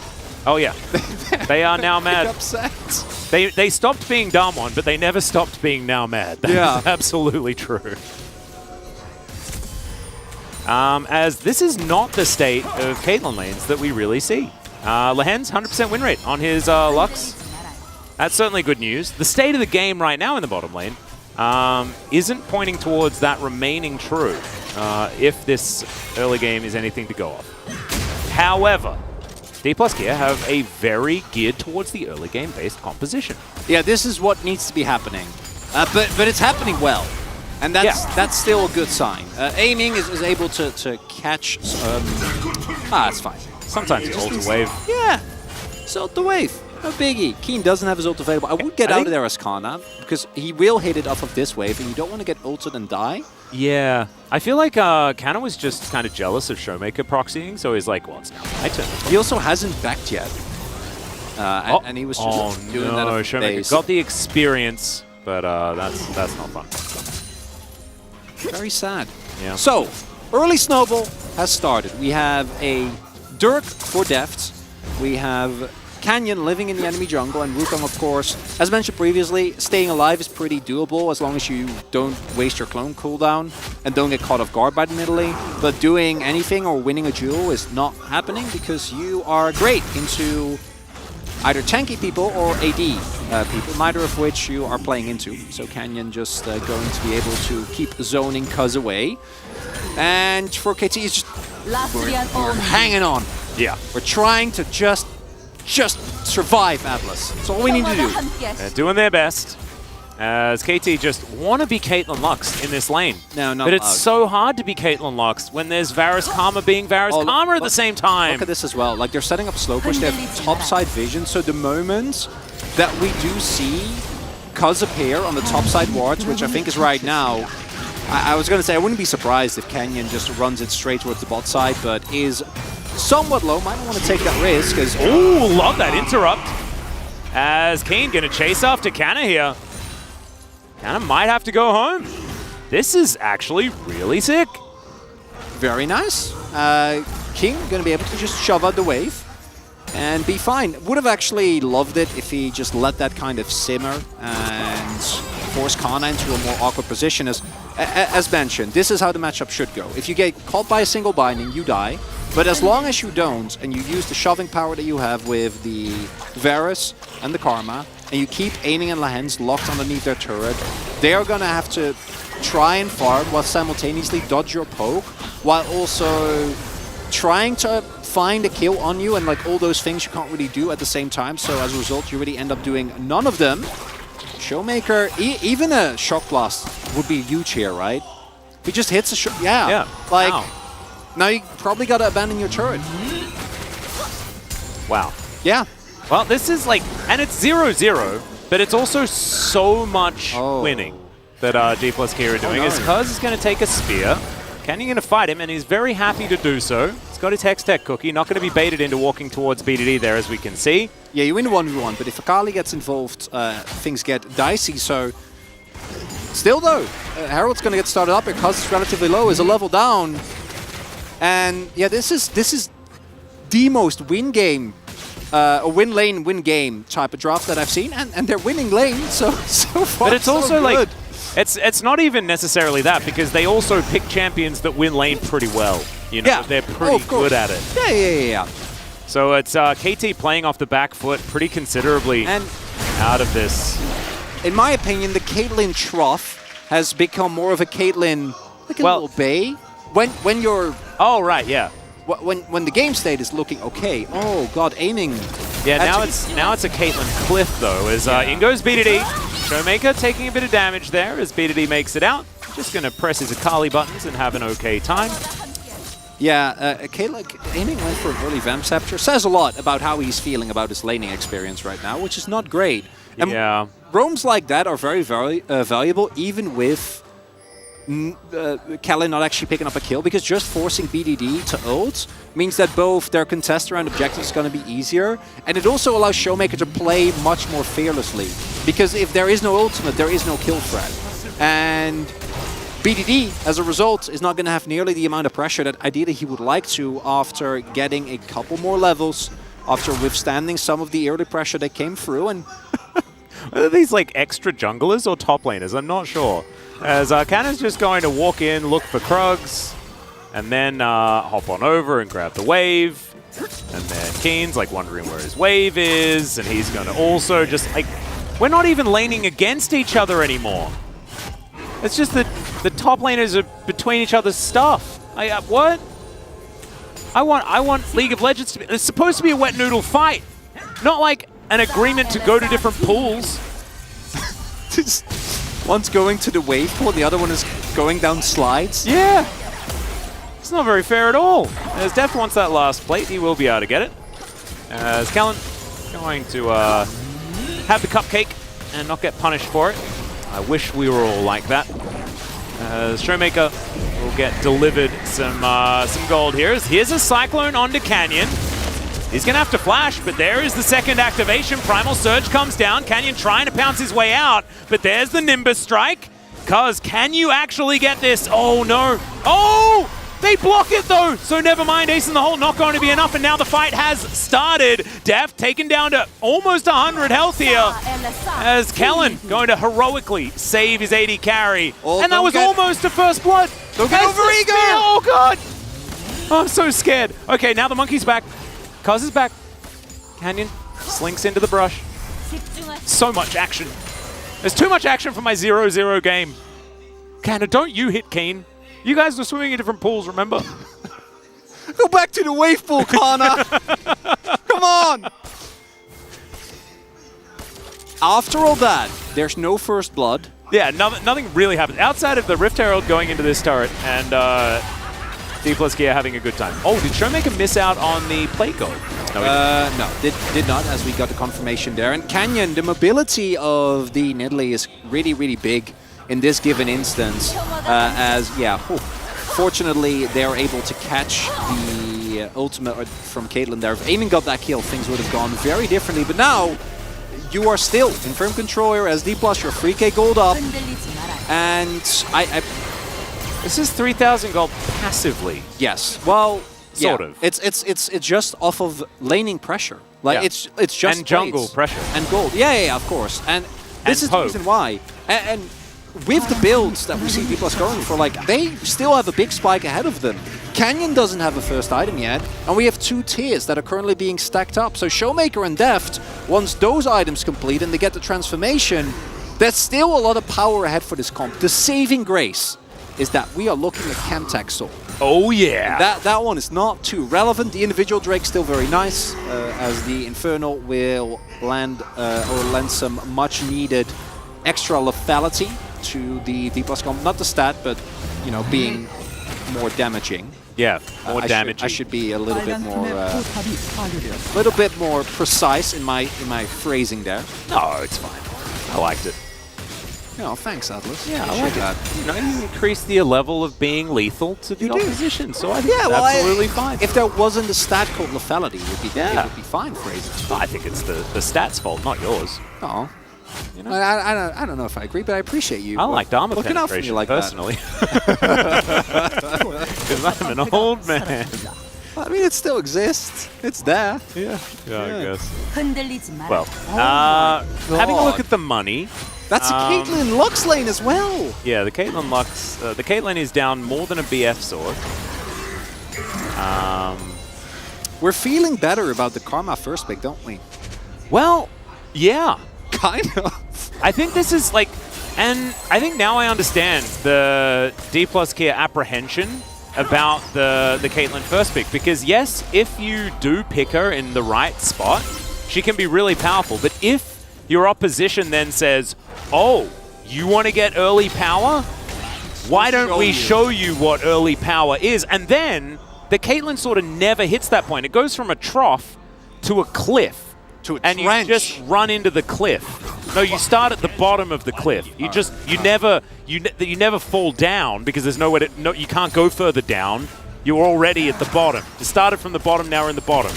And we're in the bottom, and we're still there. It's not a very cool story, Atlas. It's a little depressing. It's the Caitlyn cliff. One That's what happens aspiration. if she can't win the early game. Yeah, things are not looking good. Oh, Kana, if it wasn't enough, is making sure that. Oh, we prowling. Prowling. That's what I'm talking We're about. not letting this. Bounties are in. Yeah. Atlas. It's 15 minutes. Is it time? Oh yeah. I think I'd bet my hair on KT this time. I've seen how these ones KT's 100% gonna win this game, Chronicler. I know. I've been here before. I have. You have. We have. We've been here together. All of us. Yeah. Look, I think the likelihood of D+ winning this game should probably be higher than 70%. But that's not to say that 30% has never happened, you know, because it happens 30%. I would argue it's higher. No, but I was being lenient. Because I've been burnt before. You have been. You know? Well, not burned as so much as cut. Yeah. I'd say. Yeah, trimmed. Trimmed. That doesn't sound as sad as it was. It doesn't sound as brutal. At the gold graph, this is textbook. This is textbook 0-0 gaming. It's textbook. 100%. Yeah. And if we go way back to 2020, Dumbo, this is what they did all the time. Yeah, but now they're doing it with a bottom lane that also has the same amount of pressure. Yeah. So that's why we were really scared of this team what is mind-blowing to me is that against, it's boggling, truly, against Sandbox, they went for, like, one full scaling draft and then one, like, kind of half-and-half draft. Yeah. And I'm seeing this, I'm like, I don't get it. Well, I think D+ Kia can beat any team on any day. They can also lose to any team on any day. Yeah. And today is not the day that KT should have chosen, because this is an angry D+ Kia. It's like Acorn was livid after they lost. I know that we make a lot of jokes about KT collapsing. To me, this isn't the KT collapse. Like we joke about the curse. Oh no! Yeah. No, this is not on KT remotely. at all. I mean, right now KT haven't been allowed to play the game yet. No. They're still waiting for their chance to play League of Legends. But so far, we're 1.5 games in, and they're like, hasn't happened yet. Nah, sorry. Like, I'm glad your Okay. internet's fast because we get to play the game. But We're sorry, but you're going to have to come and We're install gonna- our new modem. We're gonna have to. Instead. It's so specific. It's KT. I know it's the KT. It's the KT guy that comes in. It's like, hey, should modem work? Yeah, no, exactly. I get it. It's good. Yeah. As it turned out, D+K's modem was fine. We have to talk about the combat mechanics. We have to mention it. We have to talk about it because we know that this game state is not. It's not a given that you win. Well, the comeback mechanics for BDD is go to the fountain to get your health bar, and then come back. I don't think the combat mechanic is trying to go for this fight or this trade. I don't see it. I don't think the 5v5 6k gold down is the way to go. Ooh, Life Binding connects. All right, they're going to see whether they can burst the Renekton, and BDD finds the ult. The backflip's there as well as Canna. He's going to be taken out. That's first blood, guys. This is the most ridiculous thing ever is Kellen. He's going to be taken out as well. And all right, KT, they get themselves 2 kills. 0-2. D+K been doing nothing this game. What is going on? As Canyon does manage to take down the turret, Shirley's still alive and wreaking havoc. As D+K, they are still here, but they are missing so many members. Showmaker stunned for about 50 years, and KT are still alive. They are still standing their ground. Well, and Canyon's still here. Deft is trying to walk away. I think he's probably figured out that they've lost this one. Because it's going to go down exceedingly low, manages to take the Drake, and now Canyon is by himself, chasing after KT. The arrow not going to connect. Cuz trying to get back his mana. Oh god! They're walking into the Renekton, and he's so scared. Never mind, he's not that scary. He does manage to find Lehens, does Canyon. And an inner turret went down and stuff like that, but that wasn't as fun as that fight. KT are back in it. Well, I was about to say that the win con is get Caitlyn fed somehow. We now know how, as Lehens hits a blind binding here. A blinding. He hits a blinding, and that ends up being game-winning because while that's going on, there's a trap wall right there. So they hard collapse, and even if you're this far behind, if people are going in one by one and getting singled out, you can easily win, as we can see right here. Because first, it happens to Kana, then it happens to Kellen, and now Showmaker is the one getting caught, and one piece of CC landing means you die against the Caitlyn Lux comp, and we see it here. And the fact that they all get away. Oh, did Lehens die to a trap? He did. He died to a trap. Wow. I was wondering what had happened to Lehens. That's the only kill that they get. Now, that alone, which says a lot about the game state, was not even remotely enough. And the one thing that it did is it prevented KT from losing to Elder 5 minutes earlier. Hey, there you go. Which is a big win. Also provides them with the tenacity they need with to get out of the ruthless predator a little bit earlier. I guarantee you that if D+ don't win this game, I think KT's not going to be too bothered about game number 3. I don't think so either. No. I think maybe D+ doesn't turn up. We'll see. No, they definitely will. But I would imagine that the mental gymnastics that you have to do to get yourself into a good mind state after an early game going this well into a loss will be a difficult thing to accomplish. And I would love for them to just start at the Baron.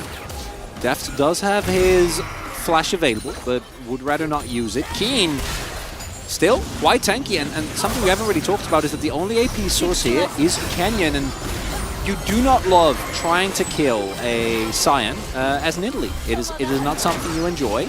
Now, with enough time, they will get through Keen this early on because of how fat the rest of the team is, and we're still getting turrets. We're still maintaining an incredible amount of pressure over the jungle here as D+, so that isn't necessarily going to be a game turning point, but it is the herald of one that can come down the line. Because if that happens around the Baron, you lose the game.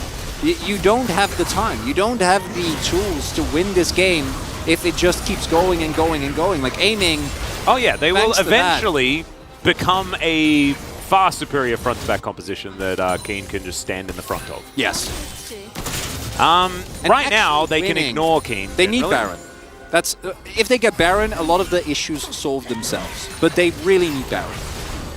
Because sieging against this composition is quite tough, and you can't dive. You just don't have the comp for it. And if Keen is there, your poke is not going to be as threatening as you might want it to be either. So it all comes down to how well can D+ set up Nash here, because their Nash is relatively slow. But it's also, to me, the key that actually wins this game for them, because if they get Nash, they start breaking open as well. Yeah, if they get Nash and they start breaking open the base, that's when, to me, the game's looking good. Right now, yes, it's a 6K gold lead, but the feeling of deja vu is just it's just at the back of my mind, Atlas. I imagine there's a lot of people that are watching that didn't watch the then Damwon Kia Gen.G series, and they're like, why aren't they calling this over? Like, this game is so over. Well, we did do that last time, and we did. It was definitely a mistake because it wasn't over. That's Skill Force. One more item, and Aiming's playing the game. Yeah. All right. So only like 3,000 gold. Yeah. And then we're doing it. Deft still yet to transform his Manamune. Boys, he should be getting it off of this arrow. Yep, but it's just a tier. That's he doesn't. That's why I said Manamune instead of Manamune. Thank you, Atlas. All right, so we're still fishing for spears. If these don't land, right, like a poke composition that doesn't hit any poke actually does nothing. So we need to land a few more of these. Keen's starting to soak them for his team, like you were talking about. He's pretty happy to do so. Aiming also going for BT. We haven't really discussed yet, but love it. Into a poke comp, the shield is going to give you so much value. And KT has one job, and that's actually two. Don't get hit by poke. Ow. Yes. Oh, but no. The counter. And don't get flanked by the crocodile. Those are your only two jobs. Don't get prowled on. As Aiming, he takes his spear. Showmaker is getting engaged on, though. The Cyclone is good, but Showmaker just kind of boop him away as BDD gets into the back line. Kellen has gone down already, and BDD's still looking for more. He has the Shroud, but he's eliminated immediately, and now we're prowling. In goes Canna. Keen is going to get eviscerated as Showmaker just walks around the side, but Keen gets eviscerated. Not really true. It takes a while for him to go down, but Def finally finds the arrow as the zombie Scion gets a little bit angry. It isn't going to be able to take down the Varus. And yes, they managed to punish Kellen, but Keen and BDD go down. And that means that KT can't contest this Drake. However, these are the team fights with KT being 6K gold down. Yeah. But they still don't have Nash. They need Nash. They really do. What I do love is that we see the Last Whisper. Very good Showmaker.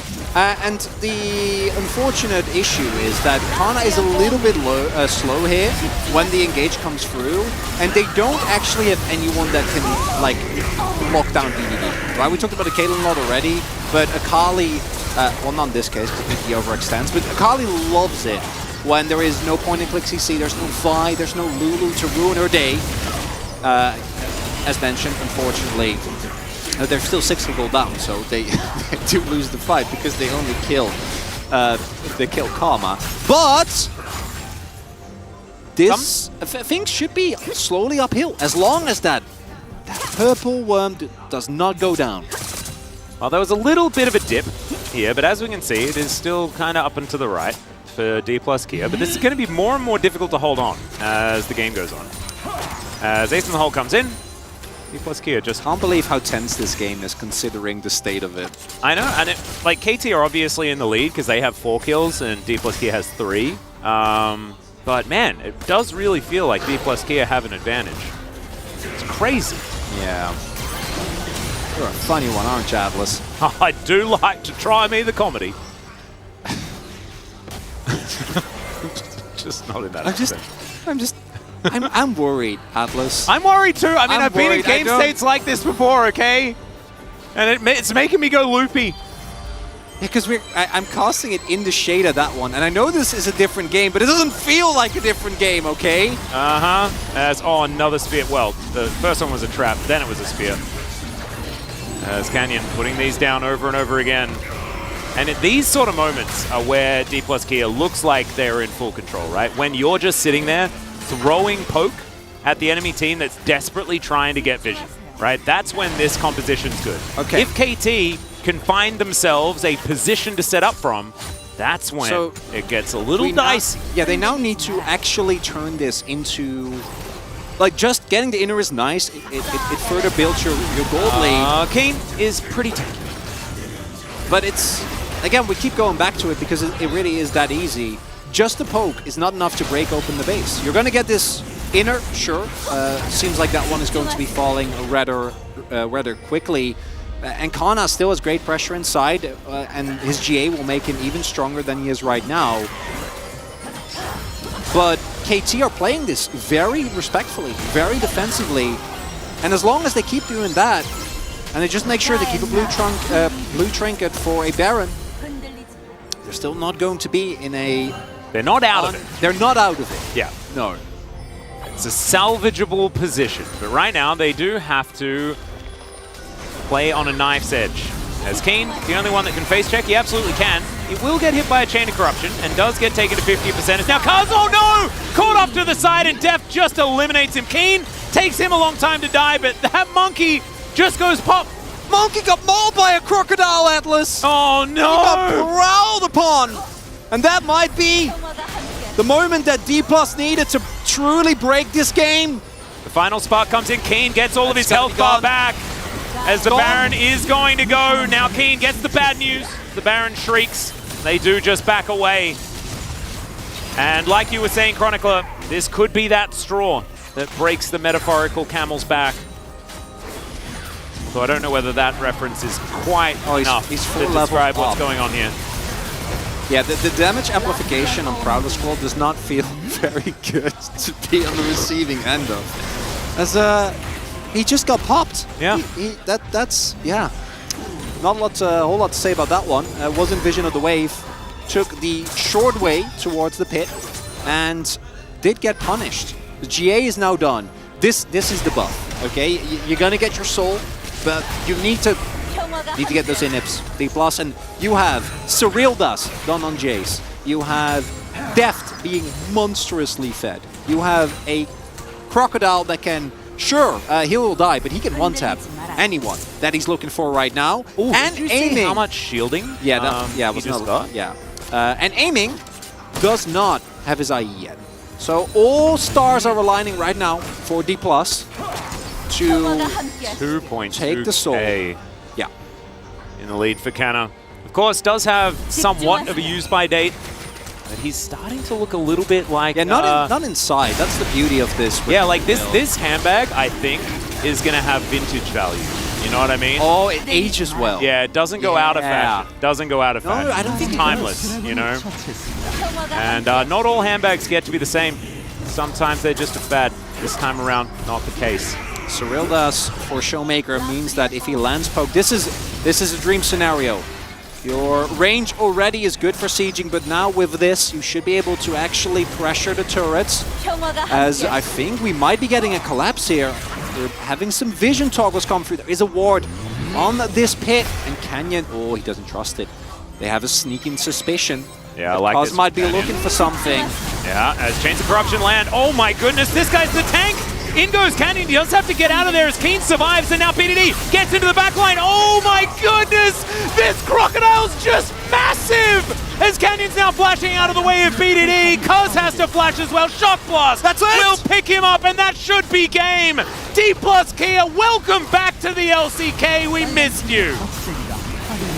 And my God, that's vintage value right there. That handbag is getting auctioned off, Atlas. And that's why you don't give Kana the Crocodile.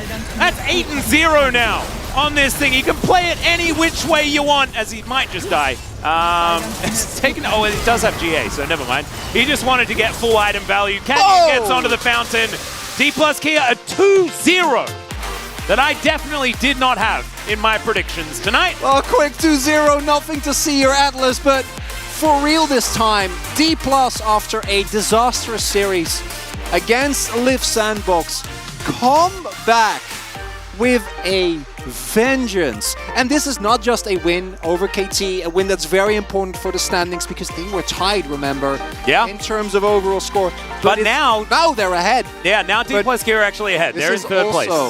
This is payback for your hair. This is payback for the Gen.G game that they were not able to I was a little bit nervous, you know, because Lahens was there for that one too. So Yeah, a little bit dicey. That's a happy Acorn, though. Acorn's going to be proud of his boys after this game. And, of course, top laners, they tend to gravitate to the top laners. And he is definitely going to be congratulating Canna after that one. Canna playing a fantastic game of League of Legends on his Prowlers Renekton, outside of that one team fight that wasn't super great. But still, I mean, seeing this out of Canyon and Showmaker after what we witnessed last week makes me a little mad. I'm not gonna. It makes me a little mad. Because if you can do that, do more of that. Oh, don't make us think like, you know, don't make us not believe. Yeah. You're capable of doing that stuff. Do that stuff more. I'm going to maintain my hype levels for KT because I still think that, maybe in their next series they can play the game. Yeah, I still think that next series against T1 is going to be incredible. But tonight it wasn't about them. It was about this team right here showcasing that, yes, we had a bad series against Sandbox. Yes, we've had our ups and downs throughout this split. But on our best day, we can That's look. your POG right there. He is. Isn't that wild? Yeah. Wait, no, because Chovy didn't get it in the previous series, and he did a bit of casual interview. Yeah. I actually don't know who. I did. It might just be Canyon. No, I did go. Well, Canyon was my first guess, but then Kana got the pick on Cuz and got the pick when they got flanked. So, but Canyon would be my second vote. Like the jungle pressure early was what decided this game. But the jungle pressure also works because of how well the laners played, and this was always what made back then Dumb1 such an incredible team. Yeah, let's have a listen in to D+ as they finish this one off, because BDD was actually playing his heart out at the end of this, and then Canna just rips it apart. Yeah, that flank looked like it could have worked if Caitlyn and Lux were in the fight. Yeah. Instead, they got prowled.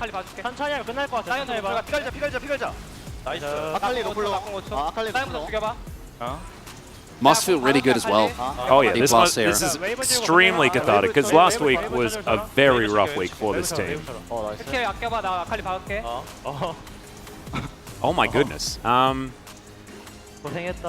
Okay, never mind. I was thinking that my top 4 prediction for the end of the season's now correct, but it's not. As we're going to need a little bit more for that one. Yep, this is D+ Kia playing a poke composition very, very effectively, and this time around, they actually win. Which is good for me, keeping the hair on top of my head. Might get too long. I mean, I got to start making some bets, man. They didn't, a bit out of control these days. They didn't even get a good soul. That's the wildest part to me. Nope. As we look at the Chemtech soul as one of, if not the lowest value soul in the game, and what an early game masterclass from D+. Incredible to watch. Yep, it's really good to see that they are still capable of it. And now it is time for the space to break down the 2-0 for D+ Kia. Take it away, boys. Thank you, casters, for your wonderful work today. And yes, we are going to have to break down that 2-0. DK just proves you never know. A lot of us expecting KD to come in here. They're on a roll. Everything's going really well. DK are kind of on a downslide. Doesn't matter. All of a sudden they come out, they play like this. KT kind of faltering a bit. And Wolf, we need to talk about this draft. We're going to keep this one up for a little while, guys, because this was some very poor drafting from KT Rolster, which resulted in a game state early on where nothing is going right, nobody is winning, and we had 0 kills this game for so long that I was jokingly telling Valdez, like, this might be the first time someone wins a game of League of Legends with no kills. So, you gave Caitlyn 2 depth. Like, you decided that was a choice you were going to make. They didn't take it, and you saw the Karma, and you were like, all right, well, we're going to just outdo them in this 2v2, whether it's Karma Varus or Karma Ezreal with the Caitlyn Lux here. You can do that, but what it requires is mid-prio. They saw the Jace, they knew it was a possibility. Okay, we could see some flexing here. And then they drafted Sion and Akali. After knowing then that it was the Nidalee Renekton, so there's no power topside, there's no power mid, bottoms, you can't actually use the one place where you thought you were going to get power. Didn't put aiming on a late game AD carry instead, try to stave off the pressure there, give yourself a late game win condition. This draft functionally for KT Rolster really has no middle, beginning, or end. Like it doesn't actually win for 40 minutes. Yeah, if you get to 40 minutes where this comp just automatically gets items by passive gold and killing minions, maybe you can have a chance if your enemy doesn't have full map control, Baron buffs, Elder buff, you know, like literally everything for the first 40. Like they were lucky that it was the soul that it was, to be totally honest, Valde. And the draft from DK is just chef's kiss because they kind of got everything they wanted, right? They got a pushing, winning bottom lane that can counter the Caitlyn Lux. They got Prio in mid and top with Renekton Nidalee. So Canyon just gets to go wherever he wants, like literally anywhere. He was behind turrets in the enemy jungle, taking camps left and right. And that's because he's got a Renekton that he can gank, who's got Prio. He's got a Jace who doesn't have the best gank assist, but has 100% Prio over the Akali. Yeah. And he could have dove bot if he wanted to. So basically, they didn't really get any angles to like go dive turrets and go crazy, but they still took everything else on the map for 18 minutes. So the one team fight that this was like even, sorry to cut you off, this is like what happened in Nongshim, except even more one-sided for DK in the draft. Watch how KT win this fight and how difficult it is to do so. Like, Kana tanks up so much damage that the rest of D plus Kia is actually able to still operate to the left side of these traps. And even still, in this moment, the desperation is real. Cuz is trying to set up a flank, he's caught, flank's cancelled, and KT are trying to juggle a full health D plus Kia and a Drake here. And they are able to catch Showmaker with a really nice light binding. If that doesn't happen, I think ultimately they lose this fight really soon after this because they're really split up here. And their composition is not online yet, but they can't give another Drake to D+. Even though, yeah, it's Chemtech Soul, you still don't want to give another one over, but your comp isn't online. And, I mean, this was just so disastrous, the way that this game went. Like, they still get the flank here from Kana as well to go off, which almost... trap. Yeah, I mean, it almost wins them the fight, quote unquote. Like, that was a winning fight for KT, is kind of my point. Like, that's... The best you're ever going to get is Showmaker is in basically melee range Deluxe and gets Lightbound. Yeah, and the issue is that was 18 minutes into the game after, even though there were no kills, DK took everything, right? So it was something like 5,500 gold ahead when they got that fight. It was just because DK were not really in a good position and a couple of really key light bindings hit that they had any chance at all to win that fight to KT. So they were able to squeak that one by. But again, like we mentioned in the draft, you know, it's a little win. It felt pretty big, but it was overall a pretty little win. And then this is highlight 2. Pay attention. So not much happens in this one. Yeah, Cuz goes over the wall here and Kana identifies he has no Trickster and they have the flash timer. They instantly kill the Wukong here as Cuz is trying to do a long con flank because he knows that the game is doomed. Like maybe if he gets a really nice Cyclone here, they could win a fight, they could collapse. But Kana just sees him and he's like, that's it. I'm done. It's over. Like, and he kills him, and they take the Baron. That was highlight 2. They use the Baron to end the game. There was almost nothing else that happened throughout that entire game. I felt really sad for the casters. Like Alice is getting a lot of remembering of the hair loss and all that stuff. As they're like, oh, I don't want to call it over, but like, it was. We got to see better drafting from KT than this because that was just uncharacteristically weak what they set up. Definitely a bit of a stumble from them, and DK took huge advantage of it tonight. Let's see who the POG was for game number 2, as it will be Canyon in the jungle. He had free reign to do whatever he wanted, and certainly he knows exactly what to do in that situation. Yeah, I mean, his Nidalee has always been such a treat to watch, and when he gets the Renekton combo set up with it in a draft like this where you can flex the Jace mid, it means that the prio that he has in all these lanes allows him to do everything. And his spear connections were good. Like, Canyon has never lost his mojo on this pick, you know? It's always been a good one. It's been a safe one. It's often been even a crutch for D plus Kia in international events sometimes. But this was a draft where he had the opportunity to pick it. And I feel like it's pretty obviously his choice in this draft. He's like, wait, I see the angle. Let's stomp this 2-0. We have a winning draft. Let me play Nidalee. It's going to be even harder for KT to come back. Yeah. Kana also with a fantastic game. Yeah. Like some incredible flanks.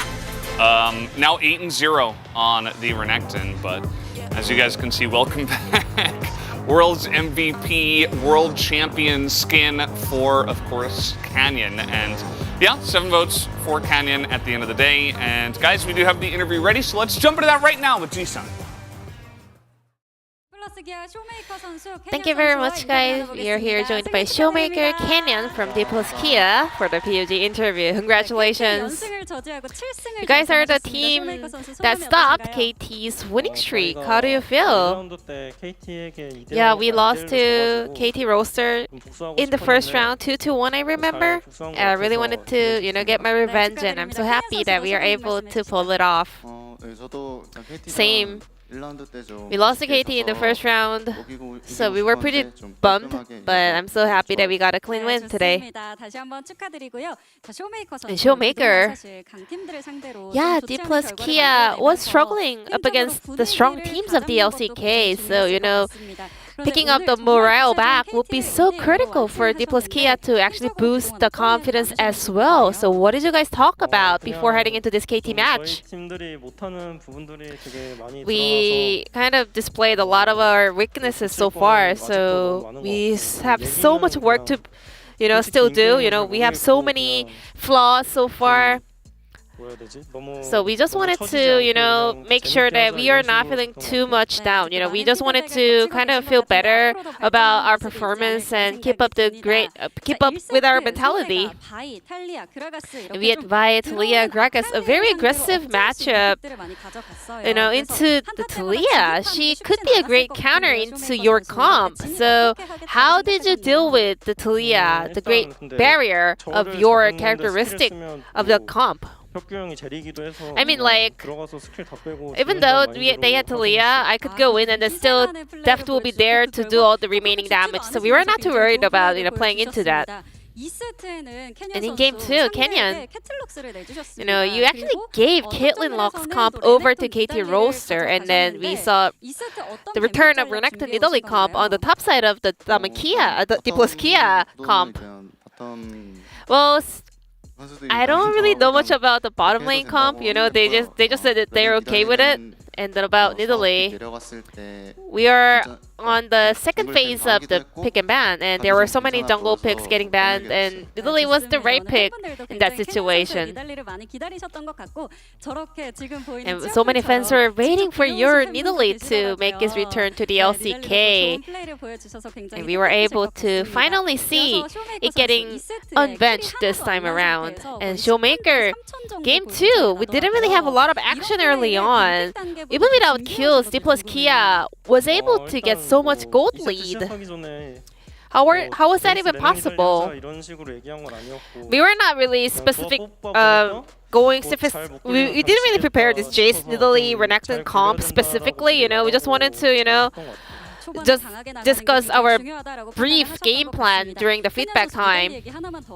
I have another question regarding that Nidalee pick. It's been almost a year since you last played it. So what was your early game plan on the Nidalee this time around? Well, Nidalee definitely wins the jungle matchup up against Wukong. So I was pretty confident that I can kind of outpath the Wukong early on, and as long as I don't make any mistakes around the objectives, it would be pretty much of a stomp win for us. And I have another question this time around regarding Kana's Renekton. This champion is still undefeated so far this season from Kana, 8-0, and he was let through twice this series. How did he react to this situation? I mean, Kana obviously hates it because he's on the Renekton duty even in scrims. It's not fun to play Renekton every time, but still, when it's let through, we have to take it. He has more fun when he gets his hands on different picks. He doesn't really like Renekton.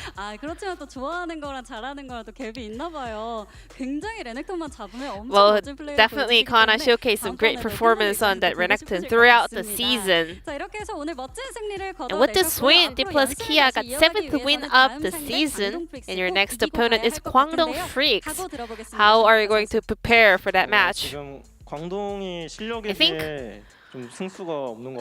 KDF deserves more wins considering their performance so far, so I hope we can do our best up against Kwangdong Freaks in order to get the win for sure.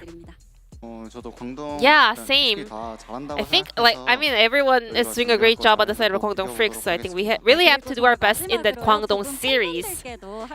Lastly, before we go, is there anything you would like to say to your fans? Recently, we disappointed our fans too much, in terms of our performance. I will make sure that we can show our improvements throughout the season. Yeah, recently our performance was not, ideal, but we kept repeating our loss and we actually learned a lot throughout that slump. So I think we will be able to come back with better performance. And this will be the end of the POD interview from D+Kia. Back to the space. Thank you. Thank you, Ji-sun, as always, for that awesome translation. Let's take a look at the standings now that D+ did take the win tonight. They will move ahead of KT because of this win. Yeah, KT dropping down 2 spots to 5th place, only a win ahead of Hanwha Life. And if Hanwha Life take one more win, might be able to catch up here. KT still have that tough matchup against T1 later on in the week. All of KT's matchups are going to be tough, right? For the next 3. So, you can call this a trap game. I don't think that's really fair, but the drafting will definitely have to improve because I think T1 is one of the strongest drafting teams in the LCK. Speaking of, they have that rematch against Live Sandbox tomorrow. Yeah, it's going to be one that they're looking to try to get a big win for themselves. Also, Hanwha Life Esports versus Bro first. Actually, these two teams right next to each other on the standings, although Hanwha Life are a couple of wins ahead of Bro, so I'm sure that Bro are going to be like, man, this feels like a team we have to beat if we want to prove it to ourselves, if we want to have a chance to make it into playoffs, which I think will be pretty difficult because we do have 6 really strong teams, but hey, you never know. We did just have KT lose to DK in that manner, and DK really bounced back. So any final thoughts from disappointed Matt? I'm disappointed with the draft for KT Rollster, but as was mentioned by the casters, I don't think just because they lost this 2-0 and had some poor drafting that it means that KT are slumping or this is the end. But I do think we are going to have to see a big bounce back. Not expecting KT to beat T1, but I do want to see a better effort spent for preparation. Yeah, I think I did pick KT to win against T1 on the predictions. So that'll be pretty spicy as the week comes along. But we are done. Pretty quick day from us today, guys. Hope you did enjoy the LCK today, and we'll see you tomorrow. Until then, have a good night.